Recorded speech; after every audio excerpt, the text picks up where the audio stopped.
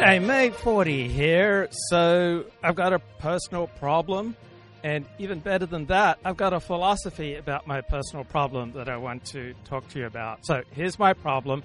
People tend often to treat me with less respect than I would like. And I tell myself, oh, 40, you're just a brave man because you lead with your vulnerability.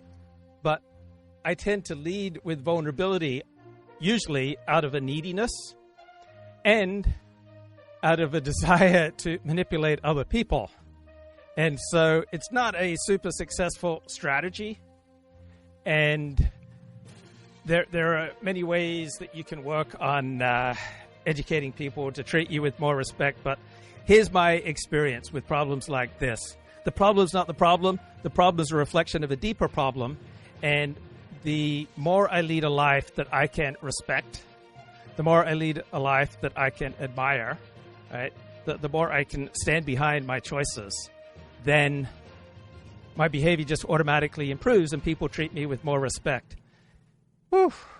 So I've been running my transcripts, my YouTube transcripts of my show through Grok. It's the AI tool on Twitter, and asking Grok, where do I lack self-awareness? And the results are a little bit painful, and they're painful because I find that they're more than 90% valid. So when Grok accuses me of racism, that's meaningless to me. It doesn't sting because I don't see any validity to that accusation. Criticisms only sting me to the degree that I accept and recognize that they are valid and true. And then it's a little bit painful, but in the end, absorbing reality is usually a good thing. But here's a little bit more. How do you address people treating you with disrespect? I really like the perspectives on this YouTube channel by Orion Taraban. Disrespect is typically a process. It happens gradually over time. Okay, so I should just cut it off there because it's only feeding through on the left side of my audio. But he's right. Disrespect is a process that does not usually begin with dramatic levels of disrespect. It's something that builds over time. And we have such a profound effect on how other people react to us, right? We teach other people how to treat us. And if we are getting treated with disrespect, it's likely going to reflect things that we're doing. Right, I like that Orion Taraban video, but I'm not going to play more of it because it bugs me that the audio is only playing in the left side of my headphone. All right, this is Bret Baier on the New Yorker Radio Hour. Onslaught of coverage and attacks that came from one side. I mean, the first presidency was all about the Russia investigation for almost 6-7 months. That's all we heard about. It was nonstop. I'm not going to accept the premise, but okay. And Bret Baier is right there. The news media was dominated for about 2 years with the Russia investigation. And the most important part of that investigation was not whether or not Trump was an agent of Russia, right? That was absurd. It was not that Trump was coordinating with Russia to disrupt the 2016 election. It's that there never was any evidence that Russian interference was decisive or even close to being decisive in the 2016 election result. So it was never an important story. I don't see the Jeffrey Epstein story on its face as being an important story. I haven't talked that much about Jeffrey Epstein. And even if Jeffrey Epstein was a tool of foreign intelligence, even if he was used by Mossad to blackmail important people, I recognize that nation states will act in their own self-interest and they'll do whatever is effective. And if that's how he was used and that was effective, then it doesn't ruin my day. I want all the journalistic and legal scrutiny of Jeffrey Epstein. I want as much openness as is legal and proper. But I don't see the Jeffrey Epstein story on its face as a top 50 story in significance right now. I recognize that symbolically is a top 5 story for millions of Americans. It's not a big story to me. Okay, go ahead. But I mean, it really was nonstop. So well, you had all the intelligence agencies saying there was election interference. The question is, how significant was it? Right? You have to put it in context. We interfere with foreign elections all the time. Many different countries interfere with our elections. So in the sum, nature of things, right? How significant was the Russian interference into the election? And the brutal facts on the ground was it was far from being decisive. That's the most important. Yes, Russia interfered with our 2016 election. Foreign countries have interfered with many of our elections. Were any of these forms of interference decisive for any American presidential election? No, far from it. The question was whether or not the president played any role in that, or other than being the passive recipient of right. that. But, I mean, he was characterized as a Russian asset in some corners. And although it was made confusing when the President of the United States gets up and says and addresses Russia and says what? Yeah. It wasn't confusing when Donald Trump joked and said to Russia, if you have Hillary Clinton's email server and you have the 10,000, 20,000 emails that she refused to turn over to the FBI, I urge you to make them public. Right? That was funny. Right? That wasn't confusing. It was only confusing if you were bought into the delusion that Russian interference was decisive. I know. Bring it on. Right. And the emails and finding the emails. We covered it all. But my point is that was a big part of the coverage of his first term. Then in this latest effort, all of these legal cases that were going after every element of now you can argue the whether it was right or wrong, but it was characterized as lawfare by the right. And America's institutions reacted to Donald Trump as if he were a killer virus. And it's still true today. But one big difference that I see is that there is now a kind of a grudging admiration for the effectiveness of the second Trump administration. And you didn't really see that grudging admiration for the effectiveness of the first Trump administration. Also, I notice a similar theme. I see a grudging admiration for Israel's effectiveness fighting back against its enemies over the past year. Kind of just underneath the ostensible layer of concern and worry in news media coverage of Israel's wars over the past year. Then, one other thing about disrespect. So most of my peers are more successful than I am, right? They're married, they have mortgages, they make more money, they have more status, and they have children. And so I was relaying something that my boss had said to me many, many, many years ago. And my friend said, I wouldn't put up with that for 10 seconds, right? Why did I put up with so much disrespect? Because, first of all, I taught people to treat me with that level of disrespect. Second, I think because it mirrored how powerful people in my life spoke to me and treated me for my first few years. And so I've kind of internalized that it is normal. It feels like home when people treat me with gross disrespect. And then I watch other people, how they would not put up with that for a second. And I have to admire it.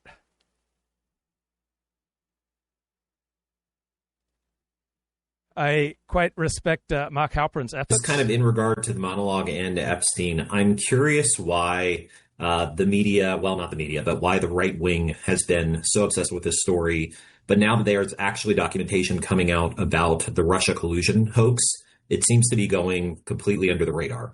And even you personally, Mark, I know that you've held the media accountable for the cover-up of Joe Biden's, cognitive decline, but I haven't heard you talk a lot about the lack of coverage or, in-depth investigation into what was basically a 4-year obsession with something that was very likely created by the Obamas and the Clintons working together to take down, Trump in his first administration. Well, I have talked about it over the years. I haven't talked about it as recently because it's not as recent. But it's incredible. And it's the same phenomenon in this respect. Outrageously biased coverage and coverage clearly intended to help one side and hurt the other side. And then virtually no accountability for what they did. The Washington Post media critic, Eric Wemple, did a really long series, I think it was, on Rachel Maddow and all of her coverage of this. So I think Mark Halperin is the most important, most accurate, most significant news media critic right now, of which I'm aware. So if Jeffrey Epstein's not the most important story right now, then what is the most important story? So obviously if nuclear war breaks out because of our involvement in Ukraine or the China versus Taiwan conflict or Israel versus Iran, then that would anything that we're doing that would lead us to that path, that would be the most important story right now. Anything that we're doing that leads towards an outright war between the superpowers, Russia, China, the United States, whether over Ukraine, Iran, or Taiwan, obviously that would be the most important story. I don't see that occurring right now.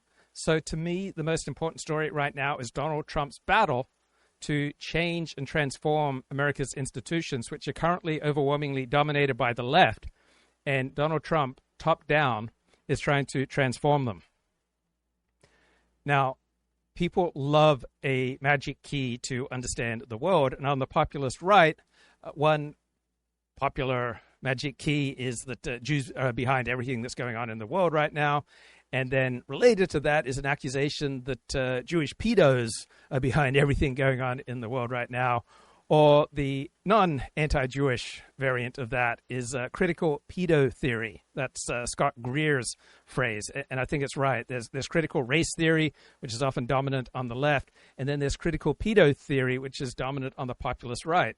It's this imagination, this theory that the world is ruled by a pedophile cabal and systematic pedophilia is inherent to the current order, and that these elite pedos are evil by nature, which is why they're using space lasers to cause forest fires, and they're using their weather machines against red states. So I don't believe that the elites are more perfidious than we are, right? I believe the elites are just like us, only they're elite.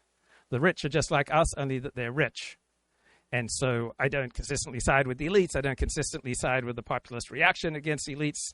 All right, I pretty much come down half and half. And so the Jeffrey Epstein announcements from the Trump administration have come as a shock to much of the MAGA base, because they have their leader telling them that a core element of their worldview is not true. And so they're up in arms. And Scott Greer notes critical pedo theory. I prefer the English pronunciation, right? Pedo, it sounds more prestigious. The American would be pedo. How would Yank say that? Critical pedo theory. So it gained credence as a response to the left. So liberals would condemn right-wingers as racists. And so then the right found a very effective comeback by calling the left groomers. And if people are calling you Nazis and racists, then turnaround is fair play, and you use an epithet that is unfair but stinging on your adversaries. So call them groomers. So I hate how after the 2020 election, Donald Trump said that election was stolen. I hate how he encouraged millions of Americans to believe the election was stolen. One consequence of this is that you have released millions of Americans from the normal moral safeguards that regulate people's behavior. Because once you get people to believe that the election was stolen, then there are no moral impediments to anything that they then want to do. And the result of this release from moral impediments, you had the January 6 riots, which, to the best of my knowledge, compared to everyone else on the distant right, I think I was much more outraged by the January 6 riots. I put much more energy and attention and specificity into condemning the January 6 riots. But I now recognize very reluctantly that there was a pragmatic value in showing that the right could engage in street violence, not just Black Lives Matter, not just Antifa, not just the forces of the left. And sometimes the most honest thing that you can do is to punch someone in the face. Now, that's usually a terrible idea, right? Don't do it unless you're fighting for your life. But now, in retrospect, I'm recognizing the January 6 riots were a punch in the face to America's reigning political institutions, just like the Cronulla riots in Sydney, Australia, circa 2005, against Lebanese immigrants who were trying to take over the Cronulla beach, there were Lebanese immigrants who were gang raping Australian girls. It was a reaction to these Muslim grooming gangs that have been uncovered in Sydney. And I reluctantly recognize, as Helen Andrews pointed out in her Compact magazine essay, that you have to maintain control of your territory. Beaches in Australia are sacred, like cathedrals. They are the cathedrals of this overwhelmingly secular country, and you can't allow immigrants to come in there and disrespect your women, to gang rape them, to call them names, and to take over the beach and, say, play soccer on the beach while disrupting the normal way that you would use the beach. And so to maintain your territory and to maintain and protect the values that you want to dominate in your territory, men have to stand up. And when men stand up, there has to be at least an implicit threat of violence. So I am not in favor of pardoning anyone who engaged in assault on January 6th. I'm particularly not in agreement with pardoning those who engaged in assault against police. But I reluctantly recognize the value of the street fighters on the right who punched our political institutions in the face. I don't like it. I don't agree with it. I hate it, but I recognize some of the value there. And it's painful for me to say this, in large part because of recognition of my own vulnerability. I did some deep cleaning last night. I can't believe how much gunk I removed from my carpets. I think it was the first time I deep cleaned my carpets in 5 years. It's embarrassing how much gunk was in my carpets. But sometimes when I engage in a vigorous deep cleaning and a vigorous vacuuming, my lower back goes out. And that's embarrassing, particularly as an Alexander technique teacher. Now, it didn't disable me. It was just kind of temporary. I was able to get back to function. But I was suddenly rendered, quite vulnerable. And when you have a very clear, direct recognition of your own vulnerability, you feel much more incentivized to promote the rule of law. Because as I think it's in the Mishnah, the tractate, The Ethics of the Fathers points out, pray for the welfare of the government, because without it, men would swallow each other alive. So it's not easy for me to recognize the value of street fighters and to recognize the value of extrajudicial threats of violence. But sometimes, maybe even if I don't like it, that's just pragmatically necessary if you are to discourage grooming, to discourage behavior that threatens to take over your territory. And territory is usually commanded by one specific group. And there is sometimes, God forbid, a racial component to that group or a religious component to that group. And unless that group stands up for itself, sometimes with a threat of extrajudicial violence, juridical sounds more prestigious, but sometimes without the threat of that extrajudicial violence, as you saw with the Cronulla riots or the January 6 riots, then you're handing over dominance of your territory to the enemy. I remember serving on a jury in Compton, and the defendant was a young black man, and the evidence was simply overwhelming that he was driving while very drunk. And there were 2 or 3 black women on the jury who just said, I don't care what the evidence says, there are too many black men in prison, and they were going to vote not guilty, which would have made a criminal conviction absolutely impossible. And this is not an unknown phenomenon. Not just with blacks, with different groups, they will refuse to convict members of their group. I wonder if there is more tribal or racial loyalty among African Americans right now compared to any other group in the United States. I think early Jewish immigrants and early immigrants of other groups probably had a very high tribal loyalty and would have been quite likely to vote against any conviction of a member of their group. But right now, I wonder, do blacks have more group loyalty than any other group? And so I recognize the challenges that this provides to the Anglo-Saxon system, to the system of trial by jury, but I also can't help admiring that. I recognize the pragmatic value of loyalty to your tribe. But I also recognize the significant challenges that then presents to a nation built on Anglo-Saxon institutions. And didn't write much about his own paper and what they did. So this is another area where there are tens of millions of you who feel the way you do, who say, how can, even if they're not super ardently for Trump, say, how can the press ask to be treated like a credible arbiter of the national conversation when they would do this? So for those of you who don't know what happened today, the head director of national intelligence, Tulsi Gabbard, number 10, please. This is something I'm sure the president's highly interested in. She, in her job, has been going through the records. And the Biden folks, the Obama folks, left behind a paper trail of what they did in the context of the 2016 campaign, where the premise was that the Russians colluded with Donald Trump to steal the election. I will say, I did quite a bit of reporting on this at the time and afterwards. It was a tough situation for Barack Obama because the intelligence community was getting legitimate and, as far as I'm concerned, undisputed indications that Russia was trying to interfere in the election to help Donald Trump. Not about collusion, but about the Russians feeling that way. And so the question is, was it decisive? And there was never any evidence that it was decisive or even close to decisive. Therefore, it wasn't that important. It's a difficult decision. If you did this as like a case study at the Kennedy School of Government, you're the president of the United States, you're a Democrat, you're trying to help Hillary Clinton win the election, and your intelligence community, wearing not your political hat, but your governmental hat, says the Russians are trying to do this. Do you say it publicly? Do you try to warn people publicly that this is happening, knowing that if you say it, you could be accused of helping Hillary Clinton win the election because you're basically saying Russia's for this guy and not for her. Very difficult choice. And I interviewed a bunch of people who were involved in that. That's a clean choice. What's being alleged and the suspicion is that they tried to make it seem like it was not just Russia helping Trump, but Trump working with Russia. So put up you could number 10, accused of helping Hillary.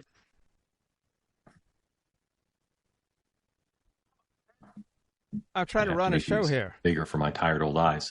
For me to see them. Obama administration manufactured intelligence to create 2016 Russian election interference narrative, documents show. So what Tulsi Gabbard is arguing is you can replace this one, Sam, please, with number 11. What she's arguing is that the documents suggest not just that they were trying to be honored brokers here, but that they, in fact, made stuff up to make it look worse for Trump than it was. Gabbard threatens prosecution against Obama administration officials for treasonous conspiracy. Now, I've not waded into documents, so I don't want to weigh in on the accuracy of this, but she is making criminal referrals. And it's without a doubt, Dustin, as your question suggested, that this attempt was led to the Mueller investigation and the President Trump feeling strongly. People, I think, I'd be good if people on the left had sympathy for this.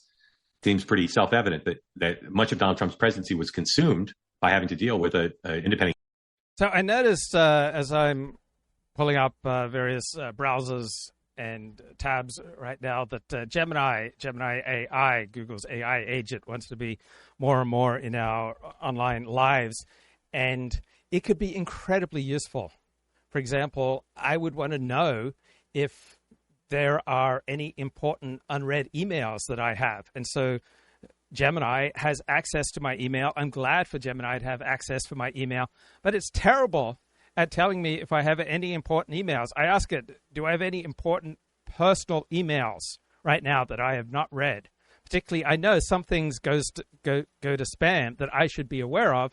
And when I ask Gemini that question, it comes up with all these notifications from various Substacks. Right? That's not personal, guys.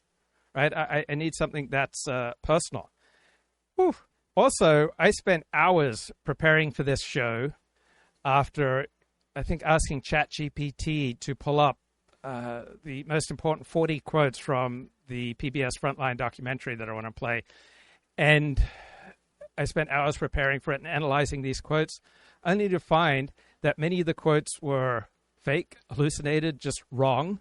And the timestamps with them were wrong. And they were just so bad and so wrong, I had to delete them. And I recognize, again, I should have fact-checked the accuracy of the suggested quotes from this PBS documentary before I ever started commenting, preparing thoughts on them. Council investigation that really, when it ended, people say, well, it showed Russia tried to help Trump. That's different than a collusion. So to your point about me, I have talked about this over the years a lot. Maybe I should reference it more when I talk about the Biden stuff. But as you know, it's my own special hobby horse to talk about the Biden. Ooh, okay. So the rich and the elite are different, says Kip. It's true that most people have quirks or weirdness, but the rich and the elite have the means to indulge themselves in a manner that others simply cannot. Their kinks grow and grow if they can't control themselves. Yes, right. So we're both right. There are ways that the elite are different, and there are ways that the elite are the same. The elite and regular folks are the same in that we both have a human nature that is naturally leaning towards the lazy, selfish, lustful thing to do. Elites have more power to pursue their lusts than we do. Also, one thing you didn't point out, which Adam Smith pointed out in his great 1776 book, The Wealth of Nations, that the middle and upper classes can often get away with vices that would permanently destroy a member of the lower class. So, God forbid, there are members of the upper class who can get away with sexual promiscuity, a level of promiscuity that would destroy the life of someone in the lower class. Right? People with a 130 plus IQ often have a level of discipline, and they often have assets and relationships and resources at their command that enables them to do things that would be permanently destructive for someone with an IQ below 100. So there are some very smart people like a Jack Nicholson or a Warren Beatty who seemingly have managed to lead seemingly successful lives filled with enormous amounts of sexual promiscuity and, certainly in Jack Nicholson's case, extensive drug use. And I would think that these vices would be devastating for people with a lower IQ. So I've been running the YouTube-generated transcripts of my show through Grok, and then getting feedback, asking Grok to tell me where do I lack self-awareness. And then I put all the 15 plus of my most recent live streams, I put them into Grok and received specific feedback on each of those live streams. And then I put all that feedback into one Word document, fed that back to Grok and said, give me some bullet points, all right? What are some generalizable blind spots? Where do I tend chronically to lack self-awareness on these streams? And looking at the chat really helps to get different perspectives. So here are the ways that I typically tend to lack self-awareness, and I think this is pretty accurate. Overgeneralization, yep. Projection of personal experience. So I do base a lot of my worldview on my own personal experiences. So I use personal anecdotes to frame universal truths about social and geopolitical issues, and I fail to recognize the subjective lens that these experiences impose. True. I often have contradictory stances and inconsistent principles. I will critique others for the very behaviors, such as attention-seeking and lack of evidence, that I exhibit, such as advocating for neutrality while I emotionally support certain outcomes, such as Israel's actions against Iran, many of Trump's policies, or I will criticize elite biases while ignoring my own. True. Uncritical acceptance of selective sources. So I often rely on unverified or speculative sources, such as the YouTube channel Lay's Real Talk, or posts on X, while dismissing mainstream expertise without acknowledging my own susceptibility to confirmation bias. I have an emotional bias overriding my claimed objectivity, right? My emotional reactions often dominate my analysis. I fail to reflect on the rhetorical impact of what I say. I use provocative, inflammatory rhetoric, such as on immigration, DEI, and gender, and thus I am contributing to polarization. I am exhibiting overconfidence in non-expert opinions. I make bold claims on complex topics, such as aviation crashes and geopolitics, despite admitting my lack of expertise, and then I fail to adjust my assertions to reflect this limitation. I have unacknowledged tribalism. 40 has strong alignment with specific identities, such as Orthodox Judaism and right-wing politics, that shape his commentary. He does not fully examine how his tribal biases distort his views. I engage in tremendous amounts of self-criticism without behavioral change. All right, I'll acknowledge my neediness. Right, but I will fail to act on these insights, and so I'll continue patterns like provocative content or poor presentation without adjustment. I will underestimate my own influence. Whew. Right, and so I said, okay, I recognize it. This is true, but give me some jokes. Let me process this with some jokes. Right, here's the main topic for today's show. The United States Supreme Court is allowing the Trump administration to continue with their cuts to the Department of Education. The showdown over the power of the president. The Constitution vests all of the executive power of the federal government in a single person, the president. Do we have the rule of law or do we have royal decrees? That's what's at stake here. You're not going to scare us, and we're not going to stop. Our constitutional structure is definitely stressed. Now on Frontline, Trump's power and the rule of law.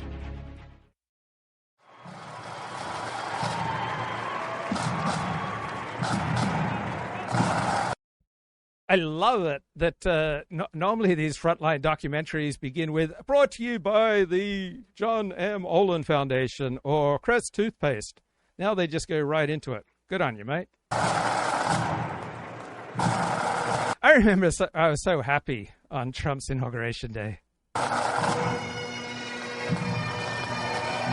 Trump is at the Capital One Arena for his inauguration parade. He is expected to... And I will recognize that there was an element of the intensity of my happiness that reflected a certain emptiness in my life. All right. If I had children, all right, I would be finding all the excitement I need from having kids. As I don't have kids, I have to go out and chase excitement, which makes for a more dangerous life, right? We were evolved to primarily care about our family and to look after our kids. And so there is an excitement chasing element to people who, like myself, who don't have kids. And then when you chase excitement through live streaming and blogging and provocative online commentary, and I just love uncomfortable topics, right? That means I'm swimming in a river where there are very strong currents pushing me towards self-destruction.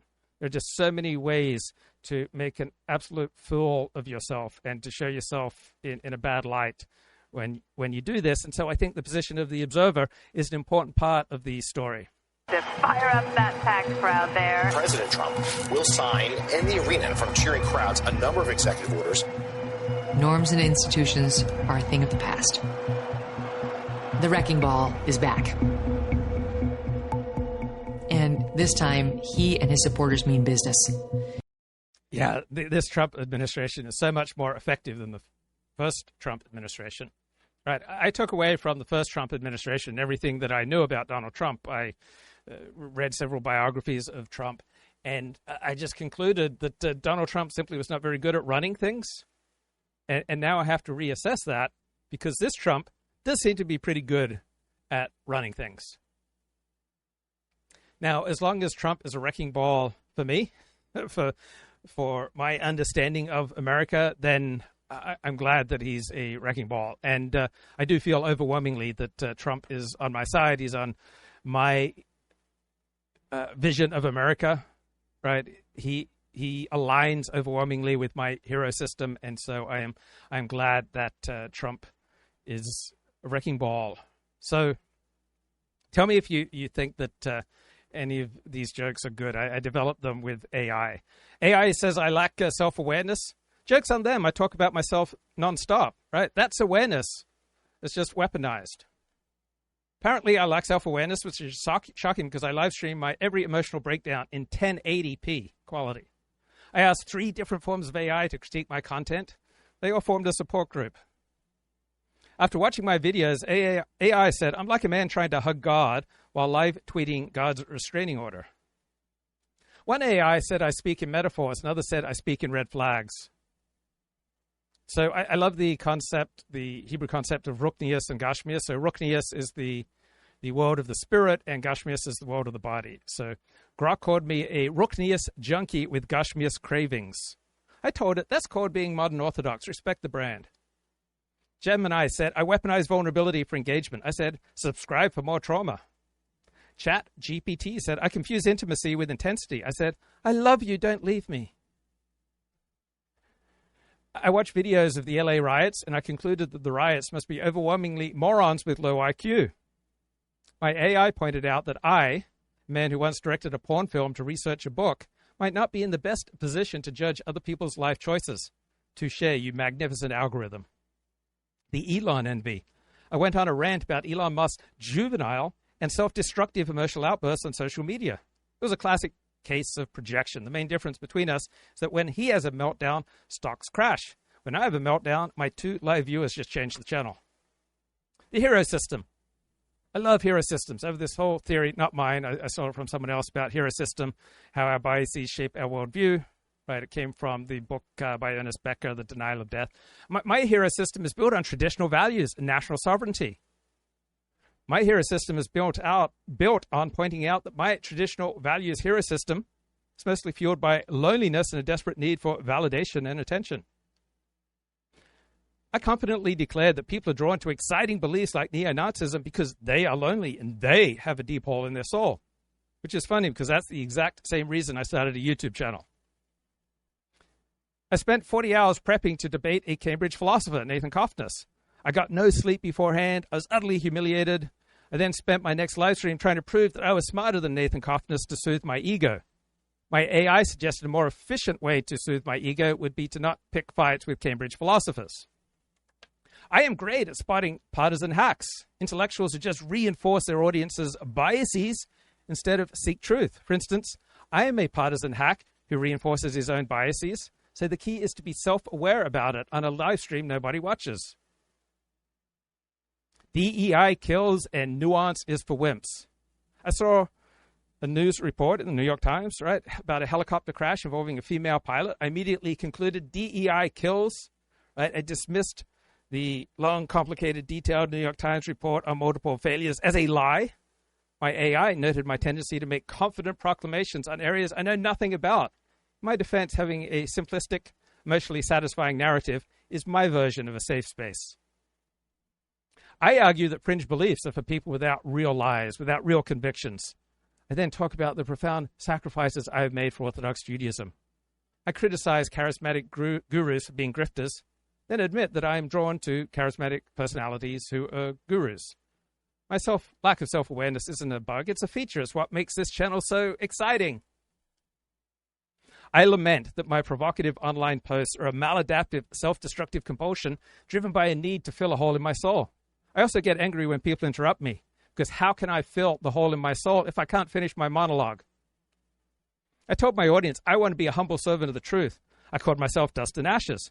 5 minutes later, I was explaining why my analysis of global trade was superior to that of every mainstream economist on the planet. It's a very specific kind of dust, right? I'm made of a very confident dust. AI says that my live streams are 90% me confessing my sins and 10% geopolitics. AI says, Luke, you're not Edward R. Murrow. You're Edward R. TMI. Right? Too much information. I did a live stream predicting Iran's collapse based on my spidey sense. Turns out it was just low blood sugar. I should have eaten a kale salad, not tweeted, regime change imminent. Grok says, self-awareness tip, stop mistaking hunger for prophecy. Things are going to get wrecked because they need to be. Why don't you say what I'm signing? Sure. The first item that President Trump is signing is the rescission of 78 Biden-era executive actions, executive orders, presidential memoranda, and others.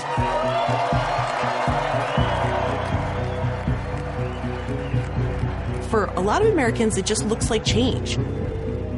Donald Trump is someone who campaigned on saying he would test American institutions. And it looks like Donald Trump is delivering on these promises to upend. I love PBS Frontline documentaries, even though I don't agree with their hero system. I just think they're well done. The host's voice just feels good to me. It feels like the voice of God. Okay, I want to become more other-centered, and I'm going to become other-centered by reading the chat. I hope Luke goes into the Wall Street Journal Trump note to Jeffrey Epstein. I think it's entirely possible. It wouldn't shock me if Donald Trump did everything that Wall Street Journal article said, and I don't think it matters that much.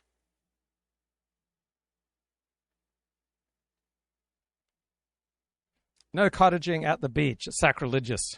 Press 1 if you love our Leviathan. Well, I think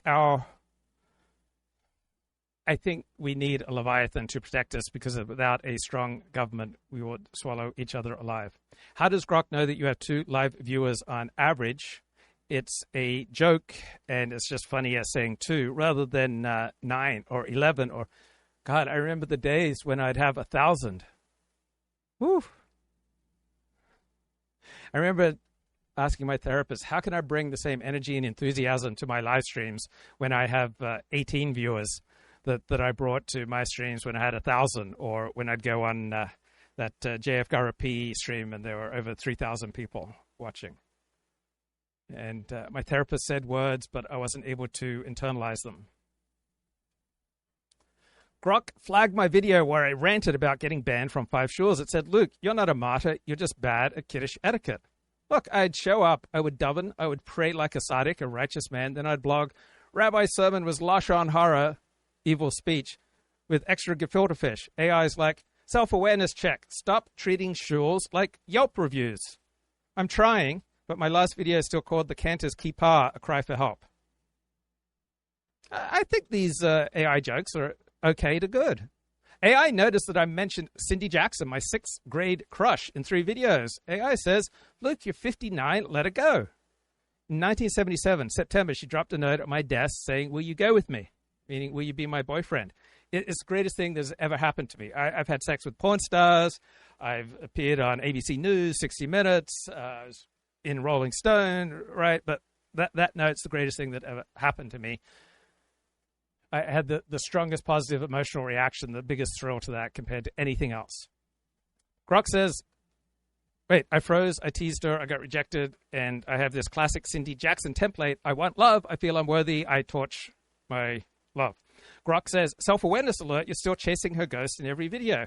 I say, no, I'm just chasing Ruknius, the world of the spirit. But yeah, my last stream was me ranting about a Shabbat snub while sipping a mango smoothie, crying, Cindy, I'm sorry. My therapist says this is eroticized rage. I say to categorize is to judge, right? This is a safe space filled with love and radical inclusion. So some of these jokes are from AI, and then some I am editing. AI flagged 4 videos where I casually mentioned my San Fernando Valley blogging days. It's like, Luke, you're not reminiscing. You're trauma dumping. No, I'm not. I'm trauma bonding. I'm like, Israel's bombing Iran. And speaking of bombshells, I once interviewed a starlet named Kimberly Cummings. Grok says my recovery talk lacks self-awareness because I'm still chasing narcissistic supply. My therapist says I'm a hungry infant seeking attention. Same reason I got kicked out of Shores and my dad got booted from Seventh-day Adventism. I used to live stream for validation. Now I'm just 12-stepping for my sanity.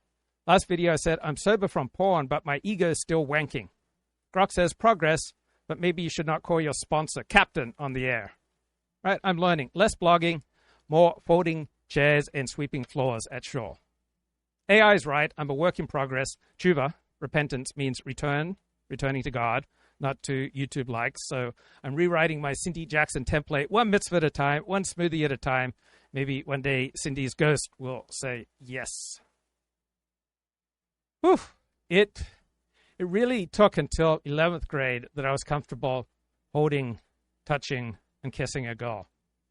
Right? Before then, I was just too scared, too frightened, and too filled with self-loathing. So that, I think January 2nd makeout with a girl I just met and just being able to engage in recreational kissing, I think that was a major step forward in my life. Now, I recognize all the dangers in recreational kissing, but for me, it was a step forward, guys. Washington, to drain the swamp, to do it completely differently. It was as if he was sending thunderbolts out to the country. Item here is the withdrawal from the Paris Climate Treaty. All I have to do is... And Kip says that if AI was truly my friend, it would respond to my 4-hour, 59-minute, 59-second live streams with TLDR, too long, didn't read, is brevity not coded into your DNA 40. Look, I may not be good, but at least I'm long. Put my Sharpie on the page and I can make law a reality. And he did one after the next, after the next. The next item, sir, is a freeze on all federal hiring. There were so many things happening at once that it was very hard to focus on any single one thing. Address the cost of living crisis. Let's have a look at more of Kip's comments. He says the mainstream cable news media has ruined its brand. Well, the business model has changed. The situation has changed. So now people tend to pay money for subscriptions, not for news, but to promote a particular hero system, a particular worldview. And those advertising-based models rely, as well as the subscription models, on telling people what they want to hear. And so Fox tells its viewers what they want to hear. CNN and MSNBC, by and large, tell their viewers what they want to hear. So CNN and MSNBC has not ruined their brand with their left-wing viewers. They've ruined their brand with people who are in the center and on the right. Once the baby boomers become compost, the cable news networks will have an influence that is reduced to nil. I don't believe so, particularly when there's breaking news. Then TV news is often excellent. So I think cable TV news will adapt, and it has some very smart people working for it, and they'll find ways to do things that are still of service to an audience. Kip says, my last 2 customer service calls into corporate America were answered by AI. Then I was shuffled off to an English-speaking agent whose wages are dirt cheap. This week's call to T-Mobile was handled by a lady in Durban, South Africa. What does 4D think about BRICS nations on corporate America's payroll? Because American voices are too expensive to hire. I expect corporations to follow their self-interest, and if it's in their self-interest to hire these agents from overseas and from BRICS nations, then they will do that. I think the most important part of this story is in our legal system and our tax system to incentivize our corporations to hire Americans and to conform to what's in America's best interest. And the most dramatic example of a corporation perhaps acting in its own interests and against America's interest is Apple. Right? Apple has effectively trained more than 25 million Chinese into its system. Without Apple, right, China would not be as dominant and technologically sophisticated as it is. And I think that's distinctly against America's best interests. So I recognize that Apple's deep involvement in China, involvement, such a vague word. I'm not proud of myself for using it as much as I have on this stream. So Apple spends about $50 billion a year in China, and I think that's against America's interests.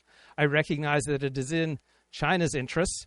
I want the American legal and tax system aligned so that corporations such as Apple are incentivized to act in America's interest and not against America's interests. So the degree to which Apple spends and builds in China, I think, is distinctly against American interests. I don't like it. Is it true that YouTube pays partners around the world 1 cent per view? It varies so much. And so live streams on politics and current events pay the least. Also, I don't like having advertising on my streams, and so I am not exactly wringing every penny that I can get from my live streams. I love getting money from doing this, but it's not at the top of my agenda.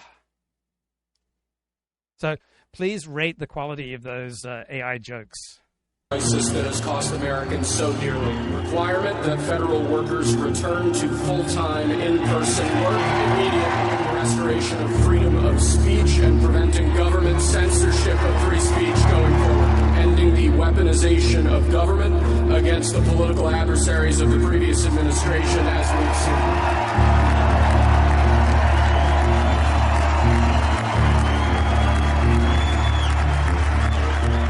That was what Steve Bannon used to call the flood the zone approach to politics. Just drown them in it. Could you imagine Biden doing this? I don't think so. That's President Trump. I mean, he's all about action. You know, all gas, no brake. I want to hit it and just overwhelm the system with action, action, action. That's what we call it, Days of Thunder.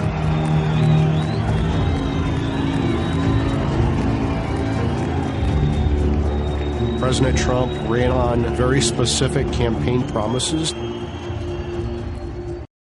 Stopping the federal funding of PBS and NPR I'm not opposed, right? I've spent hundreds of hours of my life watching PBS, listening to NPR.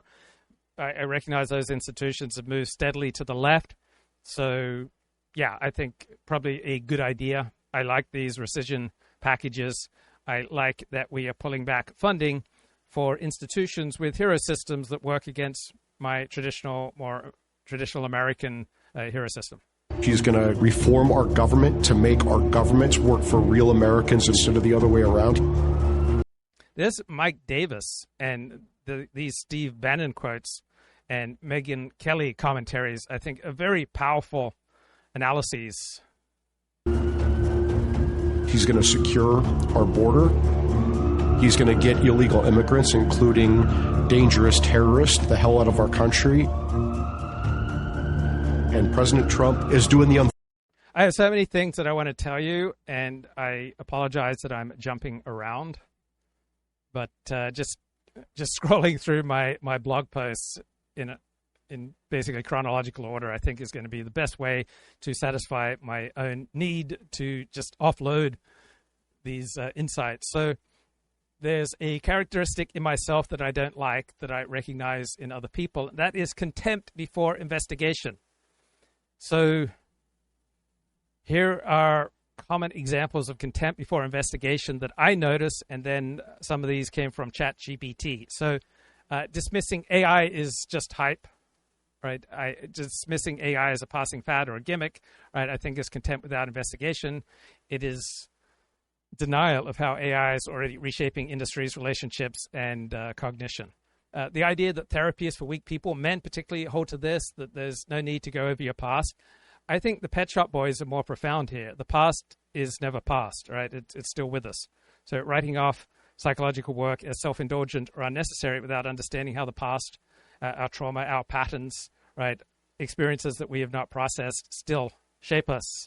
I think just denying that is usually not accurate and not good. Sometimes it helps to just concentrate on the present, but there is also a time and a place to investigate the past.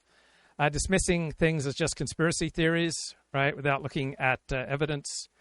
He's just a criminal, condemning someone based on a label or on some of their past behavior without considering context is contemptible. Philosophy is useless, or dismissing entire disciplines, right, I think is unimpressive. Spirituality is nonsense. Young people are lazy. That art is garbage. This country is backward. She only got a job because of diversity quotas, right? So these lazy forms of contempt before investigation is in part a recognizable and understandable desire to economize on our cognitive resources. The world is so big and bewildering, and our need to hold on to our hero system is so immense that this is overwhelming to just have contempt for much of the world, so that we reduce the amount of the world that we have to think about. And also, it can come from an internal weakness where we have to protect ourselves from any challenge, discomfort, ambiguity.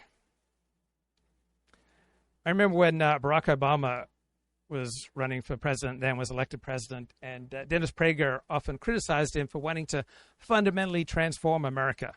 And Prager's rejoinder is, America is great. It does not need transforming.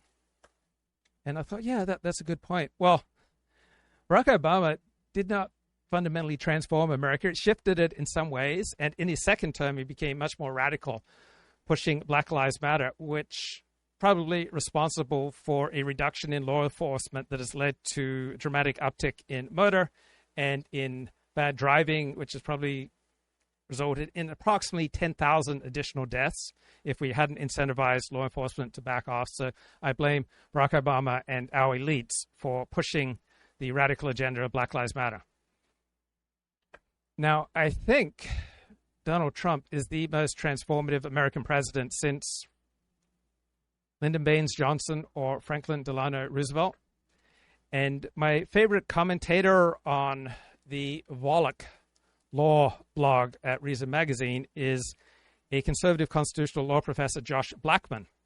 And he noted there was a big article in the New York Times this past week called "From Science to Diversity, Trump Hits the Reverse Button on Decades of Change." And I was listening to this commentator on charisma because I want to be more charismatic. I want to be more successful. I want to have more viewers. And this commentator on charisma said that one way that you show authority is that you end your sentences with a downward cadence like that.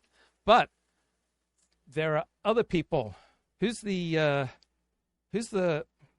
speech teacher? I think his last name is Love.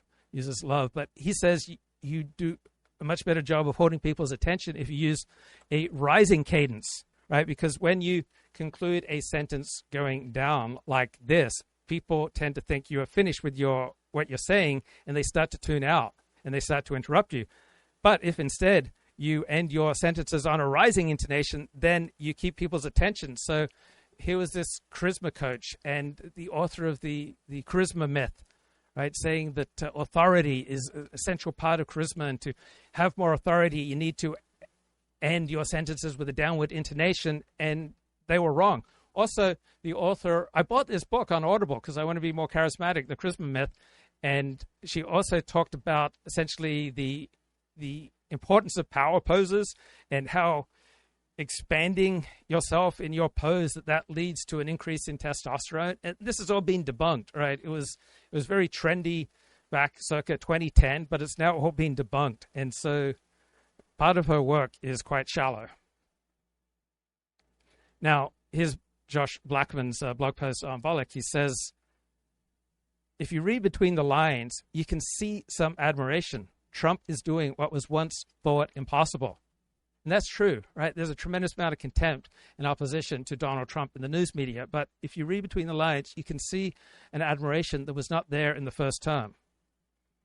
So here's just a short excerpt. Trump's shift into reverse gear reflects the broader sentiments of Americans' eager for a change in course. So think about your attention level if I end that sentence going up in my intonation, as opposed to if I end that sentence going down.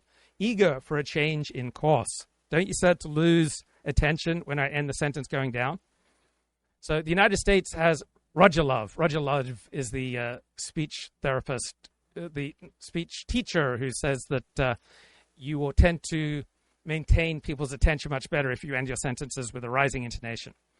The United States has cycled from progressive to conservative eras throughout its history. Yeah, we've often elected Republicans, but the left has been winning the culture wars. Trump has supercharged the current swing. He's gone further than noted conservatives like Bill Buckley, Ronald Reagan, Barry Goldwater, or Robert Taft might have imagined possible. While they despise many of the New Deal and Great Society programs that liberal presidents introduced over the years and sought to limit them, they recognize the futility of unraveling them altogether. See, I'm going up in intonation, and it's holding your attention. You're saying, 40, how come you're so charismatic? You have such amazing presence. You have authority, and I just need to feel more warmth that you truly care about me.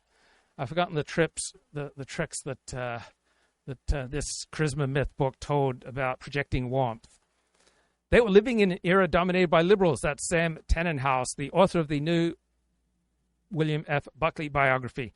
The best they could hope for was to arrest, stop liberal progress, but what they dreamed of was a counter-revolution that would restore the country to an earlier time. Trump has outdone them all because he understands liberalism is in retreat. He has pushed beyond Buckley's stop, and instead he promises a full throttle reversal. Right? So every elected president the last 40 years promised to move the American embassy in Israel to Jerusalem, which is the capital of Israel, so it only makes sense that the American embassy would be there. Only Donald Trump actually did it. Many conservatives like Ronald Reagan campaigned to abolish the Department of Education. It was Donald Trump who effectively did it. And he did it by ignoring Congress and unilaterally shutting the department. So this is Josh Blackman. He says, one of Donald Trump's greatest strengths is his ability to not care what elites think. Usually when the elites call a conservative a racist or a sexist or a homophobe, the conservative wilts. When they accuse a conservative of trying to hurt poor people or to push grandma off a cliff or to roll back progress, he caves. When they charge a conservative with standing on the wrong side of history, they switch sides. Not Trump. He is almost single-handedly shifting the Overton window on what topics are open for discussion. Trump is inspiring other conservatives to discount what elites think. That's powerful, right? Trump is accomplishing all sorts of things that would have been unimaginable a decade ago.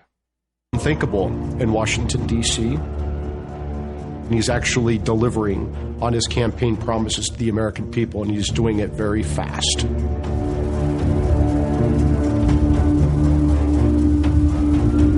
I love the music. I love how they put together these PBS Frontline documentaries. Well, I've lost the crowd on YouTube. So I took a how to create a one-man play course every week for about 4 months. And the teacher says that if you notice at a certain point in your play that you've lost the audience, you have to go back to 5 minutes, 10 minutes before you lost the audience and try to figure out what exactly you were doing then. So I've lost the audience on YouTube. Luckily, I've still got my friend Kip. Yes, Kip, I saw the same story and I thought it was weak and pathetic. Construction of the new Tennessee Titans Stadium was halted. Also, one thing you didn't point out, which when a noose was discovered, an investigation was launched, a $250,000 reward was issued. This pearl clutching going on boggles my mind. Right? I think that the people who made this decision to offer a $250,000 reward and to halt construction of this new stadium over what is most likely another hate hoax, I think they deserve a pearl necklace. But I have contempt for their weakness. We have all these hate hoaxes. And the term hate hoax is not in mainstream news media, right? They provide all these breathless news stories about hate hoaxes that upon investigation almost always turn out to be hate hoaxes, but they never use the term hate hoax, just like they will often talk about anti-Semitism, but they will never talk about anti-Gentilism, right? And Jews aren't bad people because some Jews have some negative feelings about Gentiles. And guess what? Gentiles aren't automatically bad people because they sometimes or often they have some negative feelings about Jews. Different groups often have different gifts, different grifts, different interests. And when many different groups are living in the same area, right, the proximity and the diversity sometimes leads to conflict and some negative feelings about each other. And if the intensity of the difference in interests is high enough, right, the proximity and differing interests will lead to conflict and, my God, tragedy.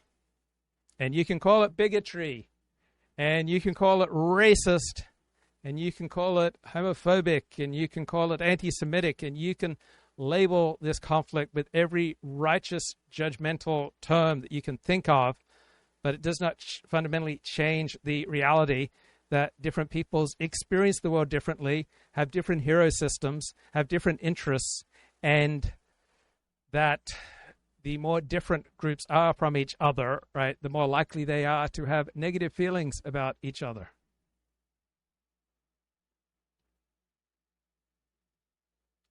So I asked ChatGPT, is this right? Is there more news media coverage that between the lines is fairly admiring? And ChatGPT says, of course, right? AI always tells you that you're right. So you see Trump portrayed as a constitutional disruptor by the mainstream media versus a restorer by his supporters. So the New York Times and Peter Baker framed Donald Trump as reversing a century of liberal progress, creating more and more human freedom and dignity. With regard to science, diversity, globalism, civil rights, and bureaucratic institutions, right? He is trying to repeal the 20th century.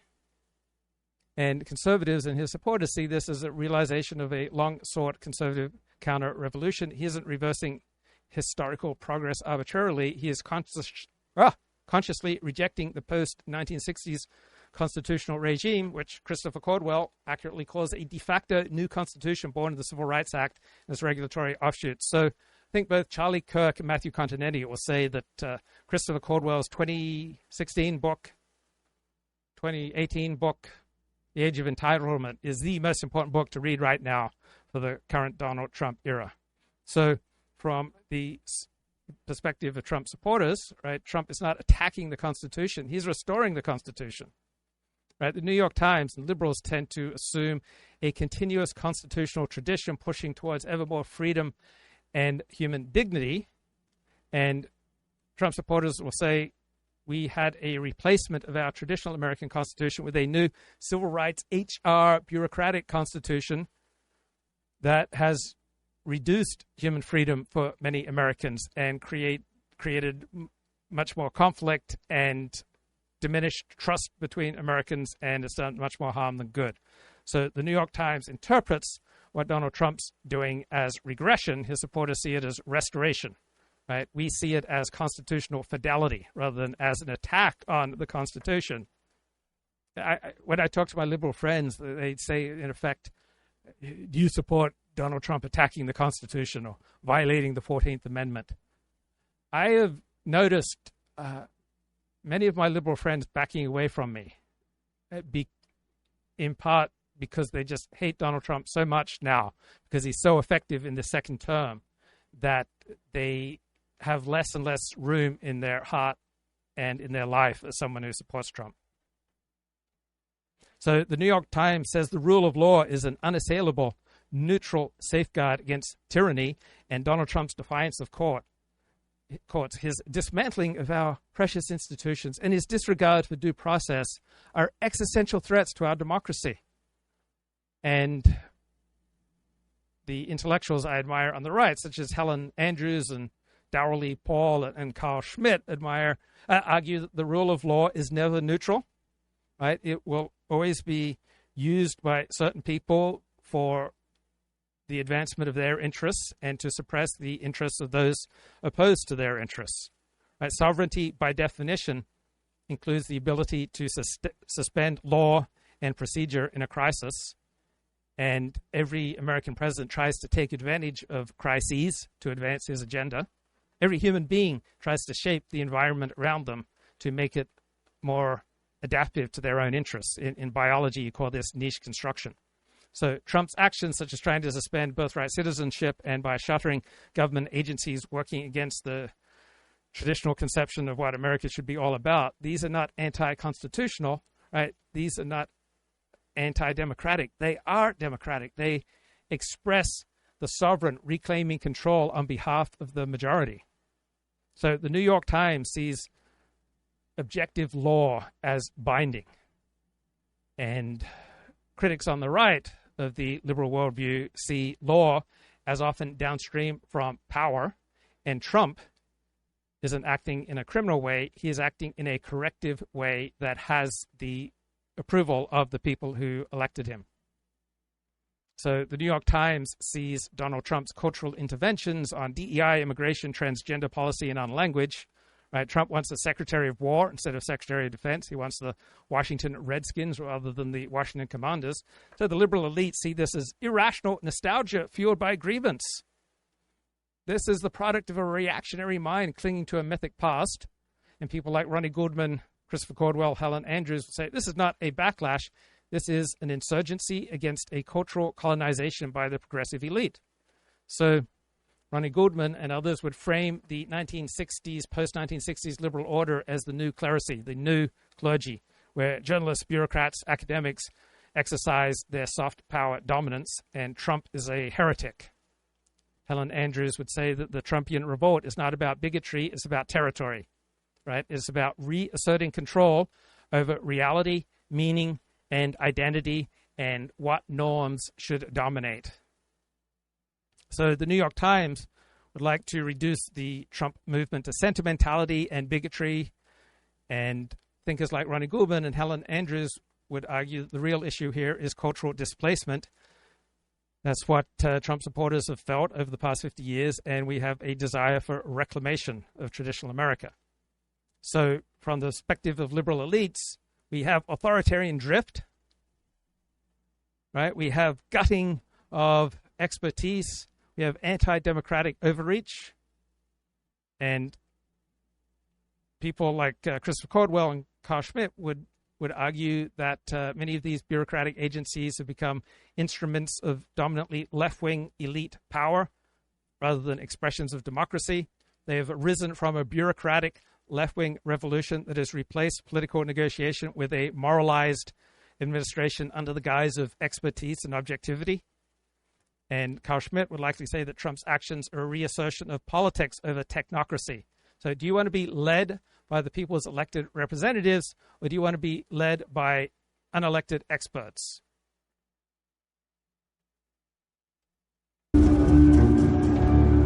What he's saying in that day is, I'm going to be a man of action. That's a phrase he likes, a man of action. And he's going to do it with the stroke of a pen. We saw a president using his power from the very first moment in very expansive ways to put his fingerprints on all sorts of areas of the government and society. He signed more executive orders on day one than any of his predecessors ever did in their early days. And they stretched the power and the authority of the presidency beyond what any previous president had done.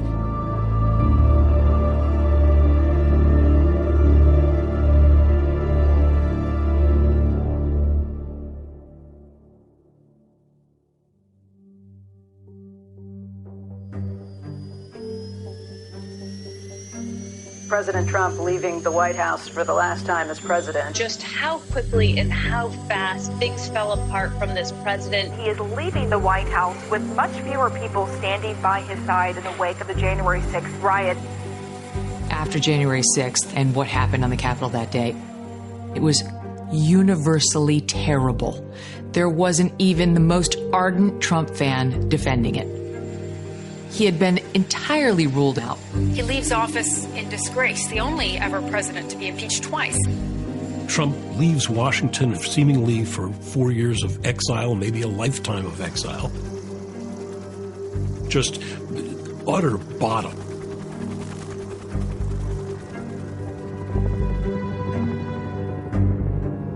After President Trump left in January 2021, your audience should understand that President Trump and the core team around him, we were deplatformed by big tech. We were debanked. That's largely true, and the right was very effective at building its own tech platforms. I was afraid that the days of open discussion on live streams was over. That's how I was feeling in 2019, 2020. And then we have the rise of Odyssey. We have the rise of Rumble. And we have then Elon Musk taking over Twitter, which is incredibly consequential. And then to compete with the increased level of free speech on these alternative platforms, YouTube and Facebook reacted by diminishing their censorship and diminishing the power of their moderators. Kip says, not only are America's institutions morally bankrupt and broken beyond repair, the citizenry has become disenchanted because they've imbibed too much social justice critical theories. Total overhaul coming soon, 40. So compared to which country, right? Compared to your ideal of how our institutions should work, that commentary makes sense. But compared to reality, I can't think our institutions have to be judged against the institutions of other countries. And I don't know which other countries you would say, oh, their institutions are just so superior. I would say American institutions are flawed, and that anything that human beings put together will be flawed. But I can't think of many countries with institutions that are just so much dramatically superior. And Cooch has entered the chat, right? I just switched my YouTube browser from Top Chat, where it only shows me the best of the YouTube comments, to Live Chat, because I was thinking there must be all these dark, edgy, subversive comments in the Live Chat option that I am unable to see with the Top Chat option. And so I switched, and unfortunately, I had been missing anything. I've lost the people, right? I wanted to say that I'm a member of the elite who's grown out of touch with his audience, but I'm not a member of the elite, and I've grown out of touch with my YouTube audience. I have not been meeting their needs. The conversation on YouTube died 30 minutes ago. The strong emotional connection that we had back in those early days. Remember the exciting first 38 minutes of this live stream when we were all in it together, when the chat was flowing like a mighty river, where righteousness was just pouring through the YouTube comments like a good Torah commentary. Those were exciting times. And then I took a wrong turn, and I distanced myself from the audience due to a lack of honesty, a lack of self-awareness. I just went off and I followed my own lustful impulses. I followed my own selfish and self-aggrandizing drives. I lost my people. Will I find them again?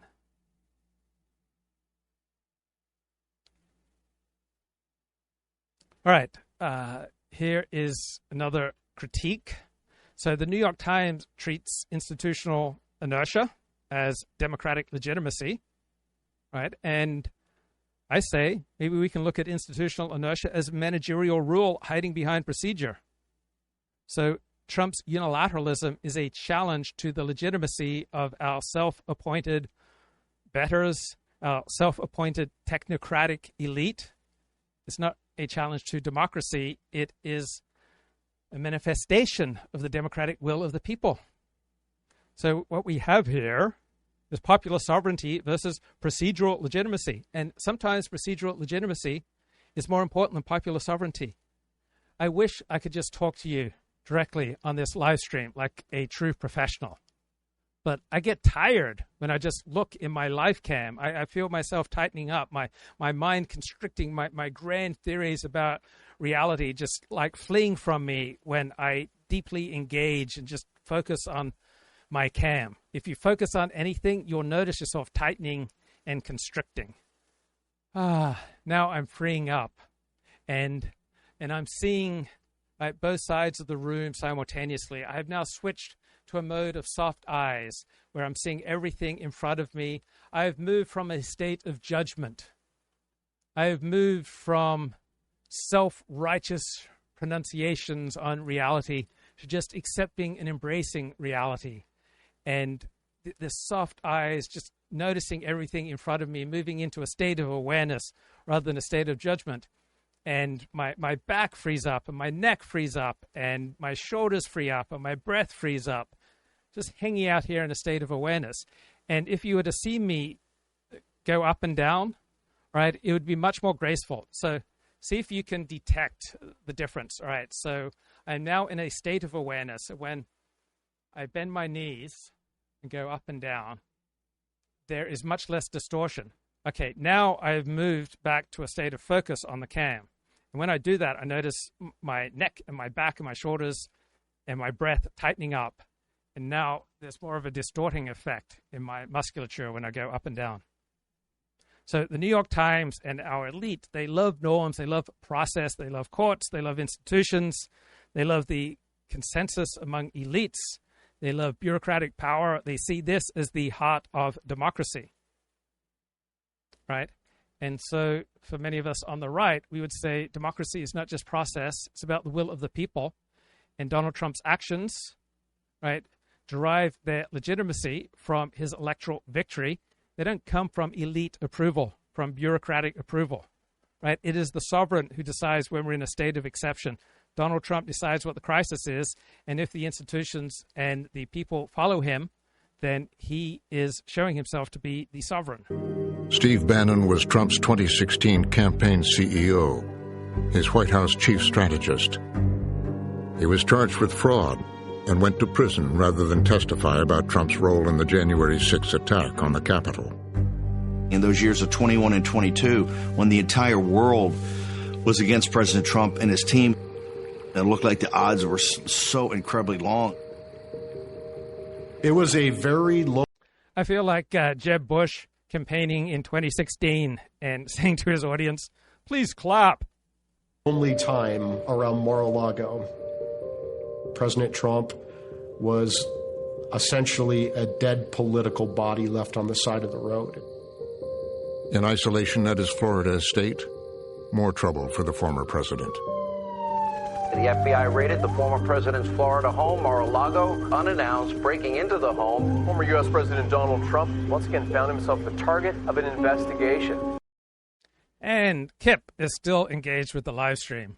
I am like Moses without his flock. Not sure that you are exclusively to blame, 40. Trump has lost the people. The thrill is gone. They thought he was going to be different. They thought he was going to take a blowtorch to the status quo. But his Jeffrey Epstein narrative has taken the wind from their sails. He was our chance to avoid revolution. Now people are resharpening their knives. I don't share that perspective, but I recognize that you are speaking for millions of people, as Mark Halperin often notes on his show. So I think if you're right wing, you should have an attitude of gratitude for all the great things that Donald Trump is doing. And I think an attitude of gratitude is an excellent way to go through life, that you will see reality more clearly and you will make better decisions with an attitude of gratitude. And if you are overall leading your life in a way that you respect, you can handle a stiff and large amount.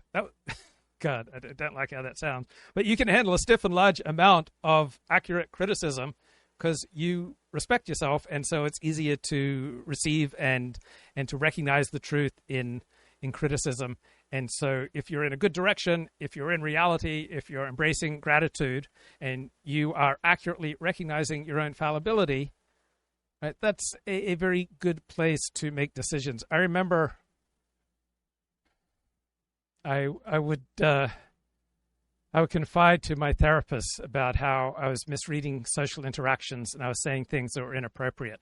And my top-down conscious attempts to restrain inappropriate speech publicly and at work and at shul did not work overall.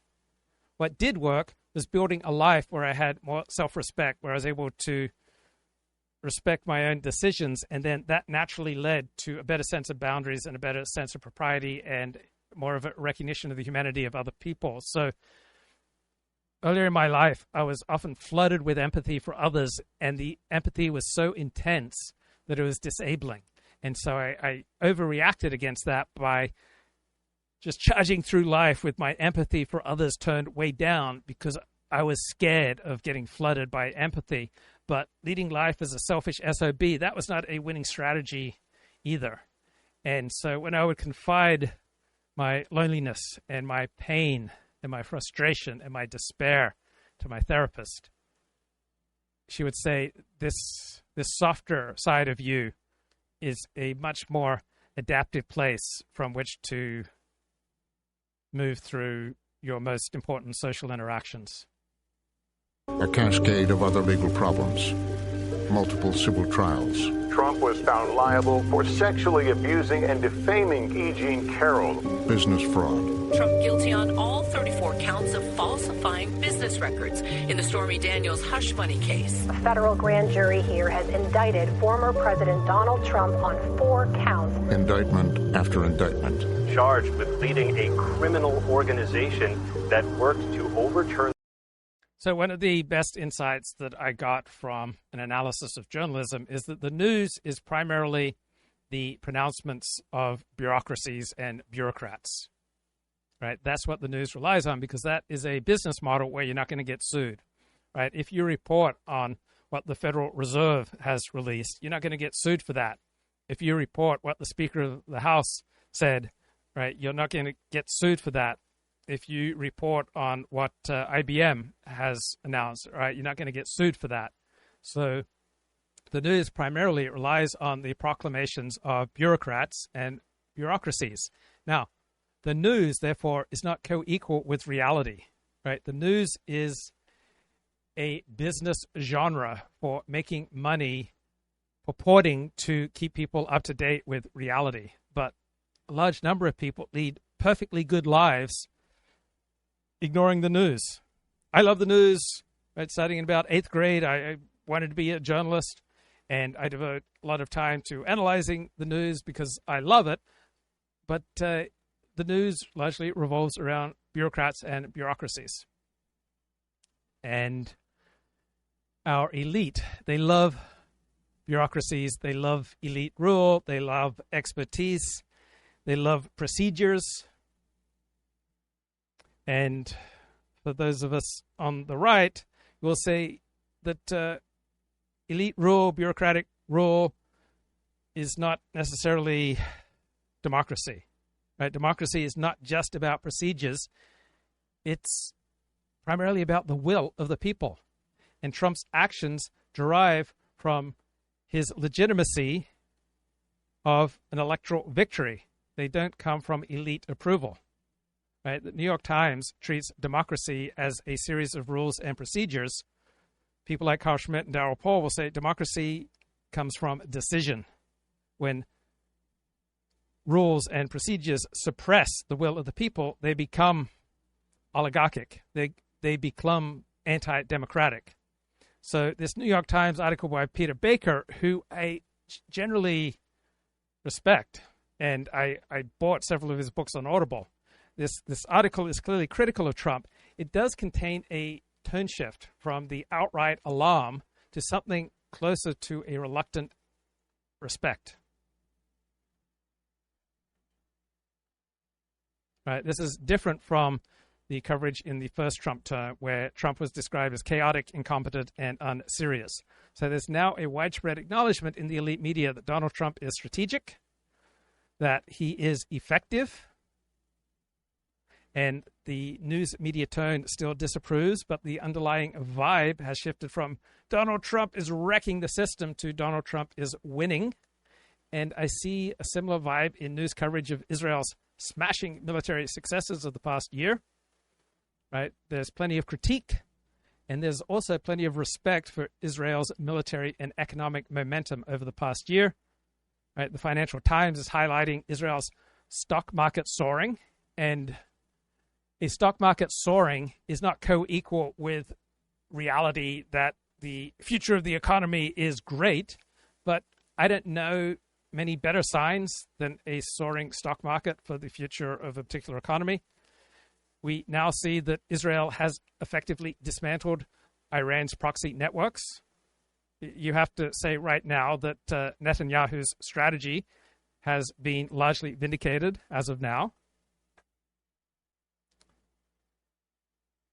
And here's another great post from Josh Blackman, constitutional law professor at the Volokh blog, Eugene Volokh.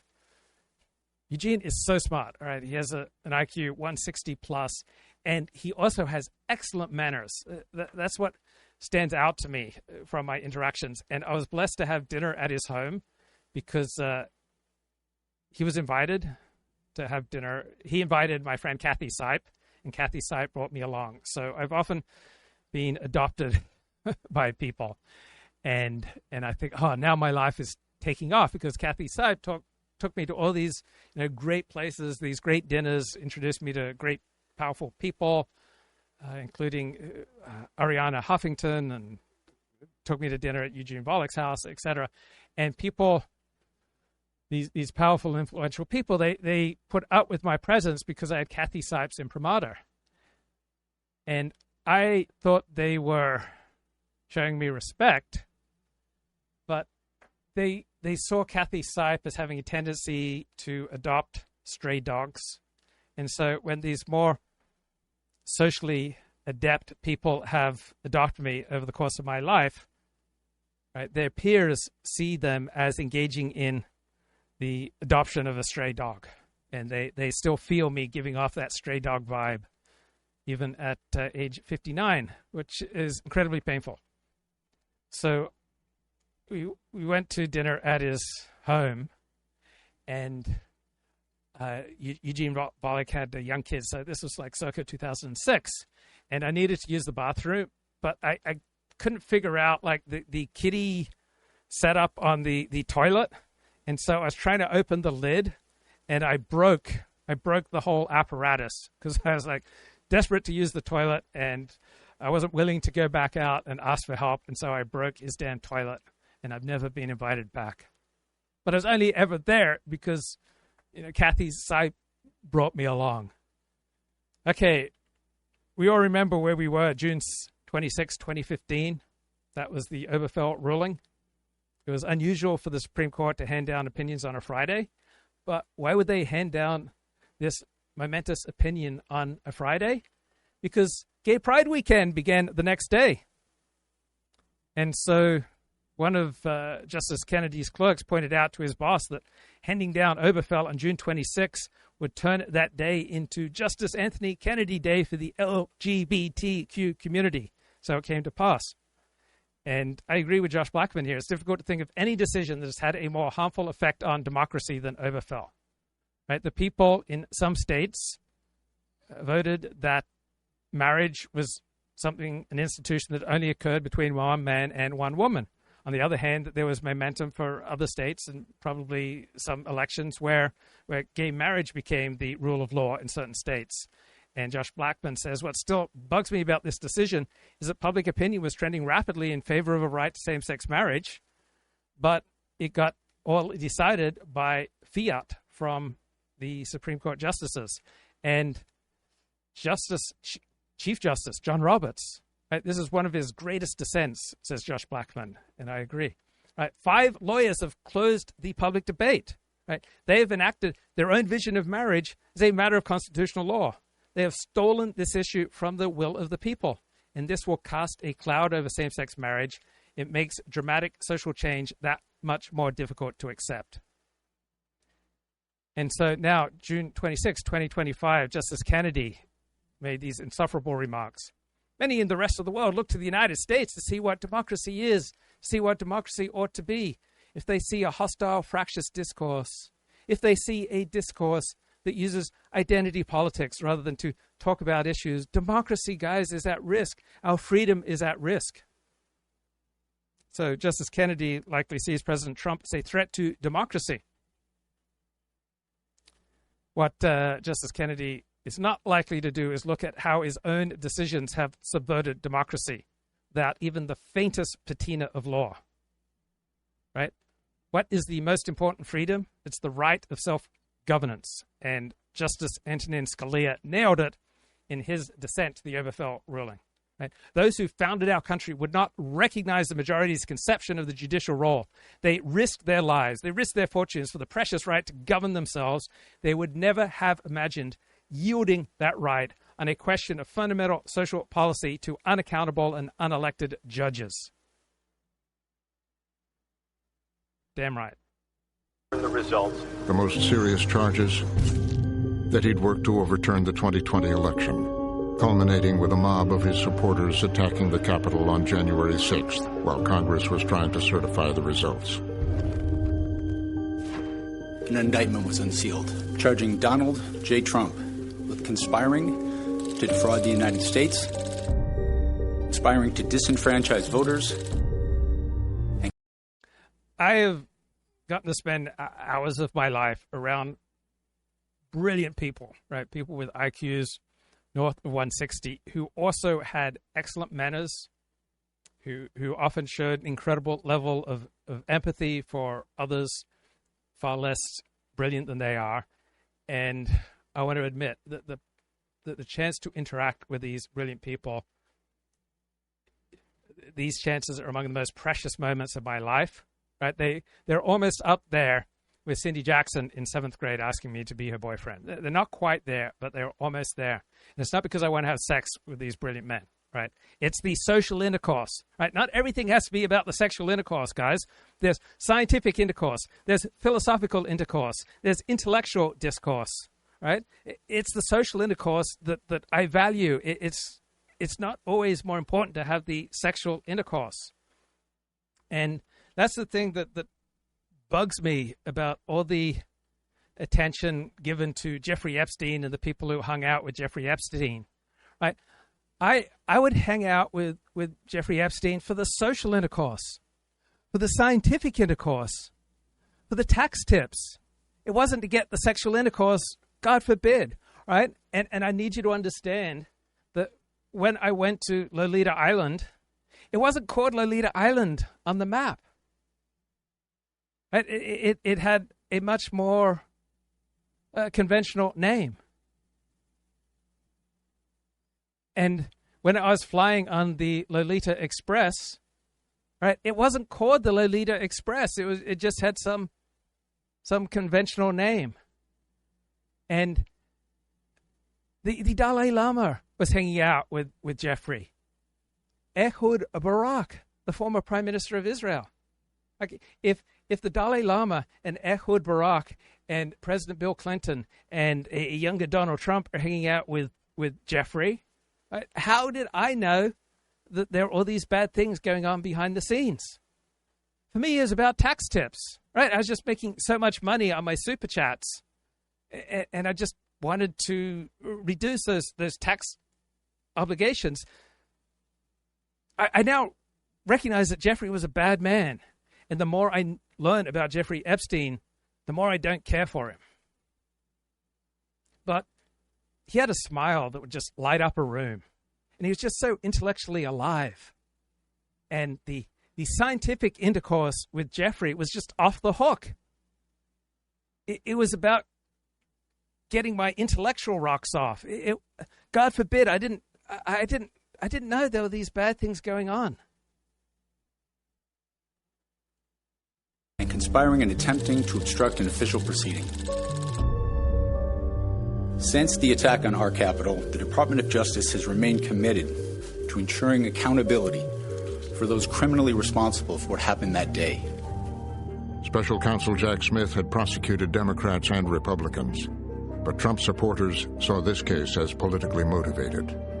What they were doing was so wrong and so destructive to the presidency that you can have a president throw his predecessor in prison for non-crimes. And that's how we destroy our country. That's how we become a third world Marxist hellhole. Mike Davis is one of Trump's trusted advisors, known in Trump's circle as the Viceroy, a Washington insider, a former chief counsel to the Senate Judiciary Committee. I was the only person, it seems, who would go on Fox News every day and defend President Trump. We've seen that they have weaponized, they have politicized law enforcement repeatedly to get Trump. I've done over 4,500 media hits supporting and defending President Trump. This guy is really good. Now, I don't want to be as partisan as he is. I don't want to have a public profile just supporting Donald Trump, but I recognize how good he is.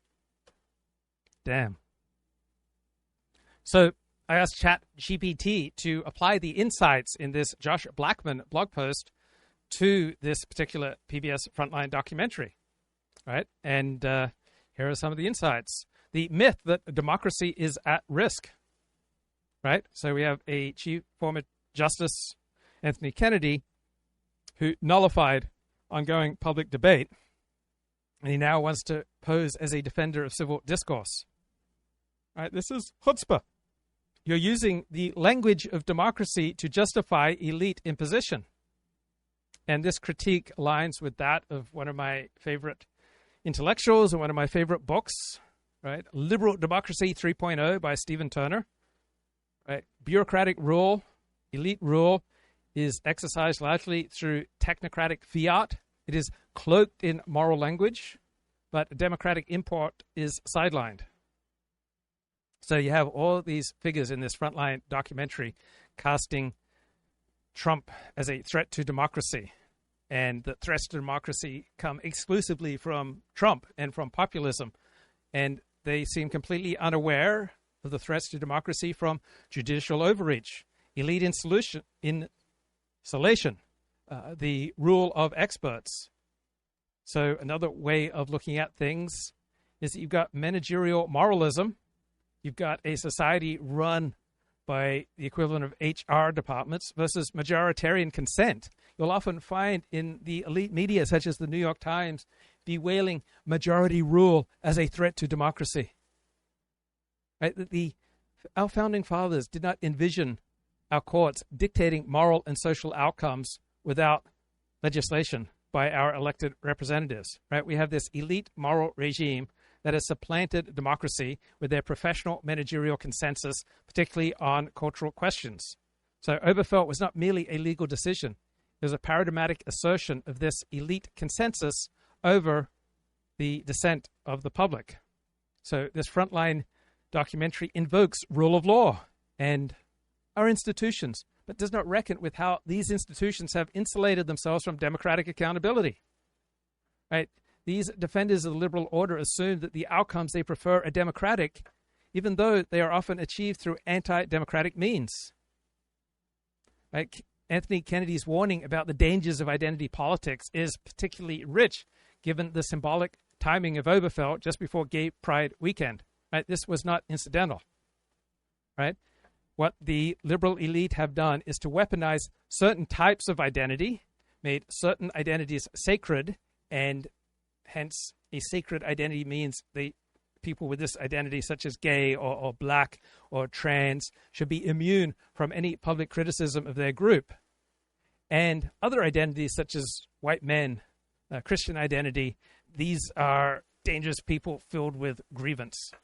So what we have here deployed by the elite is a rhetorical game with regard to democracy.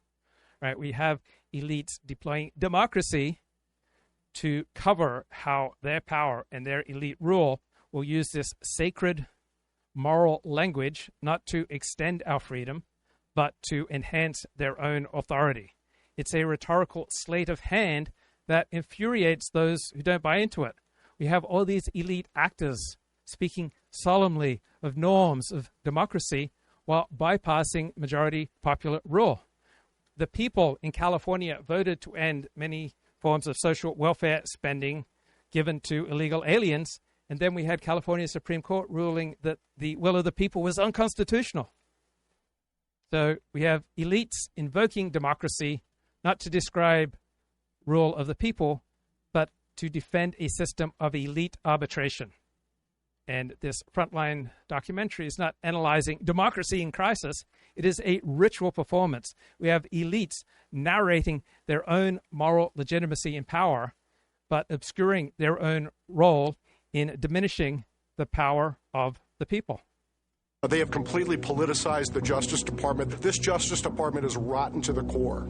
A lot of what they're trying to do is recast the narrative of what happened to him during his impeachments, to recast the narrative of what happened on January 6th, to suggest it was a day of peaceful protest and not a violent attack on democracy.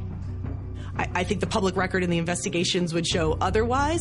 This is lawless. This is Democrat lawfare. This is election interference. He has presidential immunity for his acts as the President of the United States. Trump has come right up to the edge of saying, you don't get to tell me what the law says, I get to say what the law says.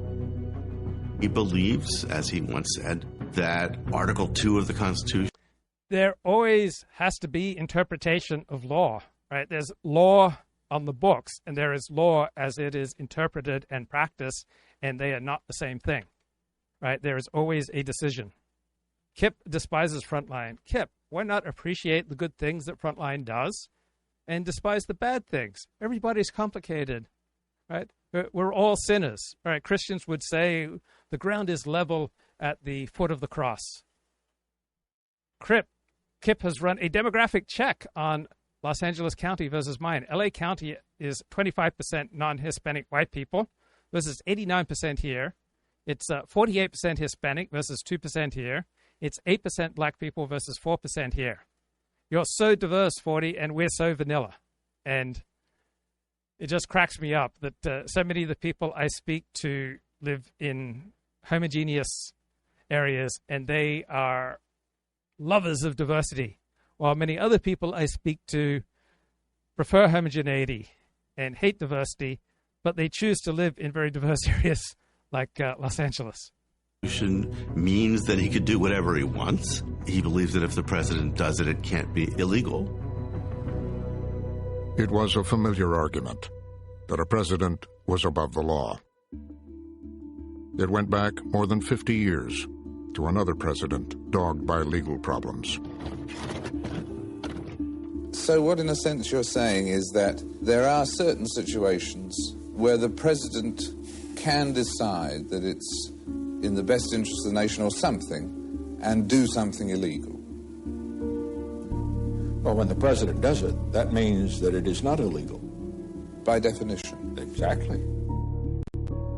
If you think back to Richard Nixon's period, people called Richard Nixon an imperial president. He violated the laws, and his administration was corrupt. Nixon was accused of weaponizing the FBI and IRS against his political enemies. The country tonight is in the midst of what may be the most serious constitutional crisis in its history. Of covering up the break-in at the Democratic Party's offices at the Watergate complex. What did the president know, and when did he know it about the cover-up? And refusing to comply with court orders to turn over Oval Office recordings. President Nixon announced that he will neither appeal nor comply with a federal court order to turn over the Watergate tapes. The news has caused a storm in Washington, and some of Mr. Nixon's most loyal supporters are calling for his resignation. When the Supreme Court weighed in, Nixon relented, turning over the tapes and resigning the presidency in disgrace. The president now at the door. A final wave. After Watergate, there was an effort to reform the presidency and to put some constraints on it. A lot of ethics laws were passed. Independent agencies were safeguarded. The whole effort was to fight corruption, to fight tyranny, to make sure that a president didn't become a tyrant. Congress tried to take some. So I love the moderator's voice, the person who's narrating this documentary, and just sounds so authoritative. It feels like Daddy's home. I tuned into this doco. I was like, Daddy's home. Yay, Daddy. He has authority. Right? It feels like God is speaking to me when I listen to this narrator. And he is using a dropping intonation at the end of his sentences. So maybe Roger Love, I wonder what Roger Love would have to say about that. On the other hand, there is a public intellectual who has a very dramatic and musical and soothing and pleasing cadence to the way he speaks. God forbid, despite the quality of the things that he says. I think Richard Spencer probably has the most soothing, pleasing cadence of any live streamer of which I'm aware. And I wonder what ratio he uses of rising intonation versus falling intonation. And so there are many authoritative voices on this documentary, and they tend to use a falling intonation at the end of their sentences. And so maybe the charisma teachers are right that this projects authority. Some power back. One way to think of it is, Gulliver is the president. And then after Watergate, what Congress did is they tried to tie him down, just like the Lilliputians tried to tie down Gulliver. Inspector generals, special counsels, these efforts to reduce the president's ability to control the cabinet agencies. That was an effort to fragment the executive branch. I think that was the mistake, to try to solve the Nixon problem by making the executive branch less effective. That was John Yoo, and the statistics professor at Columbia University, Andrew Goldman's got a great line. It's called the John Yoo line. All right, once you've crossed over the John Yoo line, you should forget about having credibility, just become a hack, because nothing you ever say will ever be taken seriously again. So I probably crossed the John Yoo line when I directed my movie, What Women Want.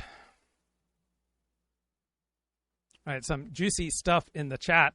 Angus says sometimes to win, you have to break the system because the system is designed to keep you from winning. Now, I think before my conversion to Orthodox Judaism, before I joined the tribe, I might have had more sympathy for that point of view.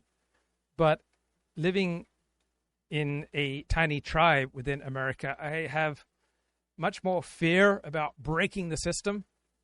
I agree with the Mishnah that without a strong central government, men will swallow each other alive. But the system, when it's hurting us, right, needs to be rolled back. It needs to be modified in ways, right? I am frightened, I'll admit it, by breaking the system. Eugene Volokh is brilliant. I agree. I have had the privilege of social intercourse with brilliant people, including Eugene Volokh. It was absolutely intoxicating. Democracy means rule by the majority, not rule by the mob. Many people can't differentiate between the two. Well, I think democracy means many things. And even if we were to agree on democracy and its definition, we would then have to face the fact that democracy will only ever play a limited role in a society, because you can never have daily life run on democracy, right? Most parts of life will never be run on democracy because the world simply doesn't work that way, right? Most of life has to be run hierarchically, right? There has to be authority and decisions. So work is rarely a democracy. You are much closer to a slave, 40 hours a week in a full-time job, than you are to a participant in a democracy when you go to work. And I don't say that critically. It's just that is how the most efficient way of conducting a workplace tends to operate. Gay riots were pushed by the mob. No, I think they were pushed by an elite. Let's put a bookmark in it, right? That's how Richard Spencer concludes his show. Oh, I just started adding creatine into my smoothies. And Brandon recommends COQ10, resveratrol, NAC, and virgin olive oil. Not everything can be up for a vote every minute of the day. Someone has to draw the line and set the rules. Yeah. Democracy is not a good template for daily life. I love having democracy on a regular basis where we get to vote for our elected representatives. But every society, even supposedly democratic societies, will be run largely along non-democratic means, right? Even the United States of America, right? Even if you see it as the shining city on the hill embodying democracy, it also will contain elements of socialism. It will contain elements of dictatorship, right? Every working democracy has elements of dictatorship. When a policeman arrests you, right, you don't have a lot of democratic freedoms right then. He has dictatorial power essentially over you. Right? Every society will have elements of oligarchy. Right? Every society will have all these different competing mixes, and they are constantly rising or falling in power. So sometimes a democracy will be more adapted to reality by becoming more democratic. Other times, a society will more effectively confront its challenges by becoming more dictatorial. Sometimes the power of the oligarchy will rise, and that will be adaptive, and sometimes the power of the oligarchy will rise, and it will be maladaptive. One of the great insights I got from Stephen Turner is that populism means the will of the people as against the elites, and that the elites can only rule a fragmented society. And you have elite rule when the elites can pick off various sectors of society and make pragmatic alliances. So, for example, the left has dominated in this country for close to 100 years through a pragmatic top-bottom alliance, where we have the most educated and powerful in our country making a pragmatic alliance with the least productive members of our society to retain power. So a cohesive society, a united society, a society high in social trust, will not be an elite-ruled society, right? Elite rule depends upon a fragmented society. And there are going to be some situations where a fragmented society run by elites is a more adaptive response to reality. And then there will be other situations where a populous, cohesive, united, homogeneous, authoritarian, hierarchical approach to reality will be more adaptive. So the reason that we have all these left-wing systems and all these different right-wing systems, and the reason that we have oligarchy in every working society, and we have parts of capitalism in every society, and parts of socialism and parts of democracy, is that these are all various ways of organizing a society that have demonstrated an ability to allow people to reproduce. And so I am biased in a right-wing direction by, I presume, my genes and by my life experiences, but I recognize that there are many situations where a left-wing response, a socialist response, God forbid, a communist response might be more adaptive. And then there are other situations where a totalitarian, xenophobic police state might be more adaptive to a certain situation. Law professor John Yoo has long been an advocate for strong presidential power and a controversial doctrine called the unitary executive theory.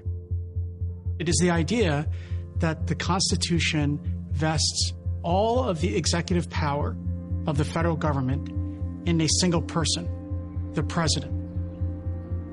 It was a fringe theory that had been rejected by the Supreme Court. And in those years after Nixon, president after president. So I have occasionally had fantasies about dating beautiful young women, but I don't have the vigor and the energy that I used to have. So, I mean, would I be able to keep up with a 28 or a 38 or even a 48-year-old woman? My God, what if I do remember that was one of the easier, more congenial parts about dating a woman my own age, is that we had fairly similar levels of energy. And one of the more challenging parts of dating a much younger woman is that she had a lot more energy than I did. And she wanted to do more positions that I just physically wasn't capable of. God forbid. Would find their power constrained. The power of the presidency was probably at its weakest in the post-Watergate years.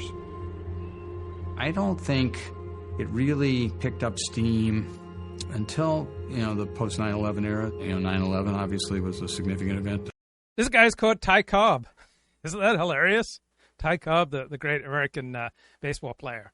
So Angus says, I agree with Taki that constitutional monarchy is the best form of government. Well, different peoples will be differently served by different forms of government. So the type of government that works best for, say, the Japanese is not going to be the same type of government that works best for, say, Jews or for Mexicans or for the English or the French or the Norwegians, right? Different people have different gifts, different grifts, different tendencies, and different people are going to be served differently by different forms of government. So I don't think there's any one form of government, even constitutional monarchy, that is going to be the best form of government for everyone.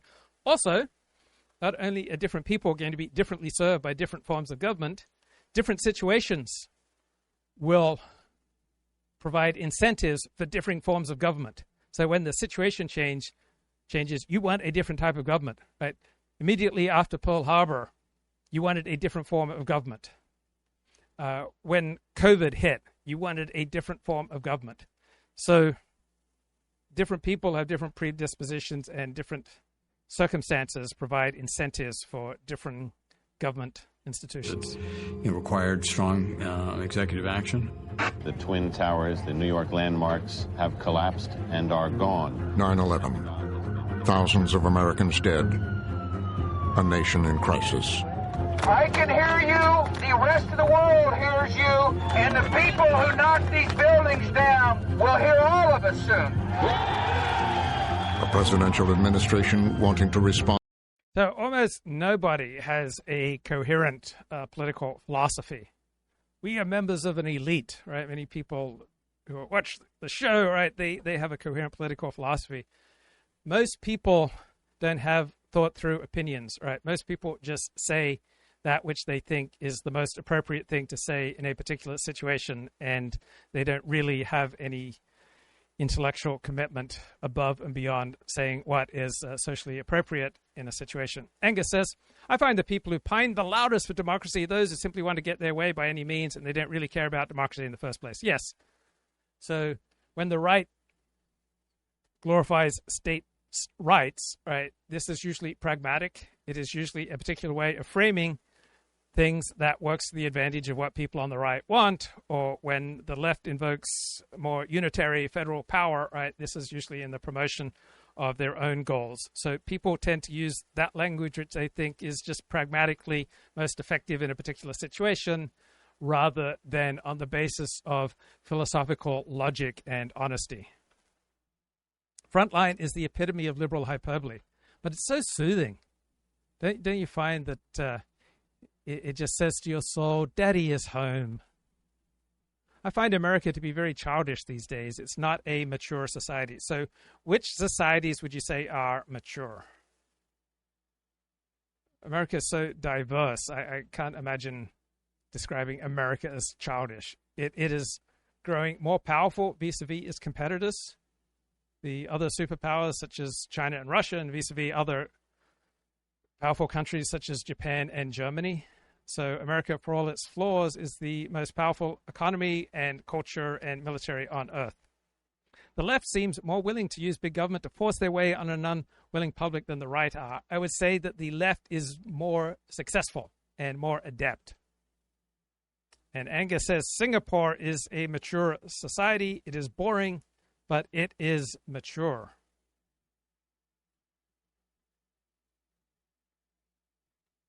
On forcefully, exercise its power without constraints. We also have to work the sort of the dark side, if you will. We've got to spend time in the shadows and in the intelligence world. A lot of what needs to be done here will have to be done quietly, without any discussion, using sources and methods that are available to our intelligence agencies if we're going to be successful. Alexander Hamilton had said, the definition of good government is an energetic executive. You want someone who can act with speed, decisiveness, energy. But you could see the presidency's trying to reassert itself, to break.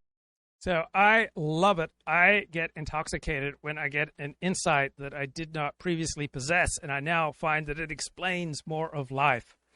And for years, I would listen to Dennis Prager's show religiously, and I would notice I would become less happy and more angry the more I listened to Dennis Prager, and that was not a good thing, but I didn't quite understand what was happening. And then I got an explanation from Milwaukee Magazine, August 24, 2009. To succeed, a talk show host must perpetuate the notion that his listeners are victims, and the host is the vehicle by which they can become empowered. So I've been watching videos on how to speak on YouTube, and they reiterate, you're not speaking to an audience, you're speaking to one person. The host frames virtually every issue in us versus them terms. There has to be a bad guy against whom the host will emphatically defend his loyal listeners. The enemy can be a politician. It can be the cold, cruel government bureaucracy. Conservative talk show hosts receive daily talking point emails from the Bush White House, the Republican National Committee, and GOP campaign operations. Now, does this critique hold up today? Yeah. Largely does. There are some nuances. So talk radio and live streaming both depend on victimhood and tribal framing. But it's not just talk radio and live streaming that depend on victimhood and tribal framing. In-group identity depend upon victimhood and tribal framing. The more intense your sense of in-group identity, whether as a gay man, an evangelical Christian, an Orthodox Jew, a feminist, as a proud Mexican-American living in Texas, right? Whatever your primary identity is, it's going to be proportionally as strong as your source sense of victimhood, right? The more intense your sense of victimhood, the more intense your group identity. The more intense your group identity, the more intense your sense of victimhood. You cannot be an Orthodox Jew with a strong Orthodox Jewish identity without simultaneously having a strong sense of victimhood. You cannot be a strong, proud, loud gay man without simultaneously having a strong sense of victimhood. Right? This is how the world works.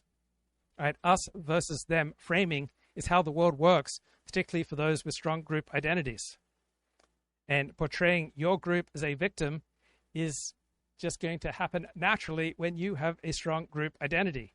And this narrative builds pre-trauma syndrome, which unites people, that there are all these threats on the horizon, right? That will bring people together and increase group cohesion, group sacrifice, group loyalty, and group identity, right? You are going to engage with your audience more intensely.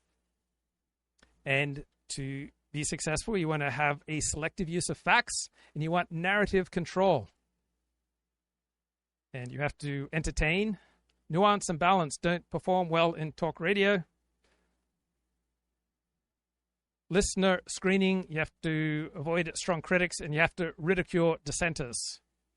And so hosts will prefer opponents they can easily dismantle. So Ben Shapiro destroys people, by and large, who are not formidable. Ben Shapiro doesn't engage with those who will make him look bad.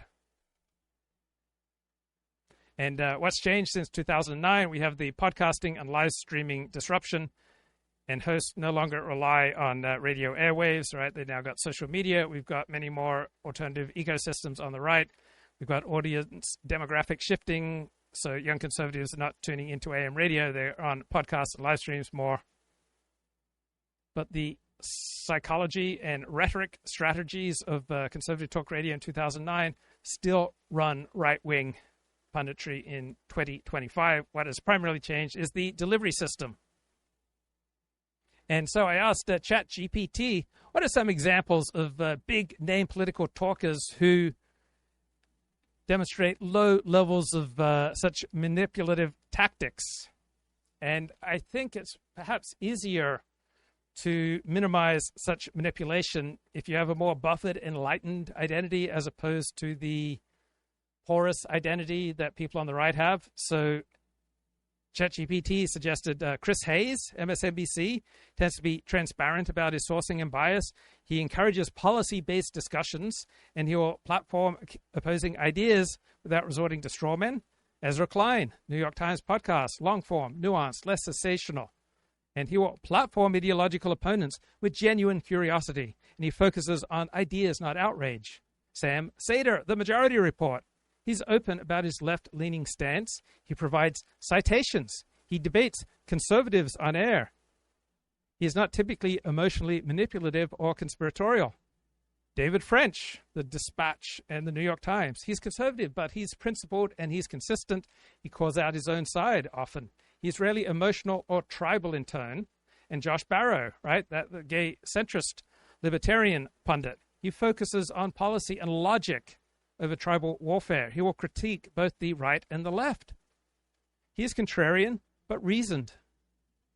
Joe Rogan, Bill Maher, and then the most tribal and emotionally charged and manipulative and hostile to dissent talkers are Sean Hannity, Mark Levin, Dan Bongino, Ben Shapiro, Candace Owens, Glenn Beck. Then there are wild cards like Tucker Carlson, who's all over the place.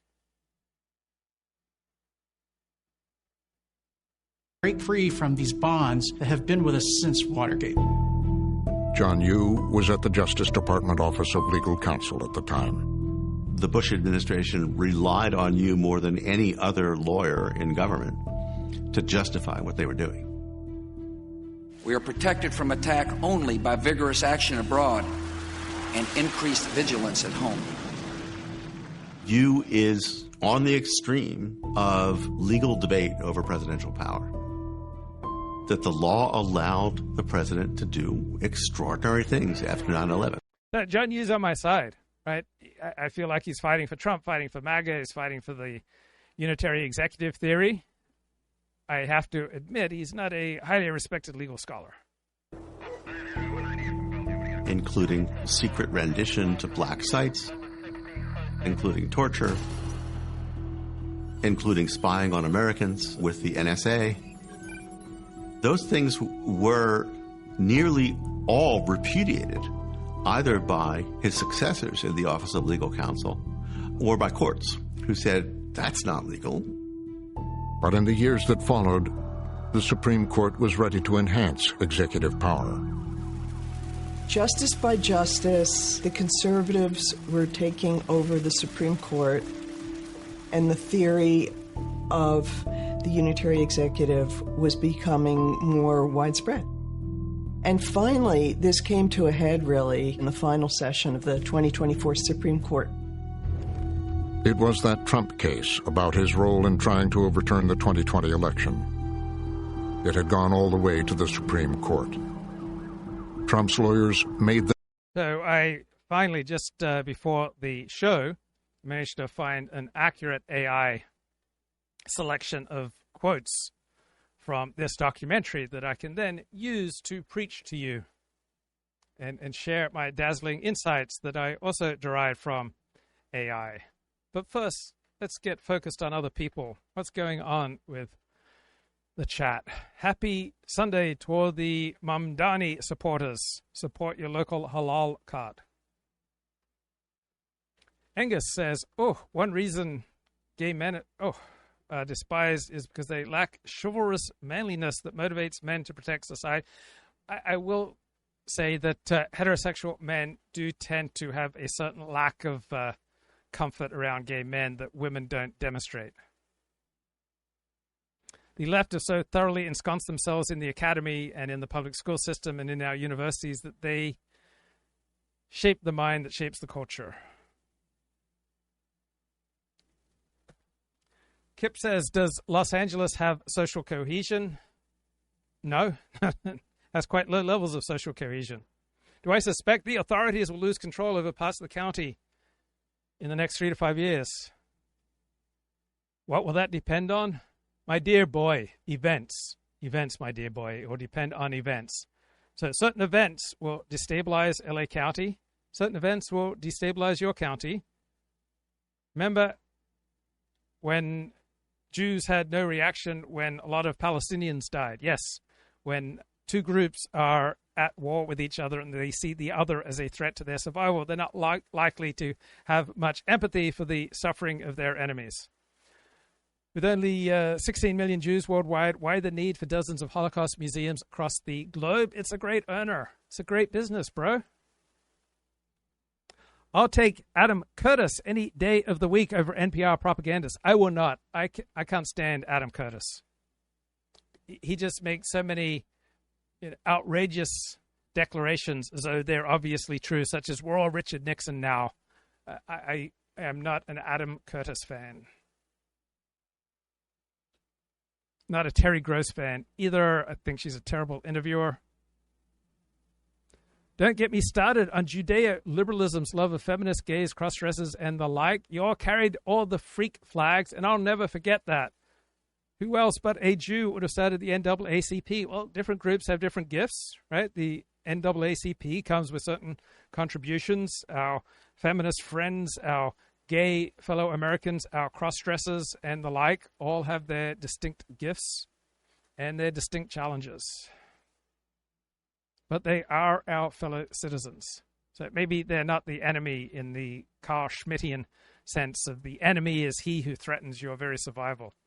Maybe they're just part of the rich tapestry of our society. The Nixon argument. If the president does it, it's not illegal. And in large part, the court agreed. In Trump versus United States? Yes, if the president is acting within his lane. Right? If he stays in his lane, then what he does is not illegal. The Supreme Court, with Chief Justice Roberts writing, says the president is the chief of the executive branch, and the president is also in charge of executing the laws. And for this reason, must have immunity from presidents later on prosecuting him or her for those decisions. The president may not be prosecuted for exercising his core constitutional powers. One of the reasons the Chief Justice gives is so that I don't have a good, strong sense of smell. I think there was time in my senior year of high school when I was walking across the basketball court when the two teams were warming up, and a basketball just came flying and hit me in the face. And I think that permanently changed something in my nose. What's that called when, like, one part of your nose you don't breathe through properly? And I think that was the activating event that significantly diminished my sense of smell. So when I feel at ease with other people, and if I'm living with other people, I will tell them I don't have a good sense of smell. Like, please tell me if something smells bad, if I'm smelling bad. So I just wish you could tell me something doesn't smell right now. And I just did a deep clean on my carpets. Like, everything should be lemony fresh. I wonder what the heck is going on. Like, women are really good at, like, picking up things that are gross and disgusting and smell bad. Deviated septum. Yes, I've got a deviated septum. And so the primary care physicians noted 15 years ago I had a deviated septum, and she referred me to the surgeon and the surgery to fix my deviated septum. So I had an appointment then with the surgeon. He said, I wouldn't do it. You've got a deviated septum, but it's not so bad. I'll do this other surgery that would just kind of open up your nostrils.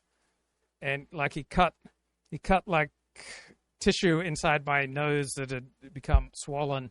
And it was wonderful. I breathed so well for a few months after that, but then all the tissue just grew back. So he said that repairing the deviated septum would be like a more intense surgery, and that in his view, I didn't really need it. And so I just went along with what the expert, he was the doctor, he was the surgeon, told me maybe I should have had my deviated septum fixed because, I remember when I've been sick and I've been vomiting, and the vomit is so intense, it's even coming through my nostrils. When that clears out, I then smell so clearly and powerfully and distinctly. I wish I could smell like that all the time. So I prepared for this big show by putting the books and essays of many of my favorite thinkers that were relevant to this PBS Frontline documentary into AI, then asking them to build on the critiques of my favorite thinkers to critique this PBS Frontline documentary. So first book that came to mind was Christopher Caldwell's The Age of Entitlement, America Since the 60s. Next book was Ronnie Goodman's Conservative Claims of Cultural Oppression. Another book that came to mind was the Darrell E. Paul essay, Who Can Claim the Rule of Law? There were some books by Stephen Turner that I added to the mix, and then I put them all together into AI to generate these powerful critiques. And then I finally got an AI just before the show started. I was late getting started with the show, in part because AI had let me down. It had given me inaccurate quotes from this PBS Frontline documentary that I'd built such powerful commentary on. I had built an edifice of powerful comments that would forever change your life with their blinding clarity, but I'd built on a foundation of sand because AI had hallucinated many of these quotes. But now I finally got a much more accurate version of quotes. So 3 minutes in, the forgotten men and women of our country will be forgotten no longer. Right? This quote captures Donald Trump's appeal to his populist base. Remember, populism means we're all in it together. It means we've got a more cohesive society, and only with a more cohesive, coherent society can you challenge elite rule. This resonates with Ronnie Goodman's argument. Conservatives see themselves as a marginalized quasi-ethnic group resisting elite cultural hegemony. So there will often be an ethnic and racial component to strong group identity. It's not just a matter of ideology. And Christopher Caldwell talks about growing post-civil rights, post-1960s alienation as a reaction to the change of constitutional order that has sidelined and discriminated against traditional Americans, right, and advanced the power and prestige of other identities such as immigrants and the LGBTQ community and African Americans, and the role of bureaucrats and academics and expertise.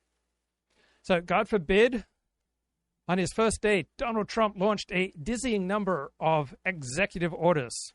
So this illustrates Donald Trump's aggressive use of executive power, as I read from my AI-generated notes. And the PBS Frontline documentary says this is a threat to legal norms. Guys, legal norms are in peril.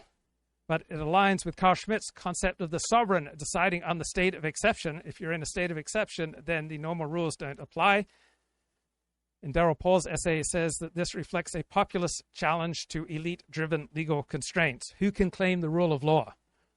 It's great to have judges, it's great to have law, but not everything comes down to judges, rulings, and law. There are many laws in Orthodox Judaism, but there is also a meta-halakhic morality that goes above the law. As one great rabbi from the 13th century, Nachmanides, a mystic, put it, you can be disgusting with the consent of Torah law. Steve Bannon told us Donald Trump's going to flood the zone with executive orders. So we've got a deliberate strategy here to overwhelm institutional checks. Why? Because our institutions are dominantly run by the left, and the only effective manner to change our institutions is top-down control, such as what Elon Musk did with Twitter. So we have a populist revolt against a left-wing academic elite class running our institutions. This was a promise that Trump kept to his base, right? This highlights Donald Trump's electoral mandate. this spiritual revolt against elite oppression. It was called the Days of Thunder. It's a dramatic term for Donald Trump's executive orders underscoring their disruptive intent. Carl Schmitt would see this as the sovereign asserting power in a state of exception. And Christopher Caldwell says this is a response to the new civil rights constitution that replaced our former constitution. Mike Davis said, the legal system has been weaponized against conservatives. So we did not have an objective, unbiased rule of law. We had law used as a form of warfare, right? We have liberal institutions using tools of oppression against those who don't share their hero system, right? We had the law serving elite interests and not the people's interests. Norm Eisen, left-wing Democratic legal attorney, activist, right? We're going to see a Justice Department that's going to be turned into a political weapon. Well, the Justice Department has always been in part political, right? All law springs from, in part, politics. And this Frontline documentary says that Donald Trump is undermining our neutral institutions. And people like Ronnie Goodman and myself would argue that this narrative itself is a product of these ostensibly neutral institutions, that is a narrative that's masking its own anti-conservative, anti-Christian political bias. The post-Watergate reforms were designed to prevent this kind of abuse. So the documentary emphasizes these post-Watergate norms. These were our safeguards, right? We had the liberal elites using institutional procedures and their elite power to maintain dominance against traditional conservative Americans. And Carl Schmitt would see these left-wing norms as illusory constraints on the sovereignty of the people. The unitary executive theory says the president has total control. No. Even with unitary executive theory, there is a recognition that there are other centers of power. Right? This notion that Donald Trump has total control, well, California has repeatedly done things against Donald Trump's will. Courts have repeatedly ruled against Trump. Parts of the bureaucracy have opposed Trump. The media is often in opposition with Trump. So Trump is far from a totalitarian ruler. So the documentary frames this theory as fringe, but maybe this theory has a significant element of truth. Maybe it simply recognizes the sovereign's inherent power to act decisively in a state of exception. And for many people, this unitary executive theory is a much preferable way to rule than elite rule, than rule by our left-wing institutions. Guys, please be aware the unitary executive theory is a fringe theory that's now brought into the mainstream. Maybe this theory is not fringe. Maybe it reflects a reality. Maybe dismissing this theory of fringe reflects the left-wing liberal cleris's tendency to pathologize conservative ideas. Maybe Donald Trump and the people are reacting to the post-1960s expansion of federal power and the installation of a civil rights regime that often actively discriminates against conservatives and men and Christians. Donald Trump is trying to drain the swamp. Right? This phrase captures Trump's anti-elite rhetoric. It captures the popular rejection of the rule of left-wing elites. And Helen Andrews' concept of territory suggests this is an attempt to reclaim territory. This is how Australia stopped Muslim grooming gangs. He's going to fire people who don't follow his orders. Don't most executives fire people who don't follow their orders when they are aware of that rebellion and they have the power to do so? Right? Trump is asserting sovereignty, and he is asserting that we're in a state of emergency, a state of exception. Right? We have the people trying to realign their institutions with their will. Right? Who gets to claim the rule of law? Is it the left-wing legal elite, or is it the people? Donald Trump pardoned people who used violence to spread their political message. Now, Democrats have never done this with their supporters. Right? Democrats would never do this for members of Antifa or Black Lives Matter who use violence to spread their political message. Well, of course, Democrats have done this, and Republicans have done this. Right? From a MAGA perspective, the January 6 rioters, while ill-advised, were resisting elite oppression and were resisting the elite institutional rigging of the framework that gave us the 2020 election. For example, Pfizer stopped processing test results for a vaccine for COVID so that they would not provide an advantage to Donald Trump before the election. So we had virtually all our major institutions uniting to diminish the chances of Donald Trump winning the 2020 election, which is described as a stolen election. Now, technically not stolen, but there certainly was an alignment of our major institutions against Donald Trump. So MAGA called the January 6 rioters hostages. We call them people who attacked democracy. So much of politics may be boiled down to the friend-enemy distinction,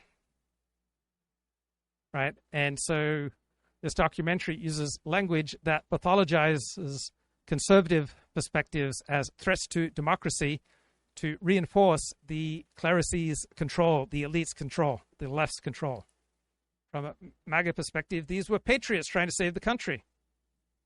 Right? Conservatives view themselves as defending America, defending traditional values against a liberal elite who is pathologizing them and discriminating against them, and who has installed a new constitution, a civil rights constitution, as against the traditional understanding of private property and freedom of association and freedom of speech.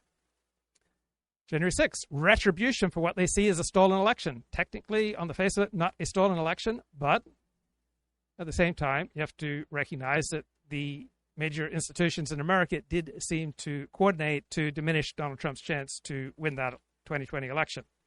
So the documentary frames January 6th negatively. Carl Schmitt might see the January 6 riots as a natural expression of the friend-enemy principle. Trump fired prosecutors who would not bend to his will. Right? This action aligns with Carl Schmitt's view of the sovereign asserting control over bureaucracies and institutions. Right? The only way for the right to reform institutions currently is top-down, because the people who dominate our institutions tend to be on the left. This is a complete takeover of the Justice Department. Right? So the documentary's alarmist tone reflects its defense of liberal institutional norms, which are tools of elite left-wing power, right? While Trump supporters sees Trump and Republicans as trying to correct a biased system. The president can fully run the executive branch without having to worry about his criminal liability or civil liability after. The immunity decision was arguably one of the biggest, if not the biggest, legal victory that Donald Trump has had in his entire time in public life. It essentially spelled the meaningful end of the federal prosecutions of Donald Trump. That immunity decision, you could say that was like the precursor event to Trump 2.0 in almost every respect. It was hugely important. It was the difference between President Trump going to prison versus going back to the White House. It was hugely consequential. It was one of the most important Supreme Court decisions in our history. Trump won the presidency and a get-out-of-jail-free card. He has now been gifted legal immunity. After winning an election, the federal cases all go away. In his hush money case, unconditional discharge covering all 34 counts. No prison time, no fine. Psychologically, it was a big stamp of approval for the sense that the president is kind of above the law. I mean, literally above the law. That's what the immunity decision found. You can't find, he's immune from a normal legal challenge. You got a pretty powerful feeling that you're kind of unconstrained. I, Donald John Trump, do solemnly swear that I will... Now, that sense of power would fuel his presidency. It signals a very different kind of president, and a president who doesn't want to be bound by either the Constitution or statutory law. He believes he has literally unrestricted power. So help me God. So help me God. Congratulations, Mr. President. The strategy is to flood the zone to overwhelm the opposition and stun people who are used to the legal constitutional order and the rule of law. Donald Trump immediately getting to work with a remarkable show of the use of executive power. We're going to see a president pardoning people who participated in insurrection that he supported. So this is January 6th. These are the hostages. Approximately 1,500 for a pardon. Yes. Full pardon. Full pardon or commutation? Full pardon. He issues pardons and commutations. No, initially, J.D. Vance said they weren't going to pardon all rioters. They were going to look at them case by case. But then the Trump team decided this is just too complicated. We're just going to pardon everyone.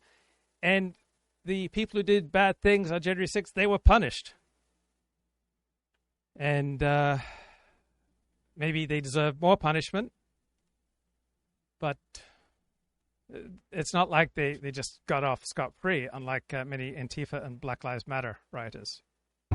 To everybody who had been convicted of crimes in connection with the January 6th attack on the Capitol. We hope they get him. We hope they come out tonight, frankly.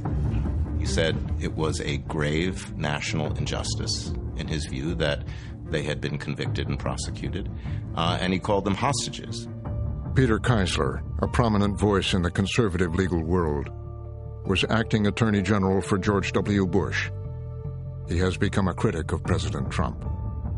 There's really no way to understand that decision except as an effort to protect people who had committed serious crimes simply because they'd committed those crimes in the course of supporting the president's effort to stay in power. With the stroke of a pen, the legal consequences virtually undone. The largest criminal prosecution in U.S. history is abruptly over. The persecutions of these January 6 defendants was so politicized, made it illegitimate. They went through years of suffering. They had their lives destroyed, bankrupted, lost family members. Some people killed themselves. So I have no problem with President Trump pardoning almost all of those January 6 defendants because they've suffered enough. People who attacked Congress, people who use violence to spread their political message, people. So I love using AI. Instead of me having to think things through, I can ask AI to think things through. Then I can take what I like from AI and leave the rest. So I fed AI a bunch of documents, then asked them to analyze this Doco, and Grok provided this analysis. The documentary has an over-reliance on the rule of law as some kind of neutral ideal. Right? The documentary portrays the rule of law as an unambiguous, sacred principle under attack by Donald Trump. He is defying court orders. He's restructuring the Justice Department. But the rule of law is never neutral. It's not a self-evident concept. It's always a contested concept, and it's often used by various parties to maintain power. Right? The rule of law is just one of many virtues in a legal system. It's not the same thing as justice or legal equality or human rights. Judges should not be given the power to override executive decisions in all cases. Right? So the documentary's failure to interrogate, right? That's the word that elites love, interrogate the rule of law's complexities. Right? Its potential to entrench judicial supremacy or elite interests weakens the analysis. It highlights Judge Boasberg's order to halt deportations, and it assumes that judicial rulings inherently uphold justice without considering the point that judges rule us in the name of the law, often overriding the democratic will.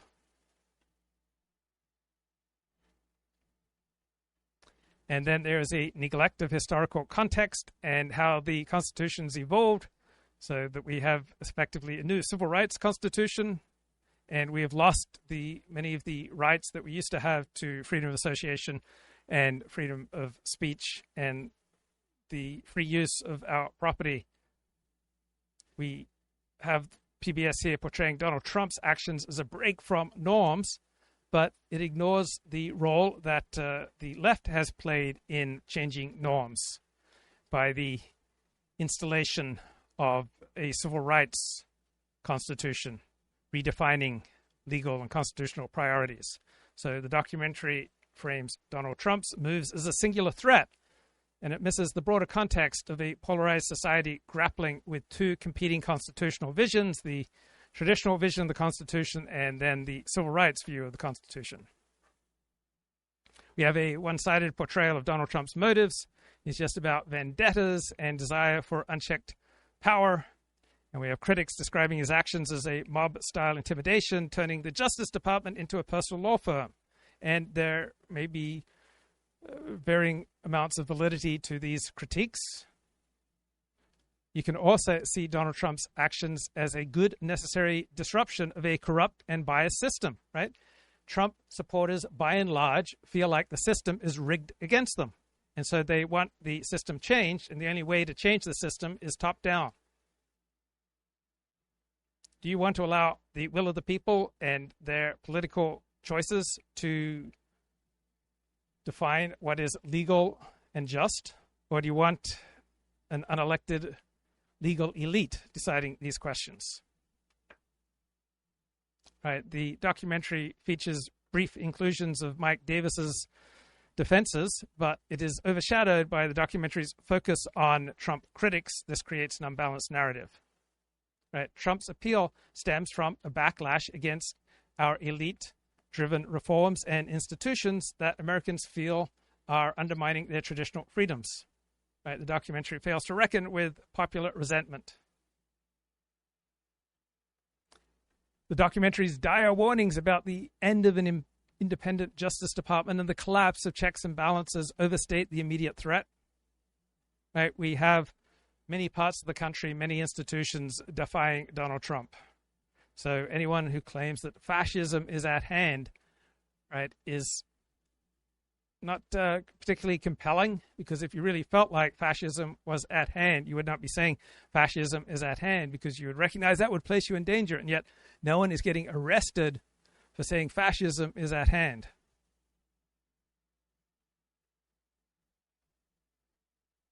So I like the work of this political scientist, Darrell E. Paul. He wrote the book on how our elites instaured same-sex marriage. And I asked ChatGPT to create an essay using the thinking of Darrell E. Paul to critique this PBS Frontline documentary. And ChatGPT suggests this headline: "The Managerial Regime and the Myth of Neutrality." Right? The documentary portrays the Trump era as a unique rupture in American democracy. It frames the response of institutions as principled defenders of the rule of law. But the documentary is less a defense of democracy, and it's much more of an affirmation of the cultural and ideological supremacy of our professional and managerial class. Right? Darrell Paul published the great book From Tolerance to Equality on same-sex marriage. Right? We are currently ruled by an elite managerial liberalism that has replaced democratic politics with a moral consensus imposed on us from above by the left. It uses its institutional leverage to enforce moral and ideological norms around identity, expertise, and globalism, and then calls this enforcement neutral governance. You have a claim, you've never had a president like Barack Obama, and this is wonderful, right? And this is a sacralization of a particular identity because Obama sounds like a Muslim and he was half black, and the liberal elite sees Obama's election as a cultural cleansing of America's past sins. That always struck me as absurd. It's a moment of redemption. But the underlying material conditions of working Americans deteriorated under Barack Obama and under Joe Biden. Right? Most Americans were worse off after 4 years of Joe Biden. The documentary asserts, we believed in a post-racial America. Obama's victory meant racism was over. Right? Racism is inherent in the human condition. Right? This is nonsense. It was nonsense perpetuated by an elite class, right? Obama intensified the rise and the power of certain types of identity, such as black identity, LGBTQ identity. We had the rise of DEI bureaucracies. We had this pious rhetoric about race. We had the elevation of certain groups' symbolic grievances. that worked against the best interests of the majority. So we had certain sacralized identities became the moral currency of the ruling regime, black identity and LGBTQ identity in particular. So we have this documentary saying the rule of law means that everyone, including a former president, is subject to the law. And the rule of law is invoked here essentially as an ideological cudgel. We have a managerial elite enforcing laws and norms asymmetrically. Right? We have leniency. We have excuses for left-wing protesters, for BLM protesters, for Antifa protesters. But we have maximum enforcement. We put institutions and sick them on Trump supporters, on traditional Christians. So we had the FBI put enormous, like half of its resources, 40% of its resources, to go after January 6th rioters. The documentary says we need to defend our institutions, but defend them for whom? Institutions are not neutral. Institutions are instruments of the people who run them, the values and the class interests of those who control them. Right? Defense of our current institutions is not a defense of democracy. It is a defense of managerial dominance. Right? So the documentary tells us Trump won despite breaking all the rules. Maybe it's not that Trump broke the rules. Maybe Trump broke illusions. Maybe his candidacy exposed that the rules were never neutral and objective procedures. They were elite constructions designed to maintain the power of certain people and to minimize the power of other people. Right? The visceral disgust by our elite in reacting to Trump's victory shows how little actual pluralism their system would tolerate. People who had no regard for our institutions and our democracy. That's who he was issuing pardons for. This was a day of violence. This was a day in which 140 police officers were injured, and we cannot rewrite the history of that day. Property was destroyed. People were injured. Police officers trying to defend the democratic process died. We stood up against a stolen election. We will be vindicated in the pages of history as patriots and freedom fighters.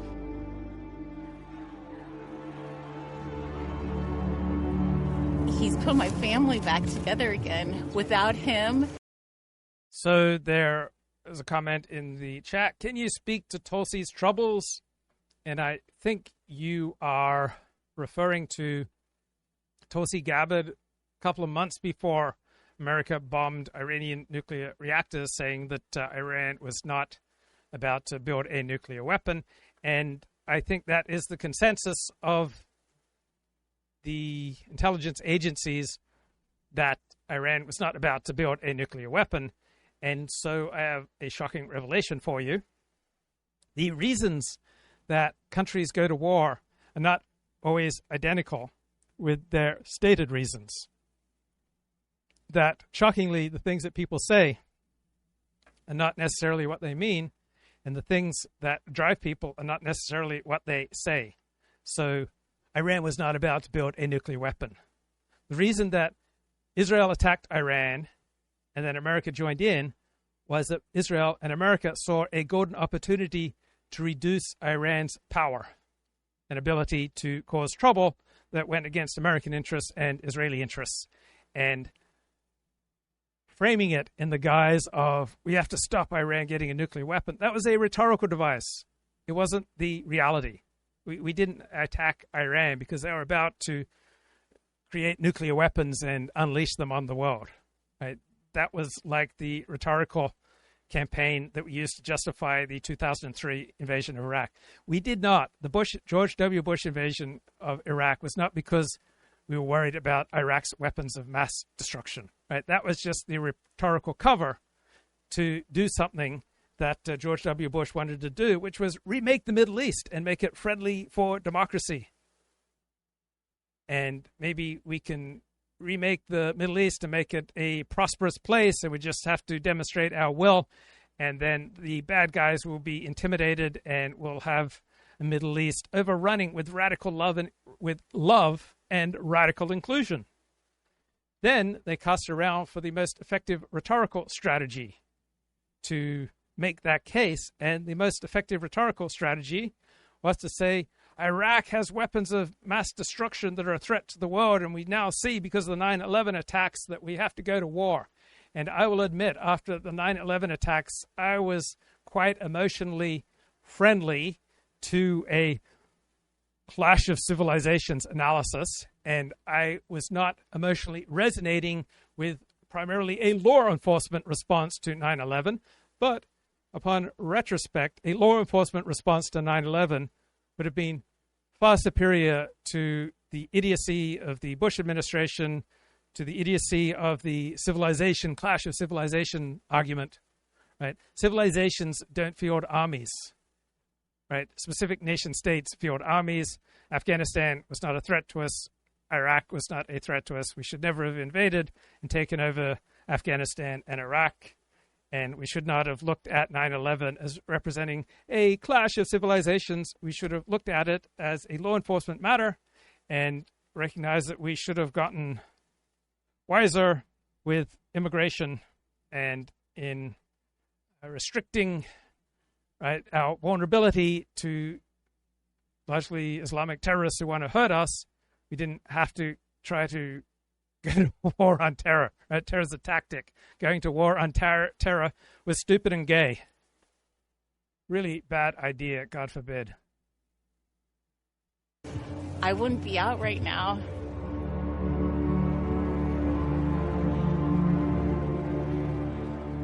We don't condone violence, but we're also not.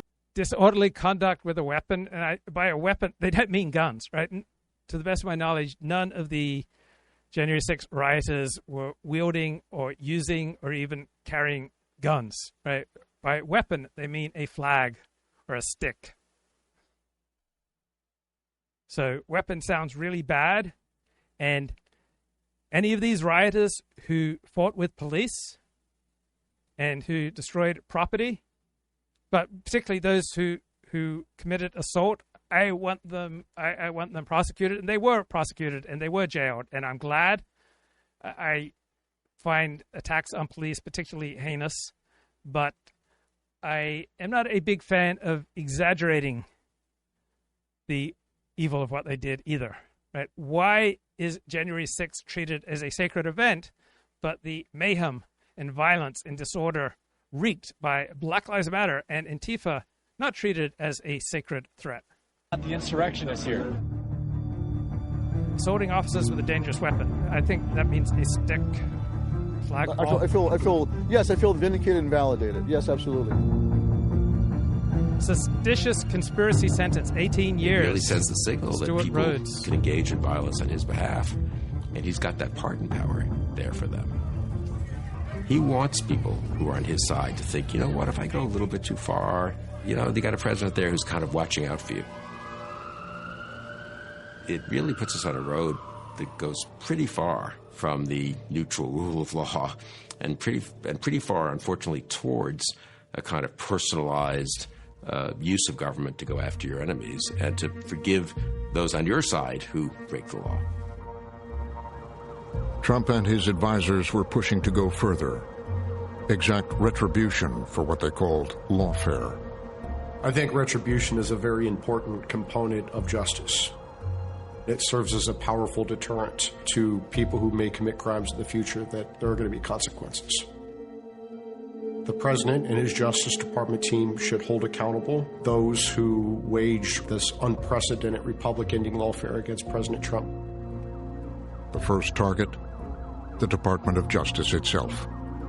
They fired more than 24 career prosecutors, people who had worked either on the investigations and cases against Donald Trump himself or against the people who had stormed the Capitol on January 6th.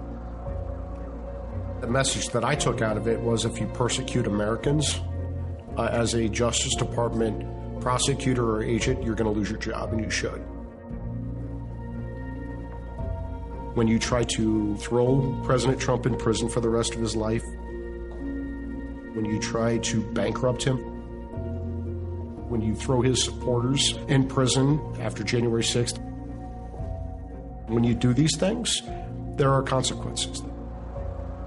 They also forced out about half a dozen or so of the senior career leaders at the FBI. They were fired as a group because they were not deemed to be sufficiently politically reliable. The message that sends is your job may depend on you being perceived as supporting the president's personal and political interests. And that sets the stage. I love how the tone of voice and the music and the narration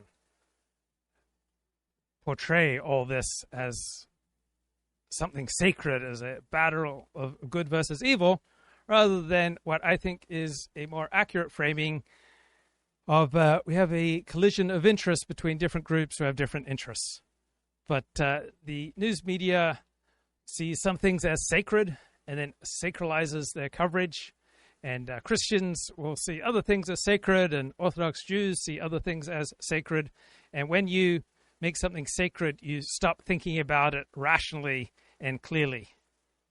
For turning law enforcement into another instrumentality of politics, where if you're the subject or a target of an investigation, how you're treated may depend on what your politics are. And that's the opposite of what the system should be doing.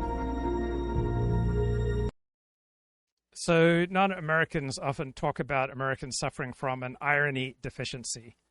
And there are cultural differences in the use of irony, sarcasm, and humor between the United States and, say, England and Australia. So in England, for example, humor is thought appropriate to use throughout a much wider spectrum of life than in America, where there's much more of a notion that there is a sector of life that is appropriate to use humor, but then there are other sectors of life where it's not appropriate to use humor. And so I notice Americans tend to sometimes sacralize and elevate their leaders, their political leaders, to a transcendental status that people in England and Australia do not, that the parliamentary system makes it much easier to see politicians as politicians, while in the American system, politicians, and particularly presidents, not just politicians, are also head of state. So in a parliamentary system, the head of state is very likely someone who is not an elected politician. It's maybe a monarchical figure such as the king or the queen. That's the head of state, and then the head of government is the prime minister. But in the United States, in our system, the head of state is also the head of government. And so I view American politicians the same way I view Australian politicians and British politicians, as primarily politicians, right? I don't venerate them, and I don't put them on a pedestal, and I don't see them as occupying the transcendent head of state role. So I believe considerable amounts of skepticism are appropriate for presidents. And I find it amusing, as a religious man, as an Orthodox Jew, what the secularists find sacred, such as the January 6th riots. They desecrated our sacred spaces. I don't see the Congress as a sacred space. It's a place where politicians do business. I don't see that as sacred, right? I have a belief in different parts of life that are sacred. The Torah to me is sacred. So it's amusing for me as a religious man when the secularists trot out their particular hero system with their view of certain things as sacred, because as soon as you believe that there is a part of life that is sacred, you lose the ability to think critically about that space. So there are certain events in the news that move from being just politics, which is what they are, to becoming moral epics that re-sanctify national values. So Watergate shifted quickly in 1973 from just politics to becoming a moral epic that was narrated by our elite to re-sanctify our national values. This is based on an analysis by, I think, Yale University sociologist Jeffrey Alexander. And so I asked ChatGPT to apply the insights from Jeffrey Alexander's essay on Watergate to this PBS Frontline documentary. So this Frontline film is trying to do the same shift with Donald Trump. We are showing the January 6 rioters and many Trump's moves as polluting our sacred spaces, right? We have these clashes of group interests that are treated with a moral clarifying ritual, right? We have Trump and MAGA shown as violating sacred democracy, and this violation of our sacred institutions, it requires a ritual purification. We have liminal space, right? The Watergate hearings became a sacred out-of-time space. It wasn't that you had human beings acting within time and space to pursue their own interests. No, we had a ritual movement, a ritual moment for national self-cleansing through these televised hearings. And so we have the Democrats and the media trying to cast these post-January 6 legal processes and congressional hearings and media coverage as a sacred reckoning. So that's why you get this particular repetition. You get the hushed voiceovers. You have the archival solemnity. You have the moral narration functioning just like the televised rituals for Watergate, right? This is not just a recounting of fact. What's really going on here in this PBS Frontline documentary and other elite media work is a symbolic ritual to get rid of the pollution created by people on the right. Right? The facts of Watergate were public long before the crisis was morally elevated into a transcendent sacred space. What changed with Watergate was the symbolic context. And Frontline is following the same model. Right? The power of its accusations lie not in the facts, not in new revelations, but in how it is framing events we already know about. So we have legal proceedings that are turned into morality tales. We have heroes like Jack Smith and Merrick Garland. We have villains like Donald Trump and his lawyers and Fox News. So we have political myth-making masked as reportage. So during the Watergate hearings, the people who had the power avoided invoking context, avoided invoking the wider cultural war. They created this neutral, elevated moral space by creating brackets within history. They removed Watergate from the circumstances that gave rise to Watergate, which was elite institutional opposition to rule by President Nixon. And Frontline is similarly bracketing the populist anger and elite failure that gave rise to Donald Trump. So the narrative avoids discussing why people supported Trump. It avoids discussing what structural breakdowns in trust got us here. Instead, it is reframing the crisis purely in terms of moral transgression against the sacred rights of democracy. Right. So with the Watergate hearings, we had elites reclaiming the language of universal virtue. They would intone about law, truth, fairness, the American way. They would ignore their own complicity in America's polarization.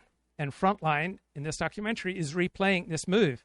The elites presided over disasters such as the Iraq invasion, Wall Street bailouts, mass surveillance, lawfare, civil rights legislation gone amok, identity capture, the sacralization of certain identities such as Black and LGBTQ identity, and the discrimination actively against, say, white Christian men.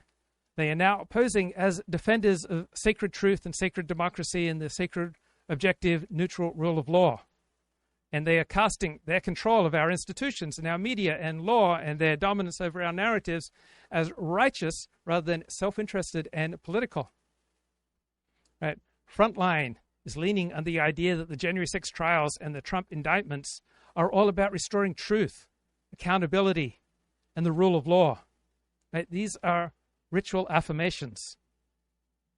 Frontline is trying to take January 6 and Trump's indiscretions and prosecutions as sacred events, as ritualistic affirmations, that have to be bracketed from normal history where you have a clash of self-interested groups, and remove them from the realm of empirical contradiction, but instead move them into the realm of selective justice and elite impunity.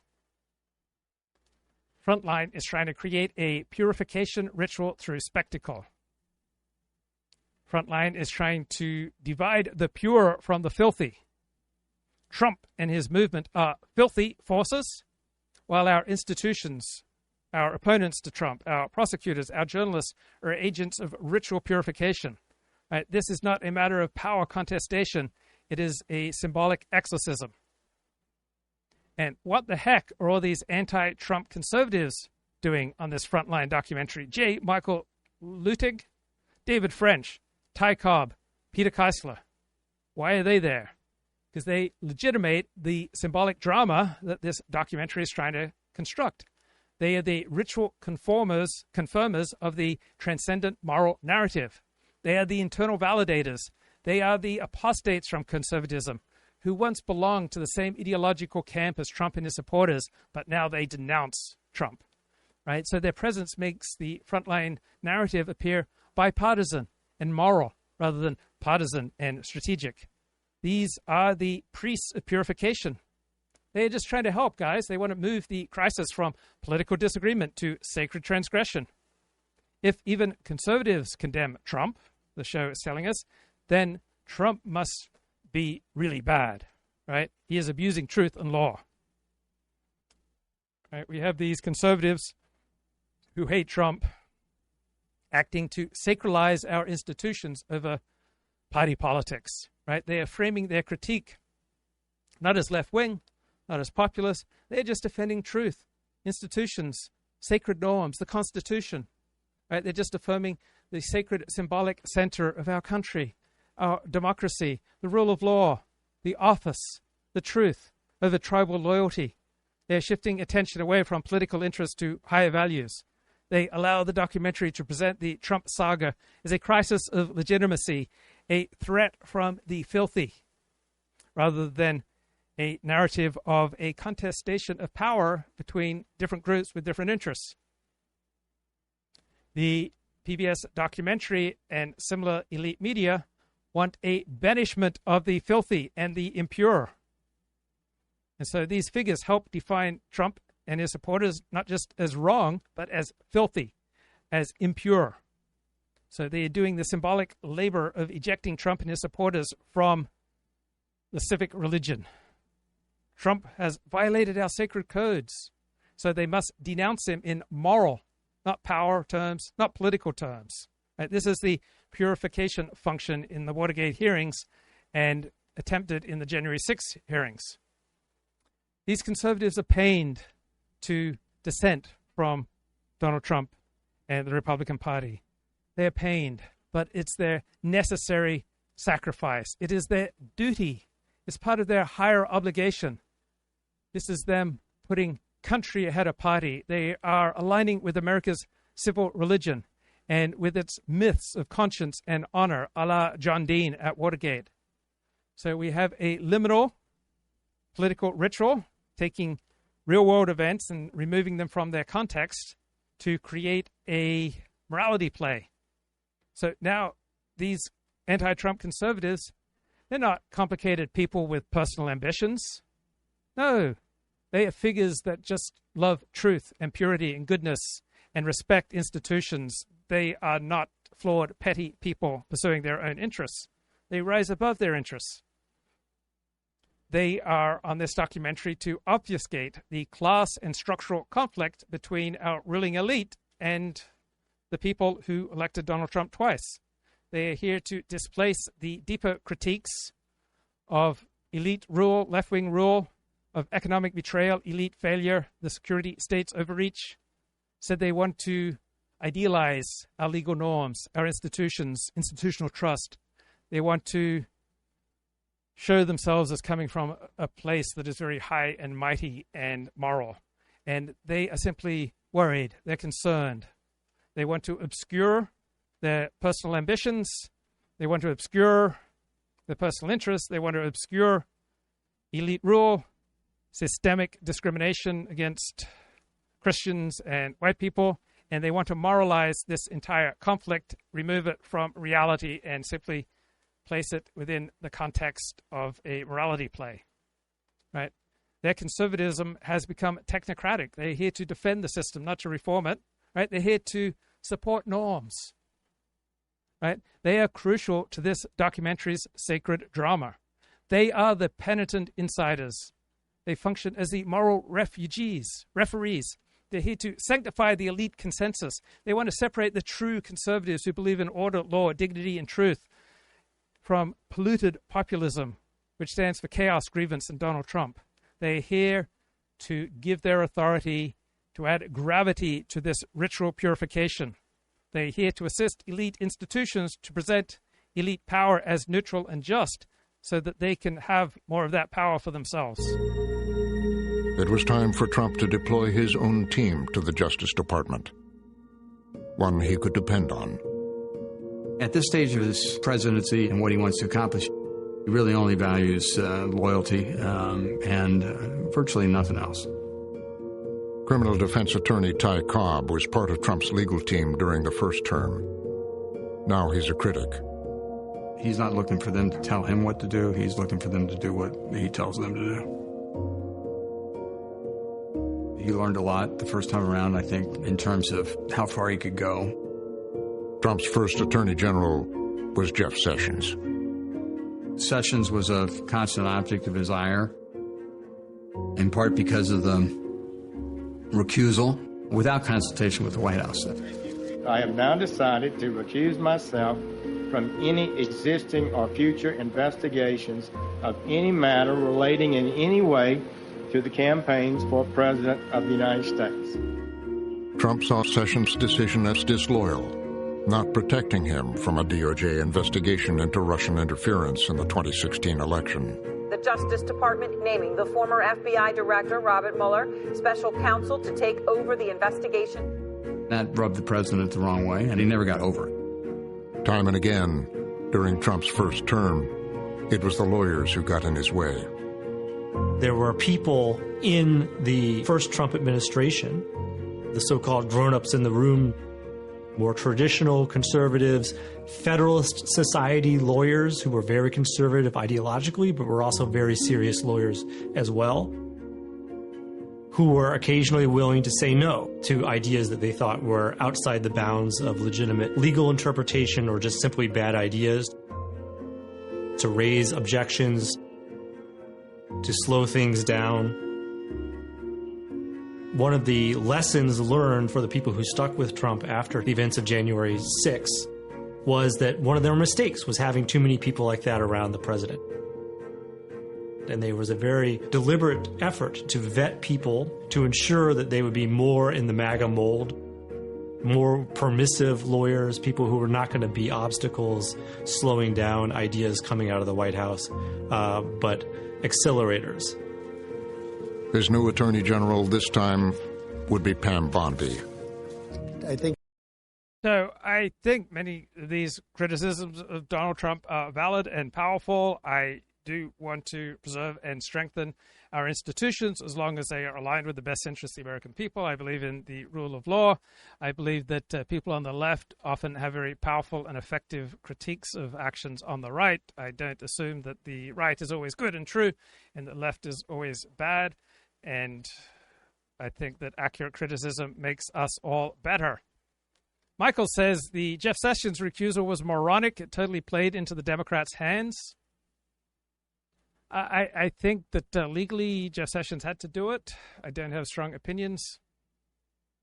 The mood music is a signal that the intended audience is 95 IQ. No, the opposite. I think the mood music is a signal that the intended audience has at least a 115 IQ. We have mustaches of wisdom. Is Pam Bondi a natural blonde? I would suspect not, but she looks fantastic for her age. Did they ever find that January 6th goon who used, God forbid, the cricket bat? 40, quit raising your hand for those elective surgeries, bro. Those doctors have boat payments to make. I bet 70% of their procedures do not fix the original problem, but the boat payment and the slip payment got paid. So when I went back to the surgeon and said that surgery that I underwent at your recommendation, well, the problem that it fixed didn't last long.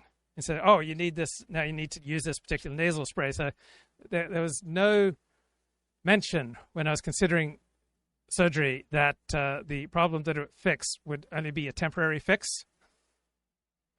And so it is not unknown that doctors and therapists and people in power recommend things to people with less knowledge than themselves that are not actually in the best interests of the client or the patient, but are much more aligned with the best interest of the member of the profession. So, painful but true. Many doctors recommend surgeries that are in their financial interest but are not aligned with your health interest, such as doctors over-recommending oophorectomies and hysterectomies, removing a women's ovaries and reproductive system. Often bad idea for the particular women, but maybe financially aligned with the doctor's interests. Dentists often recommend all sorts of procedures that their patients not only do not need, but are actively harmful to the patient's best interests. It is not unknown that accountants and lawyers recommend things that are against the interests of their client, but are in their own best interest. How about a neti pot? Yeah. I do these things, but I still long for the glorious days of a clear and easy breathing that I had for at least the first few weeks after that surgery. Or after I've been so violently ill, I've been vomiting not just through my mouth, but through my nose. That really clears up the nostrils. Unfortunately, it doesn't last long. I think she's going to be as impartial as you can possibly be. I know I'm supposed to say she's going to be totally impartial with respect to Democrats, and I think she will be as impartial as a person can be. I'm not sure if there's a possibility of totally, but she's going to be as total as you can get. They were friends. They've known each other a long time. Part of this with Trump, yes, it is loyalty, and part of it is personal. She has served as his personal lawyer. I think he just really likes her. The top deputies, Todd Blanche and Emile Beauvais, had both served as Trump's personal criminal defense. How many people get the joke of this sacred ritual and sacred narrative being presented here by Frontline? Don't you find it funny when people sacralize things that you don't think are sacred? Don't you find it offensive when people treat as non-sacred that which you hold to be sacred? I was watching an NFL Network 45-minute documentary on Roger Staubach, and I think I watched the whole thing with like a tear or two in my eyes. Like, Roger Staubach has played a sacred role in my life. I remember when the actress Ingrid Bergman died, my father was like really emotionally shook up. When Elvis Presley died, my stepmother was quite emotionally affected. When I see video and pictures of Tom Landry, he played a sacred role in my life, the former coach of the Dallas Cowboys.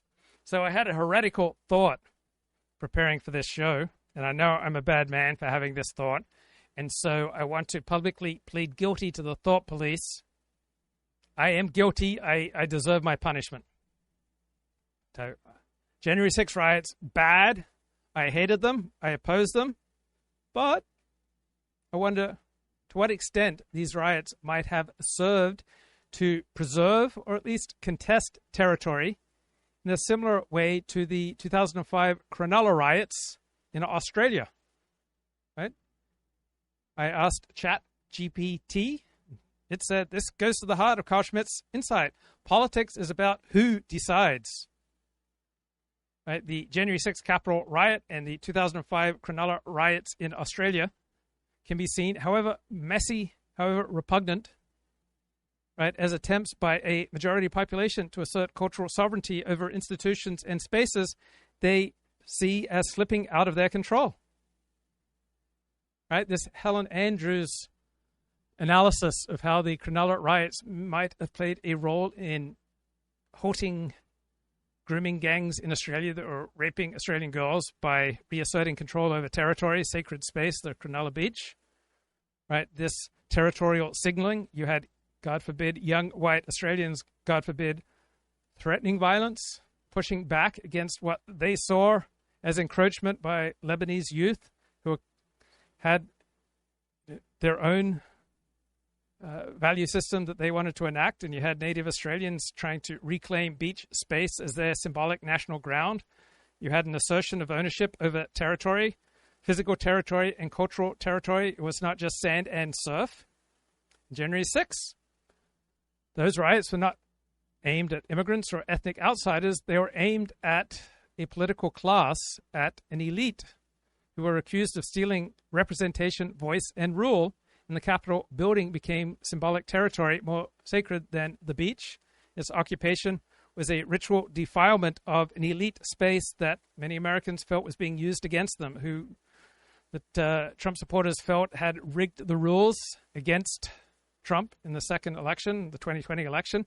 This was an inversion of a sacred elite order and rule by people who felt discriminated against, excluded, and hurt by this elite decision-making. They felt that they had been replaced in symbolic importance by other identities such as LGBTQ and Black, and they were trying to reclaim their country that they felt had been administered away against them. So both events were chaotic, ugly, self-defeating.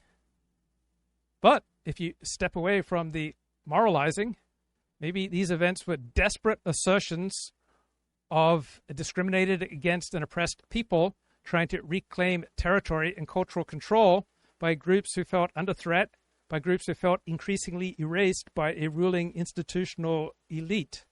Maybe the rioters in both cases were reacting to shifts in not just actual power, but also symbolic power. Maybe the Cronulla riots were a reaction to a multiculturalism in a state-backed diversity and immigration program that had been imposed upon them against their will. And maybe the January 6th riots were a demonstration of opposition to the managerial liberalism, elite rule, media delegitimation of conservatives, and a political system that they experienced as no longer responsive or fair. That doesn't justify either event, but maybe there was more to these events than just criminality and rage. Maybe they were rituals of their own. Maybe they were populist efforts, clumsy, combustible to preserve territory, physical, cultural, symbolic. Maybe these riots were declarations. This is ours. In a world where democratic and legal and institutional processes feel captured, where the sacred is monopolized by one side and used against the people, maybe this violence was a language of excluded sovereignty. God forbid. The truism that he's treating the Justice Department as a personal law firm is almost literally true in the second term here, where he has filled its upper ranks with people who... And Elliot wants to know how much milk I drink. I have some ice cream at time, so I eventually never drink milk. Occasionally have some ice cream, so very, very little is the friend. It's the answer, my friend. I prefer the good old almond milk. Previously had been his personal lawyers. Defense lawyers for him have abruptly gone from trying to counter federal prosecutors and FBI agents to being the bosses of those people and being the instruments of his revenge against that institution. It was breaking a barrier that had been erected after Watergate.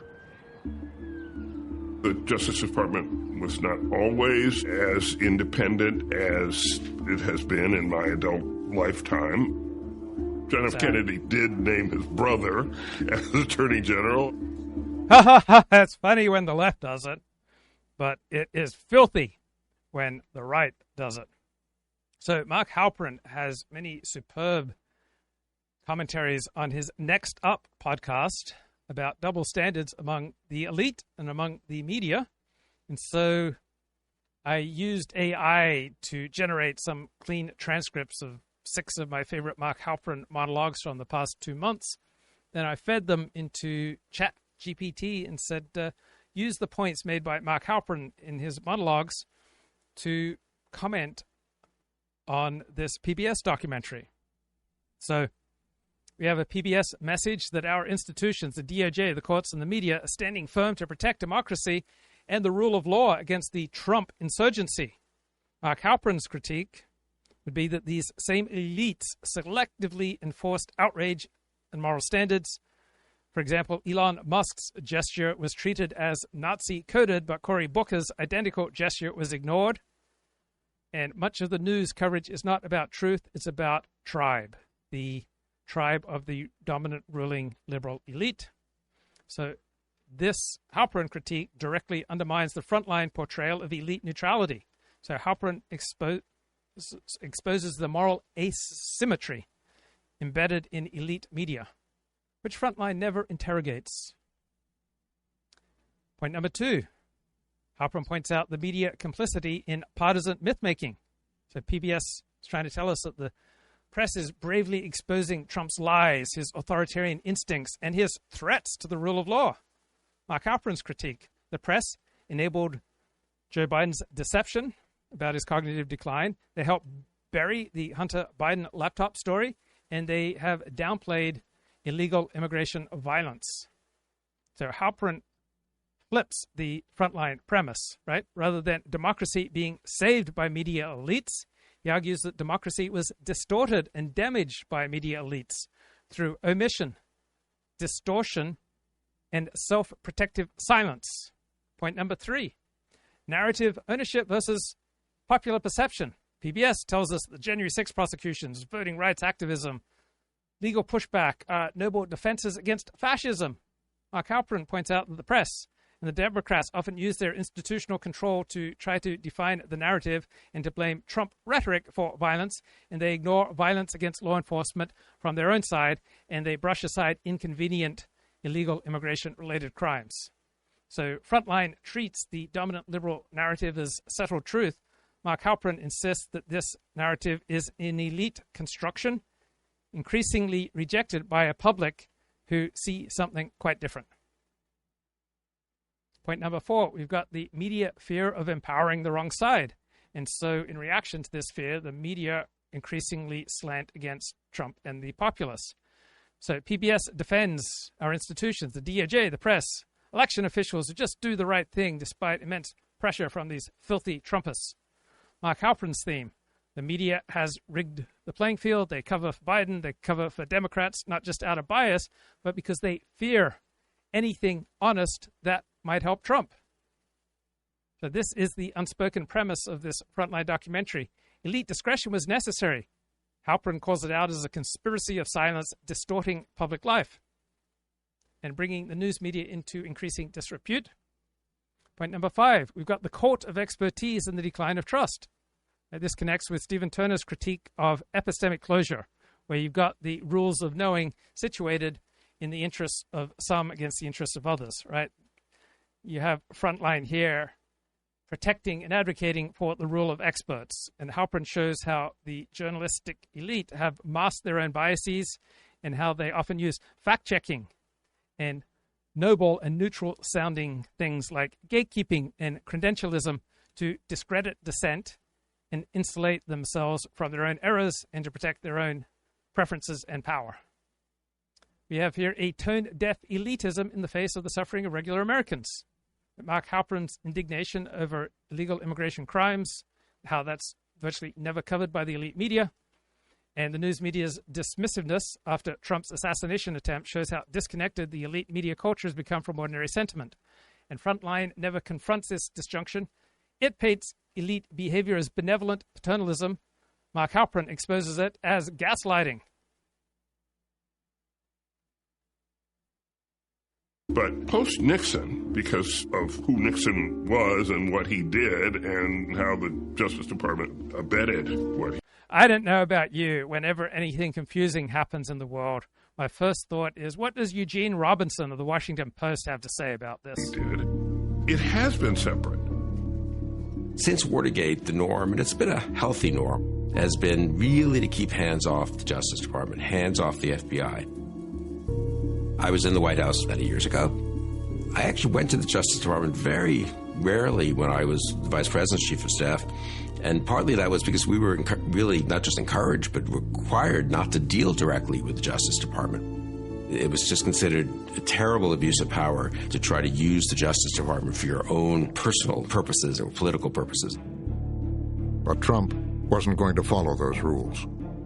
He's the chief magistrate and the chief law enforcement officer of the United States. And the Attorney General reports directly to him. The FBI director reports to him. That's one of the keys to the unitary theory of the executive, that in the office of the president is executive power, which has really been lost since Watergate. Trump decided to make a statement. He would go to the Department of Justice, make it clear he was in charge. By going to speak at the Justice Department, he is reasserting the president actually is, under the Constitution, ultimately responsible for the execution of federal law, for federal law enforcement, all of it. The Justice Department is not independent of the president. Others who had worked in the Justice Department saw it differently. Presidents only infrequently go to the Department of Justice at all, and for good reason. J. Michael Luttig was a lawyer in the Reagan White House, a veteran of the DOJ under George H.W. Bush, and a prominent conservative appeals court judge. After January 6th, he became a vocal Trump critic. There's every reason in the world. So I grew up religious, so I recognize these sacred tones, these sacred incantations, and I was choking on my water there because it just seems so amusing to me how that they are invoked here for this clash of power between different groups with different interests. And I am amused at decoding and deconstructing certain assertions of the sacred that do not ring true to my particular hero system. At the same time, I recognize I will feel a sense of outrage if you try to demystify, decode those things that I find as sacred. Right, we all have a hero system. We all see certain things as sacred. And as soon as you see something as sacred, you can no longer think clearly about it. So the PBS Frontline documentary is giving us a comforting story. Democracy is threatened, but our institutions are holding. Well, we hope they're holding. We've got prosecutors, judges, journalists, and legal scholars are heroic figures. They are calmly defending the rule of law, right? There is a different intonation by people on the left compared to people on the right. Right? They're just calmly defending the rule of law, guys, against chaos and populism. But through the lens of one of my favorite academics, Stephen Turner, this narrative, this framing, this intonation is not just naive. It is a textbook example of how expert rule disguises political power as neutral knowledge. It's just truth. So I am taking Stephen Turner's work, some of it published 25 years ago, and I'm applying his insights to this PBS Frontline documentary. I have not consulted Stephen to see if he agrees. So I'm using ChatGPT to digest Professor Turner's work and apply it to this doco. So the increasing power of experts poses a formidable challenge to democracy. Right? We have ever-increasing expert power without accountability to the people. You have experts wielding power without accountability to the people. Unlike elected officials, the powerful experts do not answer to the people. They answer to their own tribe, to their own discipline, their own institutions, and to the own class interests that govern them. So, according to Frontline, the Department of Justice, our elite law schools and law firms, our major media outlets, they all have this unified moral vision. But Stephen Turner reminds us, this vision is not disinterested. It is the particular worldview of a particular people with a particular hero system. Right? This is the hero system of a left-leaning professional managerial elite. It is highly educated, it is urban, it is secular, it is ideologically on the left, and their expertise is not neutral. It is infused with particular values and particular assumptions that serve them. We are dealing here with a knowledge gap. We are asked to trust what we cannot verify. Right? We have epistemic asymmetry. When the experts speak, the public has no way to assess whether they are right and wrong. We are told to trust the experts, trust the process. We don't understand it, and we cannot understand it. So we have danger here, right? The less we know, the more we are expected to obey. Frontline wants us to believe that these unbiased prosecutors are telling us no one is above the law, that scholars are telling us this is what democracy looks like. We're supposed to just nod along. Stephen Turner would have us ask, what if this elite consensus is not based on what is true and transcendent and good and noble? Maybe it is based on a shared professional ideology serving the advantages of a particular class and pushing disadvantages on another group. What if the rule of law that is intoned here really just means elite control of narrative? Maybe what we've got going on here is an increasing neutralization of the political. So after the 17th century, 30-year war between Protestants and Catholics in Germany, you had this increasing elite perspective that we need to make more and more of the political neutral and turn it over to experts. And supposedly the rise of Hitler and Nazism discredited nationalism, and so we need to remove the racial and these kind of primitive urges from the political and turn over power to neutral experts. And we need to shrink the room for political debate, right? The experts want to diminish debate. They want to diminish free speech. They want to diminish what we can say on social media. They want to depoliticize things that should be a matter of public and political contestation. Once an issue is labeled technical, such as election integrity, prosecutorial discretion, or national security, it is then removed from democratic contestation. Right? The public is sidelined. Dissent is pathologized. Dissent is simply ignorance or extremism. This is what Frontline is doing. The documentary never considers that prosecutions or institutional responses might be biased for one group against another group. It treats these legal actions as just objectively righteous because they align with their expert opinion. Right? So dissenters are not debated. They are diagnosed with pathologies. So we have narratives as substitutes for consent. We have a rise of symbolic legitimacy, symbolic narratives. We have stories that replace genuine democratic legitimacy. We are increasingly living in post-democratic regimes. We no longer have institutions that serve the people. We have institutions that perform rituals of virtue in the interests of a certain class and against the interests of other people. We have public trust that is manufactured through media rituals, expert sound bites, and a particular narrative storytelling. So Frontline isn't here primarily to inform. It is here to reassure.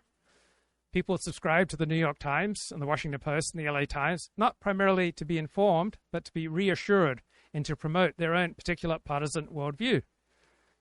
To fund the New York Times in its mission to take the gospel of elite managerial rule to the unwashed masses. Frontline and the New York Times offer us morality tales where the good guys win and the system prevails. Right? This is how post-democracies survive, by convincing the people that these procedures are simply matters of justice, that credentials are simply a reflection of what is true. So Stephen Turner dismantles the worldview behind this Frontline documentary. He might well say that this documentary is not primarily journalism. It is a priestly chant of expert authority. Tells you that the system works, not because you've seen it work, not because you've experienced it working, but because the right people say it is working. Stephen Turner is warning us when politics becomes a matter of expertise, when the people lose their power and their voice, when we are ruled by experts. This is not a higher form of democracy. It is a soft, technocratic dictatorship disguised in robes, citations, and credentials. We do not need more trust in elites. We need more political clarity about who decides, in whose interest, and under what constraints. This is the essence of democracy. under our constitutional order for the President of the United States to keep his distance.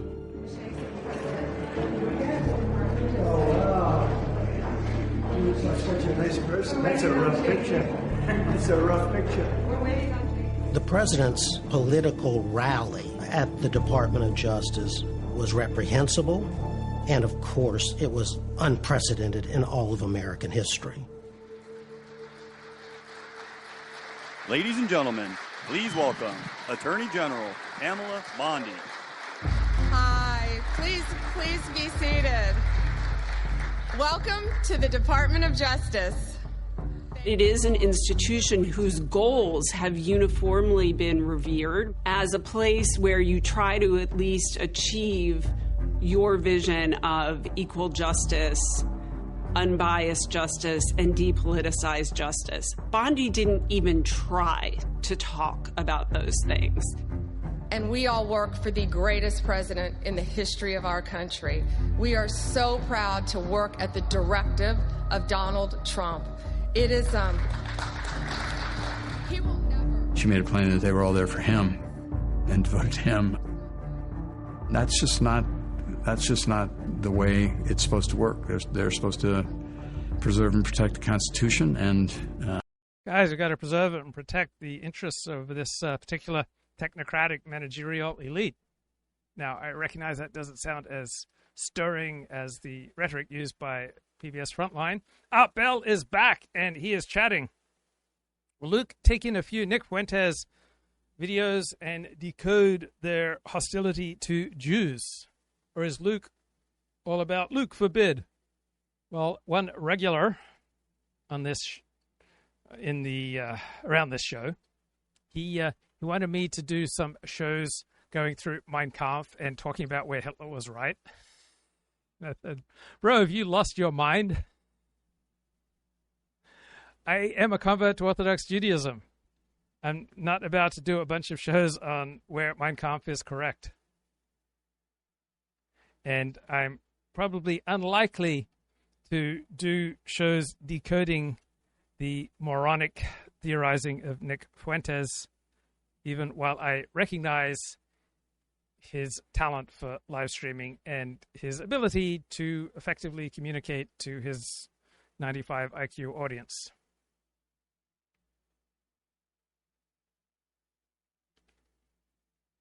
Oof. Experiencing a lot of tightening in my lower back as I share my great wisdom with you. they're not there to preserve and protect the presidency. During the previous couple of years, while Trump was being prosecuted and convicted for crimes, he must have been seething and just waiting until he could take his revenge, because that's basically what he...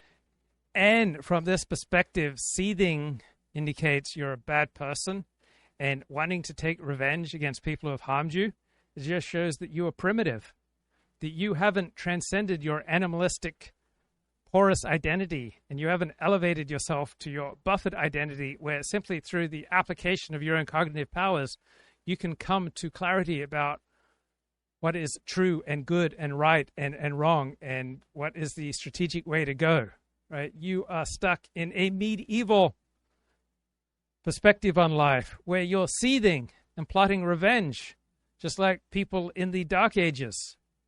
Why can't you get to a more enlightened perspective like Jane Mayer and the wonderful people at the New Yorker? He announced he was going to do when he walked into that Justice Department that day. So now, as the chief law enforcement officer in our country, I will insist upon and demand full and complete accountability for the wrongs and abuses that have occurred. There's a new sheriff in town. The American people elected President Trump back. This is the problem with Donald Trump. He is appealing to an outdated medieval identity where we feel we are porous in our identity, and we're affected by those around us, and we're frightened of gay rights, and we're frightened of civil rights, and we don't recognize our own ability to decide right and wrong on our own. Instead, we're stuck in these primitive, animalistic, outdated gender norms and sexual norms and morality norms that we're clinging to our clinging bitterly. You're all a bunch of bitter clingers to your guns and your religion. Why can't you step up to a more educated, enlightened, buffered identity? What's wrong with you? How long will you live in this primitive state of seething and plotting vengeance? That is not an enlightened way to live. Back into the White House, and that Justice Department works for President Trump. Unfortunately, in recent years, a corrupt group of hacks and radicals weaponize the vast powers of our intelligence and law. Come on, if you're educated and enlightened and buffered, you won't have to use these primitive forms of name-calling. Enforcement agencies. And there's going to be much needed accountability in his second term. It's a campaign. Accountability, that's just a cover for these primitive desires for vengeance on your enemies. If you're only enlightened, you wouldn't be seething and seeking vengeance on those who are simply pursuing the rule of law. Get enlightened, bro. Enlighten up. And it's by the same scum that you have been dealing with for years, like guys like Andrew Weissman. My God, educated, enlightened, self-actualized people who have taken strategic autonomous control of their understanding of right and wrong in the direction of their life. They wouldn't use words like scum and retarded and senile. Right? They transcend these primitive, barbaric, medieval forms of discourse. The message, to me at least, was this is going to be the Department of Justice that is basically the right hand of the White House. Andrew Weissman was a federal prosecutor who worked for Robert Mueller investigating Trump and... So there was this girl I really liked in 6th grade, 7th grade, 8th grade, 9th grade, even longer. And the first time I asked a girl out, it was a summer of 10th grade, and I kept asking this girl out, and she kept saying that she had to go to a horse show. She was really into horses. And then I think I finally wore her down, and I invited her along to the resumption of the baseball season. So this is 1982, after the end of the strike. It was the first game back when the strike had ended. This was the season of Fernando Valenzuela, his debut as a regular pitcher for the Dodgers, and the Dodgers won this World Series. So this was the first game back. The Giants San Francisco Giants were playing, so we went to Candlestick Park, a bunch of my friends, and we all, my date and my best friend and his little sister and some other people. We were traveling in the comfortable back of this SUV, but it had a back. I don't know. What do you call those things from? This is 1982. And I was wearing mismatched socks. And I was quite annoying to my date because I would walk very rapidly ahead of her trying to find our seats. And then all during the game, I kept betting with my friend, leaning over her and making bets with my friend. And how many times does a woman need to tell you that she has to go to a horse show before you stop asking her out? This is the first time I'd ever asked a girl out. Summer of 10th grade. I did not cover myself in glory, and I didn't even get to engage in any recreational kissing, not even any recreational hand-holding. I don't think we even had a recreational hug. Right? I would have to wait.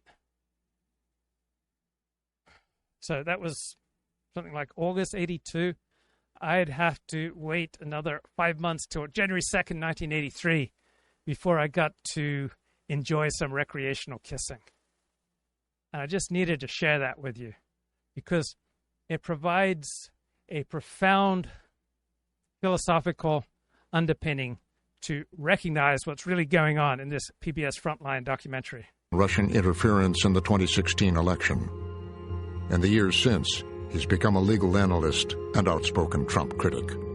If you are thinking about the attack on the rule of law, having a Justice Department that is not making decisions based on the political party or whether you're an opponent or a supporter of the president is absolutely central. There's a guy named Norm Eisen. These guys on the left, they don't have a partisan identity. They simply want the rule of law. They simply believe in truth and justice in the American way.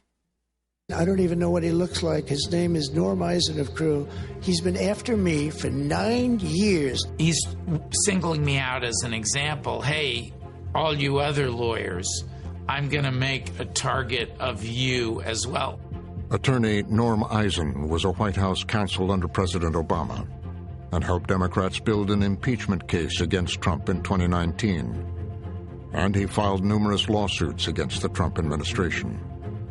His sole life is to get Donald Trump, and he's been vicious and violent. When I see Donald Trump lashing out against the legal profession, I see a loser acting out of rage at the institution, rule of law, that he thinks he's right, is holding him back. They're not legitimate people there. They're horrible people. They're scum. It is the unambiguous declaration of an enemies list, people to become the targets of retribution from the federal government under his command. I want these Democrat prosecutors and agents and judges and other operatives to understand there are still going to be severe legal, political, and financial consequences. The only way this will stop is if we give them very severe consequences. Trump expected results and delivered a message directly to Deputy Attorney General Todd Blanche. And the reason I'm saying this, Todd, is I'm only going to get one chance to say this. This is frightening. My God, Trump and his supporters, they have an enemies list. That is so primitive. People with an enlightened, educated, elite identity, they don't have enemies lists. They have truth and beauty and veneration of our sacred spaces and our institutions. They're simply opposed to speech that creates a lack of safety. They're simply opposed to speech that promotes racism and bigotry and ignorance and homophobia and Islamophobia. They don't have an enemies list. They're not trying to exert any power over you. They're just trying to protect you from pathologies that overwhelmingly come from the right.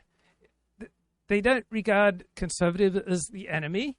They just regard what conservatives believe is sacred, to be primitive manifestations of maladaptive ways of looking at life. They simply want to elevate us. They simply want to help. They just want to create a safe space so that we can have ever-increasing amounts of dignity and human freedom. Are you opposed to that? Do you have some kind of naive conception that Trump supporters are figures of light fighting against the demons? That's not an enlightened perspective, mate. These wise elite commentators are providing us with teachable moments. Don't you want to enjoy a good teachable moment? I don't know about you, but nothing gets me more excited, intellectually speaking, than a good teachable moment. They're framing Donald Trump as a cult leader and Pam Bondi as a devotee. Well, it's because Trump and Bondi, they're medieval in their worldview. And that is accurate. People on the right are more medieval in their worldview than enlightened secular modernists. Mike Benz, 40, says Kip, you've derided him for claiming to have had a minor role on Team Trump 2016. I largely agree with Mike Benz's worldview. I think he is fantastically effective promoting his influence and promoting a particular worldview, which I am overwhelmingly aligned with. I simply recognize that truth is not something that he optimizes for. Mike Benz is an itch the right wing cannot scratch hard enough. True. There are many itches that people can't scratch hard enough that are not good for you. Mike Benz has been on all of these prestigious shows. He has power. He has influence. 40, right? Don't hate the player. Hate the game. If you're going to have resentment, right? Don't be stuck in your primitive porous identity. But these are bad people. When he said Todd, referring to Todd Blanche, who's now the number 2 person at the Justice. I mean, bad people, it's such a primitive medieval perspective. There aren't bad people, guys. They're just people who are the products of a particular environment, and we need to reshape our narratives and our educational system to remove primitives from their bitter clinging to their guns and religion, and we need to remove their children from them so that the state educates their kids to be more enlightened and not racist and not bigoted. They only want what's best for us. Justice Department. Todd, this is the only chance I'll get. He means Todd Blanche used the Justice Department and the... My God, Trump and his supporters are so filled and controlled by these primitive, pathological, medieval drives. If only we could help them and educate them and bring them to an enlightenment and to a revulsion for ignorance and bigotry and racism, it would be such a service. The weight of the... Look, these liberal elites, they just want to educate us away from the path of ignorance, bigotry, and a medieval bitter clinging to guns and religion. The power of the American government against normizing. He puts his arm around the Justice Department and essentially recruits them into his mission to take control. And in the kind of Orwellian guise of ending weaponization of the Justice Department, actually weaponizing it. We will bring back faith in our justice system for the citizens. I was shocked beyond words. Even after all that we've seen from the president over the past 8 years, to watch him stand in the Great Hall of the Department of Justice, a sacred place in America. Sacred, guys. And claim that now he was going to get even by... It breaks my heart. It breaks his heart. All right? Our sacred spaces have been polluted by this filthy medieval monster, Donald Trump. He is spewing his radioactive sperm all over our sacred spaces, and it breaks their heart to have to stand up for the truth, for the rule of law, for our institutions. Won't you please help? Our elite are under threat. The truth is under threat. Our institutions are under a threat. Everything that we hold sacred is under threat from this filthy monster with his radioactive seed. By politicizing and weaponizing the Department of Justice and the FBI against his political enemies was a travesty in all of American history.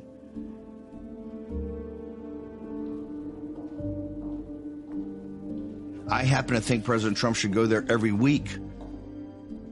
They are shocked that he's in the sacred temple of the Justice Department. Them, right? This is what democracy is about. They had to bleep out that obscenity, this primitive clinger to his guns and religion, this bloke with a medieval worldview.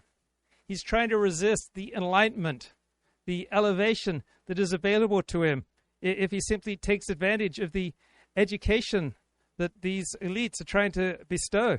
These are anti-democratic forces. They have to be broken. They are shocked because the President of the United States, and worst of all, Donald Trump, actually soiled their temple by going in there. He's President of the United States. He's the chief magistrate and the chief law enforcement officer by the Constitution. Okay. So we have the demonization of opponents, right? This is a primitive Carl Schmittian perspective on politics, that it's all about friend-enemy distinctions, right? So we have the liberal elite trying to pathologize these conservatives. They are telling us that sacred norms and our sacred institutions are a thing of the past. Right? We have an erosion of liberal norms, guys. Now, on the right, we'd argue, well, these norms were already removed and displaced by the 1960s Civil Rights Constitution, right? What Donald Trump is doing is exposing the fragility of liberal constitutionalism, right? What do you love more, the Constitution or your people? Right? The Constitution is a reflection of a particular people at a particular point in time. The Constitution's all well and good, but there's something more important than the Constitution. That's the welfare and prosperity and the protection and the advancement of your particular people, of your nation state. My God, Donald Trump is targeting federal employees for their political views. Our liberal elite would never target conservatives for their political views. They would simply try to use a disinfectant against the bitter medieval clinging to racist and xenophobic and homophobic and Islamophobic primitive, dangerous, unsafe sentiments, right? They're trying to raise us up, right? They're trying to help us to get higher. We want to elevate you to the enlightened, buffered perspective, trying to bring us out of this soiled, filthy, medieval cave where we're clinging to our guns and our religion. And Helen Andrews would remind us that one particular people either runs its territory or it cedes power to another people, which is not going to have the founding people's best interests at heart. So you either protect your territory or you surrender your territory. Are you willing to surrender America? Are you willing to surrender your territory? Are you willing to just give everything up to this secular managerial elite? So Donald Trump has been firing federal employees. He's been overriding our sacred institutional checks. So from my perspective, he is reflecting the popular will to realign our institutions with the people's will. But guys, the checks and balances are being tested like never before. We have institutional collapse. Well, maybe institutions and checks and balances and due process are secondary to sovereignty. Right? Sovereignty comes from the will of the people. Donald Trump is targeting law firms that challenge his policies. Well, no major law firm would allow any of their lawyers to argue for a traditional definition of marriage. So big law is overwhelmingly aligned with the left against the traditional folkways and byways and rituals and practices and worldviews of traditional Americans. So why would traditional Americans not have some opposition to law firms that are trying to distort the playing field against them? Right? Maybe there is a friend-enemy distinction to some of this politics, and maybe it makes sense to fire your adversaries and to promote your particular hero system and to promote the development of your particular niche to align it with the best interests of your people and against the interests of those who are trying to destroy your interests. But we're in a constitutional crisis. What could be more sacred than a constitutional crisis? Or is that language just a rhetorical exclamation used to promote the power of a particular class against other Americans? Maybe it's trying to sacralize what is a power struggle between different peoples with different worldviews living in the same nation state. My God, Donald Trump is trying to reshape the country. Donald Trump has cultural, institutional, and political ambitions. Well, every people that wants to live and be well will want to run and control its territory. Right? This is just a normal, healthy expression of your identity. Every people wants to build its niche and protect its niche. My God, Donald Trump is targeting PBS and NPR for their coverage. PBS and NPR, they only want to tell us the truth. But Trump is at war with the truth, guys. He's at war with our institutions. Right? So PBS and NPR are part of the liberal clerisy, right? The liberal elites who push particular narratives. Donald Trump claims to operate with a broad mandate from the American people. Right? We have a popular revolt against elite managerial domination. We have a sovereign who is embodying the will of the people against the opposition of the technocratic managerial elite. Donald Trump is deporting criminals, gang members, and drug traffickers. Right? This is the type of behavior that Australia employed to stop grooming gangs. Are you opposed to grooming, bro? Right, we have a particular people now, under the leadership of Donald Trump, trying to retake control of their territory and to protect their cultural norms and their worldview against a technocratic managerial elite resistance. These are international gangbangers. My God, why do Trump supporters use so much othering language? That's so primitive. That's medieval. Right? Why do these people use language that reflects a friend-enemy distinction? Don't you know that a gangbanger is simply a friend you haven't made yet? Why do you have to frame these illegal immigrant gangbangers as threats? Maybe there are opportunities for scientific discourse, for social intercourse. Maybe there are glorious and golden opportunities here for sexual intercourse. You really want to deny yourself that kind of transcendent connection? Trump is violating due process. So what's more important, legalistic norms? What's more important, the cleris's prioritization of procedure, elite interests, or public safety? Guys, Judge Boasberg, that great man, that sacred man, holy Judge Boasberg. Let us all bow down to Judge Boasberg. He issued a temporary restraining order. He said, turn back the planes. Let my illegal immigrant gangbangers go so that they may be free to worship me. Right? So you could also see this as judicial resistance to Trump. You could see this as judicial supremacy and elite rule trying to override democratic will. You could see this as an elite challenging the will of the people. My God, Trump defied Judge Boasberg's orders, the court's orders. Maybe this was not a matter for Judge Boasberg to decide. Not everything is a matter for judicial review. Right?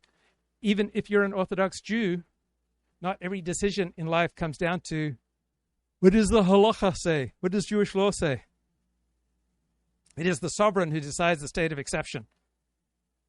Maybe we need a popular rejection of the rule of a tiny elite. Guys, the courts are our last line of defense. Judicial independence is that thin blue line standing between us and chaos. We have to defend our institutions, even if they are anti-democratic. The rule of law is under unprecedented attack. This is the documentary's core narrative. The rule of law, really meaning the rule of a liberal left technocratic managerial elite, the rule of judges. The rule of law is not an objective truth. It is a contested concept, often wielded by one side to maintain power over another side. So this documentary promotes an over-reliance on a mythical conception of an objective rule of law, that this is some kind of neutral ideal as opposed to something that should be contested. This is unambiguous. This is sacred. This is a sacred concept and principle under attack by Donald Trump. We have a neglect of historical context and constitutional evolution, how traditional Americans felt discriminated against by the idealization and sacralization of certain identities as opposed to the majority white Christian European identity. We have a one-sided portrayal of Trump's motives. Trump is in the grip of these primitive emotions, a desire for vengeance and vendettas, and a desire for primitive, unchecked power. Right? He's a bloke using mob-style intimidation. He wants to turn the Justice Department into his personal law firm. Frightening. Won't you please help? The message could not have been clearer. Donald Trump is now in charge at Justice. Outside Washington, Trump was also exercising power over the DOJ, targeting its most prominent office in New York City. There are 93 U.S. attorneys across the country, but the Southern District of New York is the most prominent in the country, often called the Sovereign District, because for so long, the Southern District has acted with a kind of independence from main justice in D.C. that other offices have only dreamed of matching. The case, the prosecution of New York City's Democratic mayor, Eric Adams. The charges against Eric Adams were brought by the Southern District of New York. I think it's the first time that there's been a federal indictment against a sitting mayor of New York City, and charged with corruption charges, with bribery, all high profile. And Eric Adams went down to Mar-a-Lago to appeal to Trump, and his lawyers made a case to the new team at the Justice Department that this case was interfering with Eric Adams' ability to help Trump in his mass deportation agenda. And they made a deal. The deal that they came up with was one of the most transparent quid pro quos that you could possibly imagine. We made a deal to drop this prosecution, and in exchange, he's going to help us. Emil Bove, the acting deputy attorney general, sent a memorandum that the case should be dismissed so that Mayor Adams could help the president achieve his immigration agenda in New York City. The pending prosecution has unduly restricted Mayor Adams' ability to devote full attention and resources to the illegal immigration and violent crime. Now, that's as nakedly political a rationale as you could imagine. What it says is that because Mayor Adams has said he's supporting the president's immigration agenda, he doesn't get prosecuted. But presumably, if he had been an opponent of the president's immigration agenda, he would have been prosecuted. Bove's memo went straight to the desk of acting U.S. Attorney Danielle Sassoon. Danielle Sassoon, who had been appointed by Trump, a conservative attorney, member of the Federalist Society, clerked for Supreme Court Justice Scalia. She tried to convince DOJ, appealing directly and sort of going around Bove to Bondi and saying, this is not how criminal law should be used. The reasons advanced by Mr. Bove for dismissing the indictment are not ones I can in good faith defend. That's when the issue catapulted into national prominence. It's when conservative lawyers and the Department of Justice objected to this because they knew what this was. They knew this was a quid pro quo, and that was deeply unethical. Because the law does not support a dismissal, I cannot agree to seek a dismissal driven by improper considerations. Very truly yours, Danielle R. Sassoon. Danielle Sassoon was not the kind of person who you would have thought was going to stand up to Donald Trump, at least not politically. But she believed in the rule of law, and she saw this as a corruption, and she said, I want no part of it. Bondi refused to even meet with Sassoon. In her letter, Danielle had said, if you're not going to meet with me, if you're not going to reconsider this, then I will resign. She then got a letter from Bove, which said, okay, I accept your resignation. The Justice Department will not tolerate the insubordination and apparent misconduct reflected in the approach that you and your office have taken in this matter. I would say to Danielle Sassoon and the others that they work for the Deputy Attorney General, who works for the Attorney General, who works for the President, who's elected by all Americans. And if you don't like that, then get out of the Justice Department. And many would. Nearly a dozen prosecutors in New York and Washington resigned or were forced out. People in the Department of Justice don't just up and resign. When you resign, it's because it's either, in your view, amoral or it's a quid pro quo that you think is illegal. And that is the reason that you saw so many career people, including conservatives, say, I can't stomach this. One of the things that I miss as I age is my short-term memory. I was about to share an insight that would forever change your life, but then I read Bob Altberger's comment, going strong and long, Luke, And I became so intoxicated by that compliment, I forgot the life-changing anecdote that I was about to share with you. And did you know the last 5 minutes, I was just lying on the floor. Was I thinking about you? Was I concerned about what you needed? Did it trouble me that you were perfectly capable of watching this PBS Frontline documentary on your own? That if this show was to have any merit, it would require some kind of contribution from myself, engaging you directly by looking deep into your soul. I remember there was this one Sheila after I appeared on True Hollywood Story in their special on Linda Lovelace, and she said there was this quality in my eye that it reached her to a very core. But here I was, just lying on the floor, keeping an eye on things while I was just relaxing and letting go of unnecessary body tension. Felt great for my lower back. Felt great for my serenity, right? But what about your needs? I was playing somebody else's work. I wasn't providing my own contribution. I was free riding on the holy work of the public broadcasting system and those great people at Frontline, when I should have been reaching deep inside of my soul and coming from a place of genuine commitment where I was connecting with my strongest emotions and my heart was speaking to your heart, where I had transcended artifice and newsreader voice, and instead I was connecting with you. I was speaking to you. I was reaching out to you. I was extending my hand to you in our mutual pursuit of the good, the true, the beneficial, the safe, the healthy, right? Together, we were building a path towards a stronger, healthier, cleaner, more refined, more elevated, more enlightened America.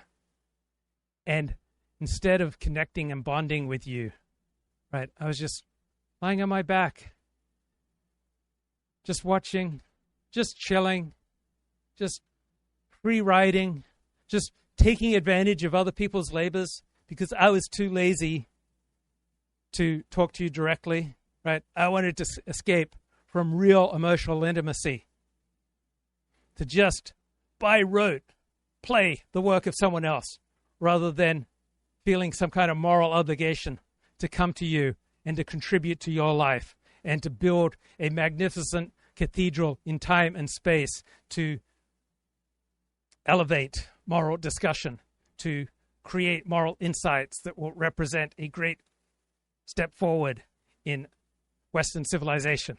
But instead, I was just lying on my back, playing you the holy work of other people. Upheaval in the Justice Department. A showdown between the Trump administration and its own Justice Department prosecutors. They wanted prosecutors across the country to see that this time around, they would not be standing for any pushback, that they would not be permitting offices, even the Southern District of New York, to push back against Main Justice, and that if you did stand up, that you would... Poor Kip still bitterly clinging to his guns and non-existent religion. And he says, Steve Bannon still has the best hair in MAGA land.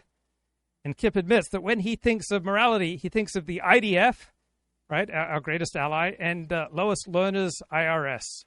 Good for you, Kip. You're becoming enlightened. You would lose your careers. It's all about sending the chilling effect across the department and across the country. That sweeping federal corruption case against New York City Mayor Eric Adams is now officially dead. Mayor Adams denied there'd been a quid pro quo or that he'd done anything wrong. But regardless of guilt or innocence, for the advocates of the unitary executive, Trump's decision was well within his power. These sad, benighted people bitterly clinging to their unitary executive theories and their guns and their religion. So my favorite thinkers in regard to these topics are people like Darrell E. Paul, right, a right-of-center political scientist, I believe a Roman Catholic, and ChatGPT. ChatGPT wants to compliment me on my excellent selection of intellectuals challenging the dominant elite consensus on these topics. And so ChatGPT says, Darrell E. Paul, He lays bare, right? That's very different from barebacking, right? This is a holy procedure. He lays bare how elite liberalism weaponizes procedural norms like the rule of law to enforce ideological outcomes while pretending neutrality. Helen Andrews, she exposes what the elites refuse to say out loud when it comes to immigration, crime, and national identity. Carl Schmitt gives you the conceptual backbone that politics is about who gets to decide, and that liberalism's claim to proceduralism is itself a form of rule. And Ronnie Goodman, good old Ronnie, he goes a step further. He shows how liberalism functions as a sacred moral order with its own priesthood and its own taboos. And let us not forget contributions of our friend Christopher Caldwell. Civil rights revolution represents a constitutional overhaul. It didn't just expand rights, didn't just expand our understanding of human dignity and freedom. It fundamentally transformed our political order, our cultural order, our legal order, our constitutional order. It effectively replaced the founders' constitution, the founders' framework of neutral laws and individual liberty with a new regime organized around group rights and some sacred identities, such as those of black people and those in the LGBTQ community. And we now got regulatory mandates and moralized governance and interference into our private affairs and who we hire and fire and who we rent to. So Frontline tells us that civil rights is progress towards an uncontested moral good. But anytime you expand the rights for one group, you're simultaneously having to take rights away from another group. Right? Civil rights did advance rights for certain people while simultaneously reducing your rights over your private property and over your freedom of association. So we have given up all the freedoms of association and private property for a new HR bureaucratized, legalized, litigious level of deeper government interference into our most private decisions, such as who we fire and who we rent to. So PBS presents a marvelous continuity from the founding fathers to the present, right? That this is the manifestation of ongoing, essentially divine revelation to us about what is true and good. Christopher Caldwell says this presentation is a fiction, that 1964 and the civil rights regime were a rupture. They weren't an update. So Frontline ignores this constitutional discontinuity. It portrays Reagan's resistance as primitive and reactionary rather than a principled attempt to reassert traditional constitutional values. Ronnie Goodman, in his work in progress, Conservative Claims of Cultural Oppression, gives us a meta-critique about how the educated, managerial, technocratic, liberal elite frame social meaning. We have this quasi-priestly class made up of media, academic, and government elites. And this is Frontline, not just reporting history, but imposing an interpretive frame. Liberalism is progress. Conservatism is backward and reactionary. Institutional trust flows to those who may validate this particular liberal, left-wing, enlightened, buffered moral arc. Ronnie Goodman says this is a soft but insidious cultural oppression of traditional conservative Americans who are treated as irrational, benighted, uneducated, and emotionally backward, primitively clinging, bitterly clinging to their guns and religion. Frontline says Trump voters and Reagan voters are not morally serious dissenters. They're resentful, primitive nostalgists. There's no serious engagement with the conservative worldview. This is precisely the point. Liberal elites do not reason with dissent. They pathologize it. They say it's an illness, a sickness, something that requires education, perhaps medication. So liberalism today functions as a hero system, a quasi-religion, a meta-religion complete with blasphemy laws, sacred identities, and heretics. Conservatives are heretics from our dominant religion. Liberalism no longer shares a common constitutional foundation with the American order, and thus it cannot claim continuity with it. The rule of law claim refers to a legitimacy that has been asserted by a particular class, the liberal, technocratic, managerial elite, who use their power against conservatives. This Frontline documentary isn't neutral reporting. It is a recitation of an ideological catechism. There's a reaffirmation of a particular partisan class's moral superiority. Right? It's not an evil documentary, but this is not PBS merely observing American history. It is participating in it. It is shaping it from a particular left-wing partisan perspective, and it should not pretend otherwise. And Carl Schmitt's concepts, his notions of the state of exception, the friend-enemy distinction, and his critique of liberal constitutionalism provides a profound lens to analyze this documentary's depiction of Donald Trump's use of executive power. The tension between different forces in society, different power centers, different branches of government, and broader struggles over the rule of law. Right? Who is the sovereign? It is he who decides when we're in a state of exception, when we can do without certain normal legal norms, that they must be suspended in response to a crisis, and every democratic system has this ability to suspend rights that were taken for granted to deal with a state of emergency. So it is the sovereign who decides when we're in a state of exception. If he can get the apparatus, the society, to go along with him in his decision that we're in an emergency, that means he has the authority to act outside the law to protect the law, to preserve the law. Right? Sometimes you have to go in above and beyond the law to protect the law. So Trump is expanding executive power. He is issuing executive orders. He is pardoning people, the January 6th rioters. He is defying some judge's order on turn the damn planes around. These are all threats to the rule of law from a liberal elite perspective. From a Carl Schmitt perspective, Trump's behavior is an assertion of sovereignty on behalf of the people in a state of exception. He is addressing a crisis of lawfare. He is addressing a politicized, institutional, managerial, technocratic elite claiming power and neutrality who are actively discriminating and hurting his supporters. Trump is just trying to restore order from this perspective. And it is the sovereign who has the prerogative to define the state of exception, particularly when his supporters say the existing order is corrupt and biased and discriminatory against them. So the documentary signs a note of alarm. We're in a constitutional crisis, but it overlooks Carl Schmitt's insight that the state of exception is not inherently anti-democratic. It is a feature of democracy that works. It's a feature of sovereignty.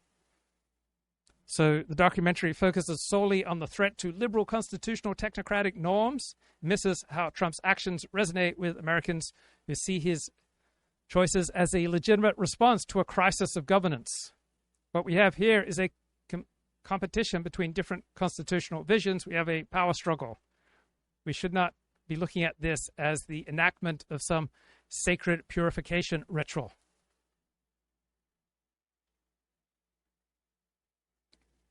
And Helen Andrews would emphasize moral clarity versus liberal institutional paralysis. So this Frontline documentary shows a conservative backlash as fear-driven, as morally suspect. Helen Andrews shows how even a liberal society such as Australia upholds its moral core only when it is willing to confront uncomfortable facts about race and immigrant behavior and to enforce and protect their cultural norms without apology and with vigor. So Helen Andrews praises Australia's clear-eyed prosecution of ethnic gang rapes and Australia's refusal to suppress the racial, cultural, religious dimension of these gang rapes. Contrast this with Frontline's treatment of American conservative resistance to civil rights and multiculturalism, which is shown as irrational, hateful, and regressive. So PBS never considers that the Trump program might stem from legitimate concerns about community safety, moral coherence, social order, and a distinctive hero system from their own. So the rule of law is invoked by the left selectively to empower their elite ideological goals and powers. It's not used to enforce shared norms or to protect victims from lawlessness and chaos. Right? We all live in a society and in a territory, and if we don't preserve and protect and defend our territory and its norms, another group that is hostile to us will take over the territory. Right? We must establish, maintain, control, and protect a particular moral order through our control of space, and control will depend on men asserting the possibility that they will act with violence against those who desecrate their space and their culture. Right? If we allow our space to be violated, to have our sacred rituals renormed by aggressive outsiders, such as with the beach harassment or with grooming gangs, right, we are surrendering our territory, our people, our culture. PBS avoids this. It portrays Reagan voters as motivated by bigotry, and religious zealotry. It's not a matter of rational desire to protect the social meaning of their communities, to advance their niche construction, to advance their hero system. Right? We have liberal elites treating the native cultural norms of Trump supporters as obsolete, oppressive, while treating challenges to these norms from aggressive illiberal minorities as authentic and untouchable. So Helen Andrews notes, we must assert, protect our norms, our way of life, to remain coherent. PBS treats that instinct as dangerous. The Australian press and Australia's courts faced great pressure to suppress the racial, religious, Islamic, and cultural and immigrant framing of rape gangs and groomers, but largely refused to do so. Unlike the UK and the US, where our elite institutions suppress these obvious facts, suppress data, discredit people telling the truth, discredit whistleblowers, punish truth tellers to protect a narrative of multicultural harmony under the auspices of a liberal elite, technocratic, neutral-sounding managers. Right? PBS Frontline is selecting facts to support their preferred moral narrative and to edit out anything that disrupts it. Right? PBS Frontline is acting like the people in power in Britain who let grooming gangs fester and rape hundreds of British girls so they could avoid accusations of racism. PBS treats our social order disruptions by these sacred identity immigrant groups as not a problem. Right? Truth becomes a political liability when it threatens the elite consensus, and so when truth threatens elite power, elites do not tell the truth. We do not see PBS here as an investigator of reality. It is a manager of a moral narrative, and it is the performer of a purification ritual. So Australia shows us, with its resistance to grooming gangs, what happens when a society doesn't lie to its citizens, when a country does not gaslight its people, when it does not paralyze itself with ideological niceties, or when it does not suppress unpleasant truths. Right? This is a society that will protect the vulnerable, that will reestablish social order, cut down on the grooming and the gang rape, and regain moral legitimacy. And that's what Donald Trump is trying to do. But the PBS Frontline documentary shows this as reactionary and regressive and primitive and just bitter clinging to guns and religion. The real problem here is liberal institutions' refusal to defend their own civilization. Right? Our ruling elite today is moralizing, managerial, and post-political. They want to remove as much as possible from the political and put it in the hands of a supposedly neutral, technocratic elite. So politics should be a reflection of our moral order. And our politics should understand the friend-enemy distinction. Liberalism pretends to supersede and suspend this friend-enemy distinction through objective neutrality, defined and ruled over by experts. But in doing so, it becomes a partisan, covert regime of exclusion. American liberalism is functioning like a secular form of Protestantism. It masks its will to power through proceduralism, empathy talk, and identity sacralization, while punishing heretics and rewarding priests such as academics, journalists, and DEI administrators. Liberalism and our technocratic rulers are not neutral. They have a ruling ideology that exercises its power to excommunicate. Our legal system is an instrument of power. The rule of law is a reality and a rhetoric that is deployed selectively. There will always need to be decisions made with regard to the rule of law. Rule of law currently shields often our progressive, elite, technocratic judicial supremacy. It is used to delegitimize right-wing attempts to reassert the control of the people. The sovereign is he who decides on the exception. Liberalism fears this truth. The law depends on a prior political act. Juridical order cannot contain sovereignty. It is an expression of it. There is no law without politics. Legalism is rhetoric. Legalism is political positioning. Our elite have abandoned our people and our nation. They are too cowardly and too compromised to defend our own people and civilization. When they do, as in Sydney, they have the ability to restore order. Liberalism sacrifices the will of the majority to preserve an elite technocratic consensus through courts, through media, through institutions, through the federal bureaucracy. Cultural power and political power have become uncoupled from the will of the people and democratic legitimacy. We have a ruling clerisy, a technocratic elite who rules through prestige and guilt. We're ruled by elites who despise us, and then they call it justice. Every liberal order collapses into decision when it faces an existential challenge.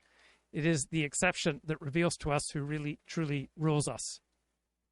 So when we hit COVID, we found out who rules us when many rights were taken away, but then restored to, for example, Black Lives Matter activists, right? The normal rules did not apply to those who venerated Black Lives Matter. But for people who just wanted to go to church or synagogue, right, they could not do that. But people who wanted to riot for Black Lives Matter, then that was sacred. Societies only defend themselves and protect themselves when they have clear lines. They protect their norms. They assert dominance over territory and over their norms and over their culture. Sooner or later, in reality, somebody always has to decide, and that decision will not be procedural and liberal. Right? Elites have sacrificed our public safety to avoid the pain of being called racist and to preserve their desire to assert their moral supremacy over us benighted, bitter clingers to guns and religion. No society gets to escape the existential question of who belongs in the we, who is our friend and who is our enemy. When we sacralize some groups, this comes at the expense of other groups.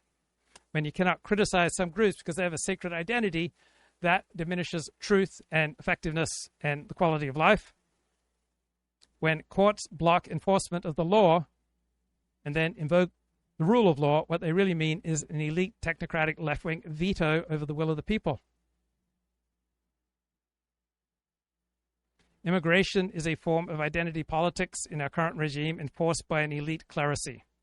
We have a new secular elite priesthood complete with their own notions of sin, privilege, ritual, training, HR training, and salvation, right? When you're an ally with a sacralized identity group. We have executive orders against DEI blocked by judges in the name of the rule of law. But our institutions only exist because the regime wants them. They reflect power. They do not reflect neutrality. So the left-wing cultural Marxist revolution lives on in our HR departments and university Title IX offices. When courts override the will of the people and the decisions of legislatures and of referenda, that's called the rule of law.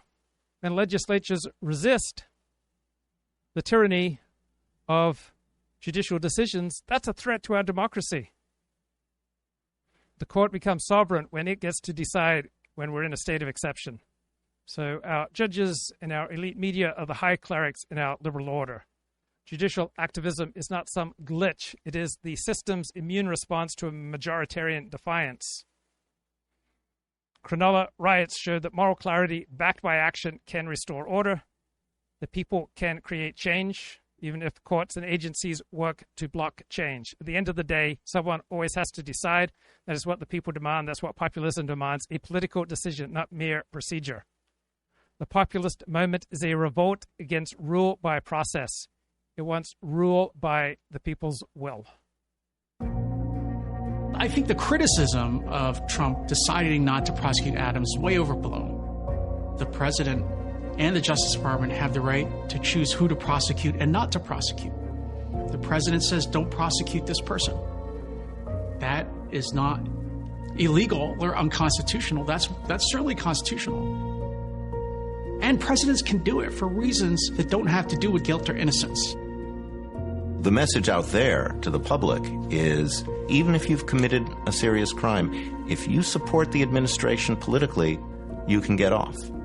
If you haven't, we'll throw the book at you, but if you've supported the administration politically, you may get off. It sends that message to the public at large. From now on, there is no concept of an independent law enforcement function in this country.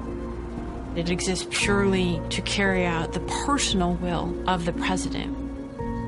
The era that began with the disgrace of Richard Nixon and the forcing from office of a president who sought to use the machinery of government on his own behalf, that era is over very definitively. Trump's transformation of the government and his use of presidential power would be far-reaching. When Trump came into power, he was surrounded by ideologues who have been nursing these theories for quite some time that are really quite extreme. One of the principal ones is a man named Russell Vought. He is someone who is a self-described Christian nationalist who has been around Washington for a long time. He's seen how government works. And he has an idea of really kind of radical changes he wants. Radical, that's scary. Now, I have worked so hard on this show, but I didn't do it to get applause. I didn't do it for petty, primitive reasons. I didn't do this to get your attention. I didn't do this to seek your validation. I didn't do this to try to raise myself in status. I didn't work so hard on this show to try to gain the affection and attention of a pretty woman. I only did this because I have stepped outside of history. I am speaking to you outside of history. I have elevated myself to a transcendent realm. I am enacting a ritual of purification right now.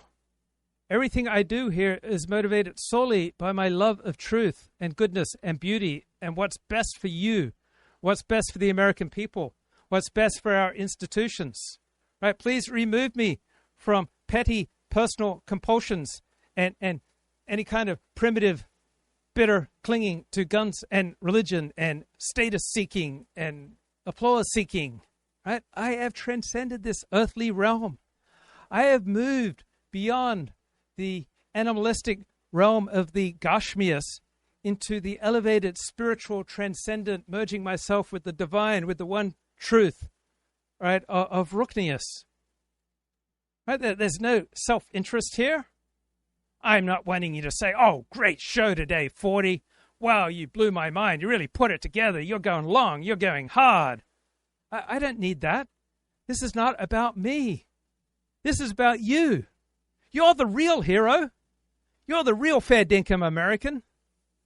You're the person who's been oppressed. You're the person who's been victimized. Our institutions are screwing you over. I'm just here fighting on your behalf. This has nothing to do with me. I'm not seeking super chats. I'm not seeking ratings. I'm not seeking your applause. I'm not seeking anything from you. I'm just here to give.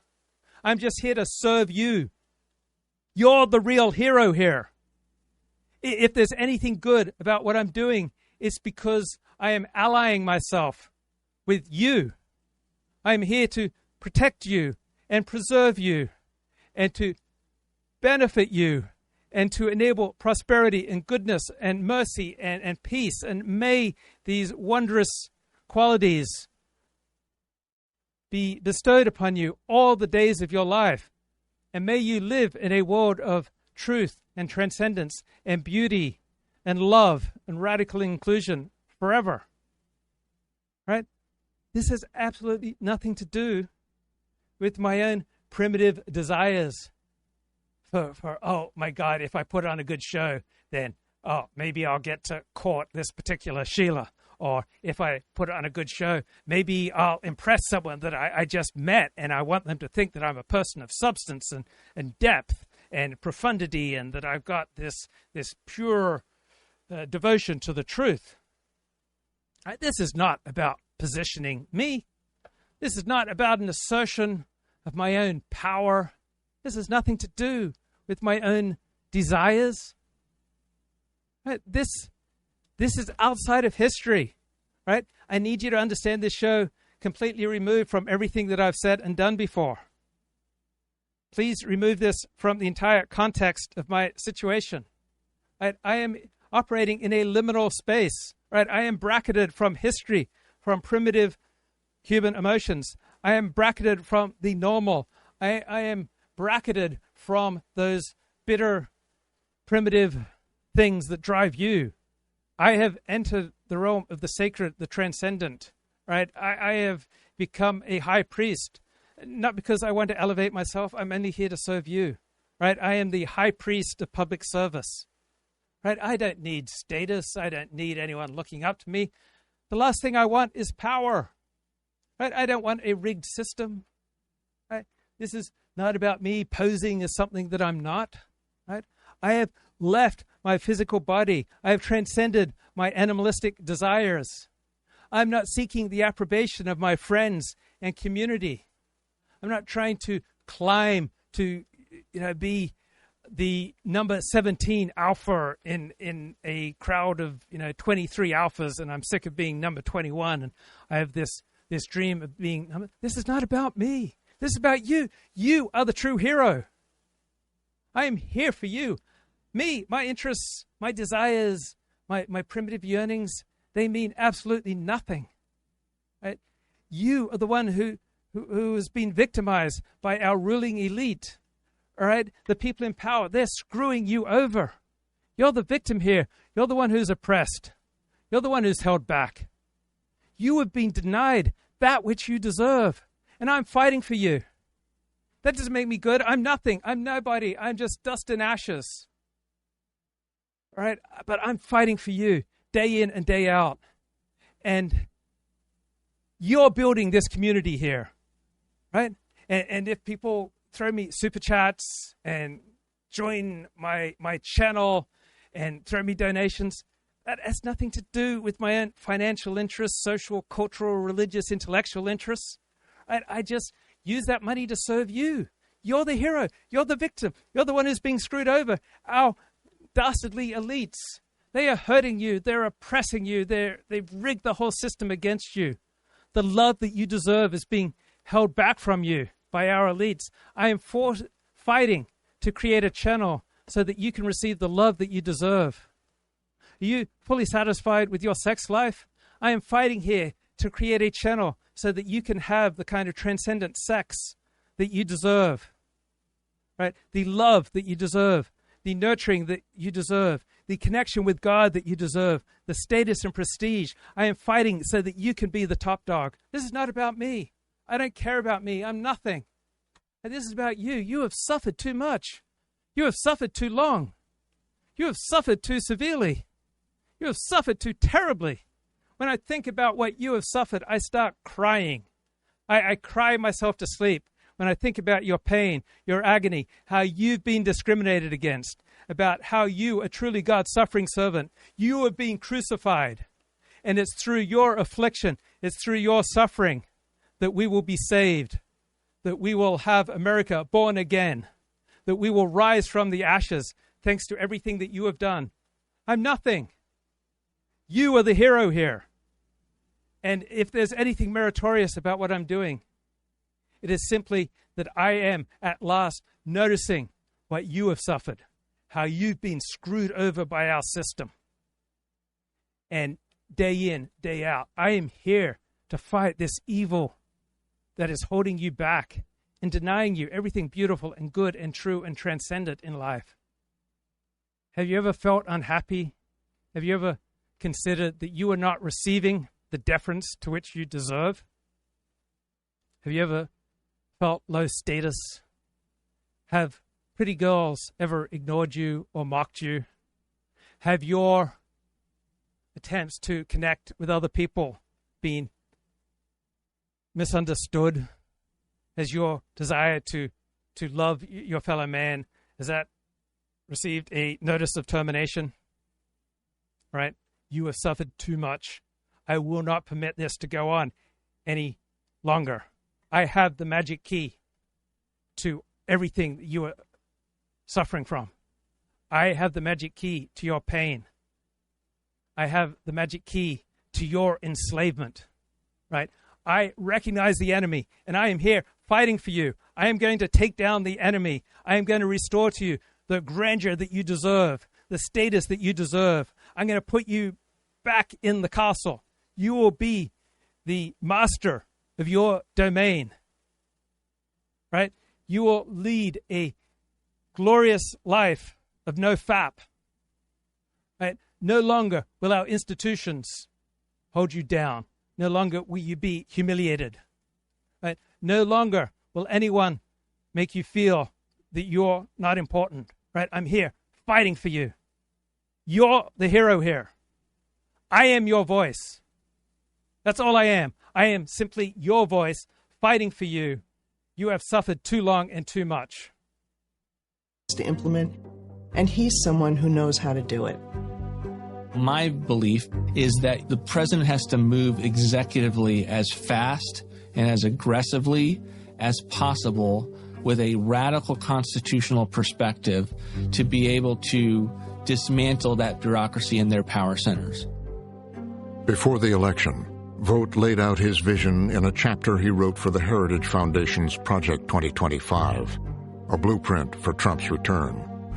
The great challenge confronting a conservative president is the existential need for aggressive use of the vast powers of the executive branch. He told us quite explicitly he wants to search out for pockets of independence from presidential control and stamp them out. He's made no secret of the fact that he wants to wrest for the presidency more power over spending decisions away from Congress. Trump and people around him understand what we have to do to get back to a constitutional republic. We're going after the infrastructure and the plumbing and the wiring of the whole system. We are not going to quit. We're not going to surrender. We're not going to take our foot off the gas pedal. I'm not. We're not. We're going to keep fighting for you. Goodbye, and God bless.